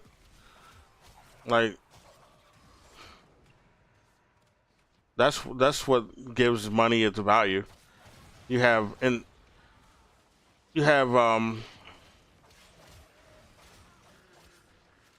when they're tied to an obligation, and you're obligated to get this currency to be able to afford these obligations. That's what it basically gives the currency its value, right? You need this to get a home and to eat and to pay your taxes, then yeah, it has value. And you have to, this is why you have to get this currency, where you have to work a job to get this currency instead of some other currency, because they're not accepting that other currency, right? They're not accepting this particular crypto. And Elon Musk is basically getting paid directly by the Treasury because he's just a finesse organization. He's not getting it because of like people really believe in his stocks. He's just so good at marketing his stocks or anything. No, he's getting paid by the Treasury, and he works with the government, basically, okay? This is why he, you know, he campaigned with Trump. He's a government asset. He goes and try to rig elections in Wisconsin and shit. And in Europe, too. Like, fuck, in Germany, he tried to endorse that Nazi party. I mean, he guess it looks like he was successful there anyway. Against what? When we begin to open up the Straits of Hormuz, if we're going to take Kharg Island, they're going to want to do some kind of military retaliation against likely allies and partners in the region, and U.S. bases would be the easiest targets. Israel, a more challenging target, to be sure. He's playing this guy again some more. What military bases do you... Wait a minute. The Straits of Hormuz, if we're going to take Kharg Island, they're going to want to do some kind of military retaliation against likely allies and partners in the region, and U.S. bases would be the easiest targets. Israel, a more challenging target. They've been hammering Israel in the U.S. bases. I don't think there's any more U.S. bases left. They've hit them all. What U.S. bases you think are still there? This is why you got to go to Kharg Island. when that seemed to have failed. It seemed like the troops got caught. To be sure. And they're trying to hide that, deceive that as much as possible, protect some of those resources, while at the same time still trying to fire missiles and drones at our bases and at Israel. You don't have any more bases. Spoiler alert, guy. Your bases have already been hit. There's no trying. Israel is being hit as we speak. The people over there complaining about being stir crazy in bunkers and the sirens going off. Okay? They're hitting Israel already. The Iron Dome is myth, or they bypassed it because they have better shit than you expected that they had. So that makes those targets identification and destruction more challenging. Are we going to be able to do that? You betcha. But it takes more time. It takes. This guy is clearly an insider trader. He's insider trading. He's just trying to get the people optimistic in the fucking stock market before the news. That's why Trump always does these missions over the weekend, and then when the news comes out that it's not as successful, say hoped, you know, they cash in on Monday. All right, the insider traders cash in on Monday.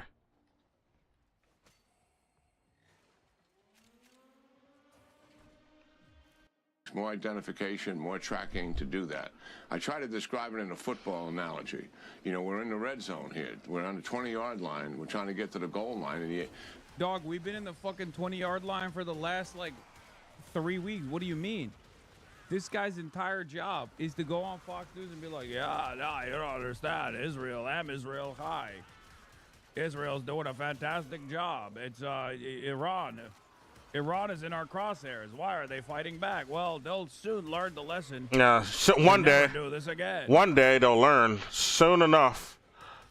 Another after another 135 loss. After another 3 weeks, maybe Iran will learn, guys. My God, another one, dude. Another one. Another what? Fantastic. What do you? Dog, we've been in the fucking 20-yard line for the last 3 weeks. What do you mean? Yeah. This guy's entire job. They said it was gonna. Fox News and be like, yeah, no, you don't understand. Israel. They said it was gonna end 3 weeks ago. Israel's doing a fantastic job. It's Iran. Iran is in our crosshairs. Why are they fighting back? Well, they'll soon learn the lesson to never do this again. Another fresh KC-135 loss. Oh my God. Another one, dude. KC-1. Another one. Oh, a refueling tanker. Yeah, a refueling tanker. Say to this, dude, we're just fucking melting. Another Lint laundry machine incident. And the opposition is putting as much impediments in because they can see how close we are to attaining our objectives, and they're doing everything they can to prevent that from happening. Right. We have the wherewithal to get this done for sure. And major events in front of us is take down as many missiles as we can, all the drones and nuclear enrichment, all of those targets still there. No, you're dreaming. Not completed yet. And obviously, we fully intend to open up the Straits of Hormuz and keep that open. And that means it's they haven't opened it up either. This dude is just lying so hard, dude. They haven't opened up the Strait of Hormuz. Ships. It's about securing it to make certain it's protected. Right. And that it's an this is why they're even trying to go to the Carr Island. What is he talking about? If you had it, you wouldn't need to be doing this on the boots on the ground mission. That's your little fucking desperate play now.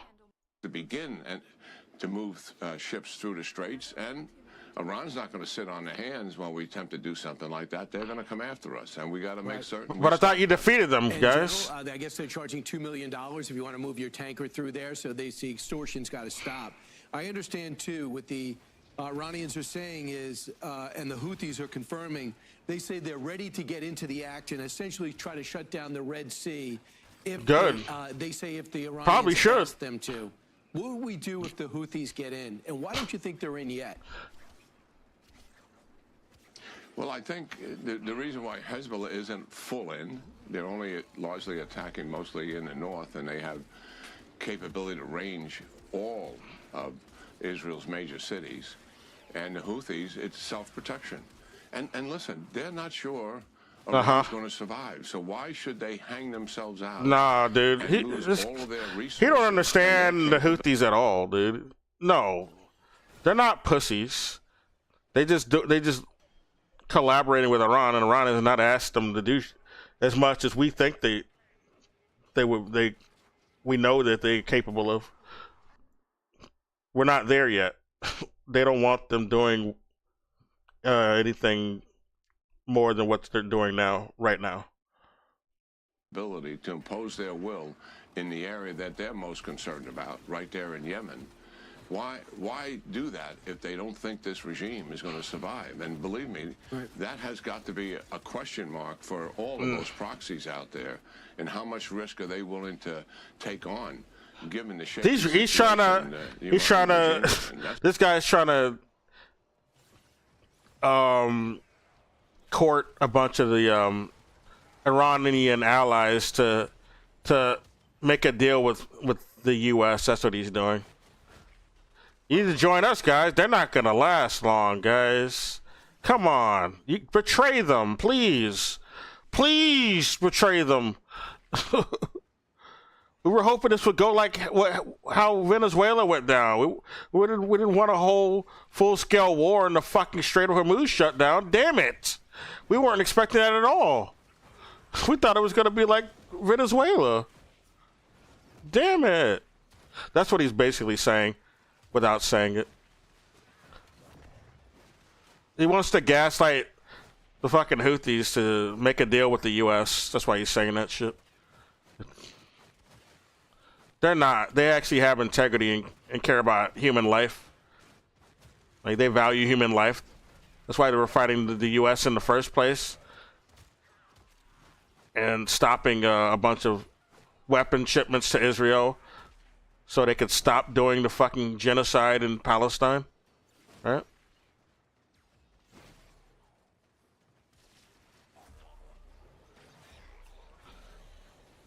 It's got to be a part of the decision-making process they're going through. I understand, according to reports, we had the coordinates, or the Israelis had the coordinates on the Speaker of the House and the Foreign Minister. And we're asked by the Pakistanis, don't kill them. We're dealing with them. Those are the two people we can talk to. So the U.S. told the Israelis to back off. Would that be a good move if that indeed happened the way I said it? I don't believe anything you said. Well, I don't know anything about that, nor do I pursue. I don't believe anything they're saying. You could have an Israel pin. I mean, you know, at least he's nobody on Fox News is trustworthy. Like the NASCAR meme, you know, he's showing who his big donors are, right? Inquiries like that. Yeah. It's plausible something like that would happen. So I guess Hassan is playing him just. He's playing him. He is playing him just to make it, you know, show how ridiculous he looks. That's what he's doing it for. Good. I thought he was just gonna not say anything at all for the longest. Like, he just at the beginning he played that whole segment without saying anything, but now at this section he's saying some shit and making fun of that guy. This retired 4-star general talking out of his ass. But we can see why he's retired.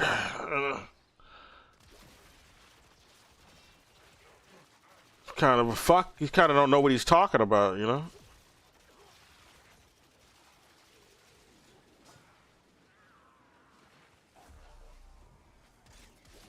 Oh, where are they at? Negotiations. Listen, anybody close to this knows who the Iranians are. None of us think that these negotiations will materialize. And the reason is simple for our audience to understand. We're asking Iran to give up, to surrender everything that we're willing to take away from them. Everything. And if they don't do that, no deal. And that's the reality of. Well, he's right about that.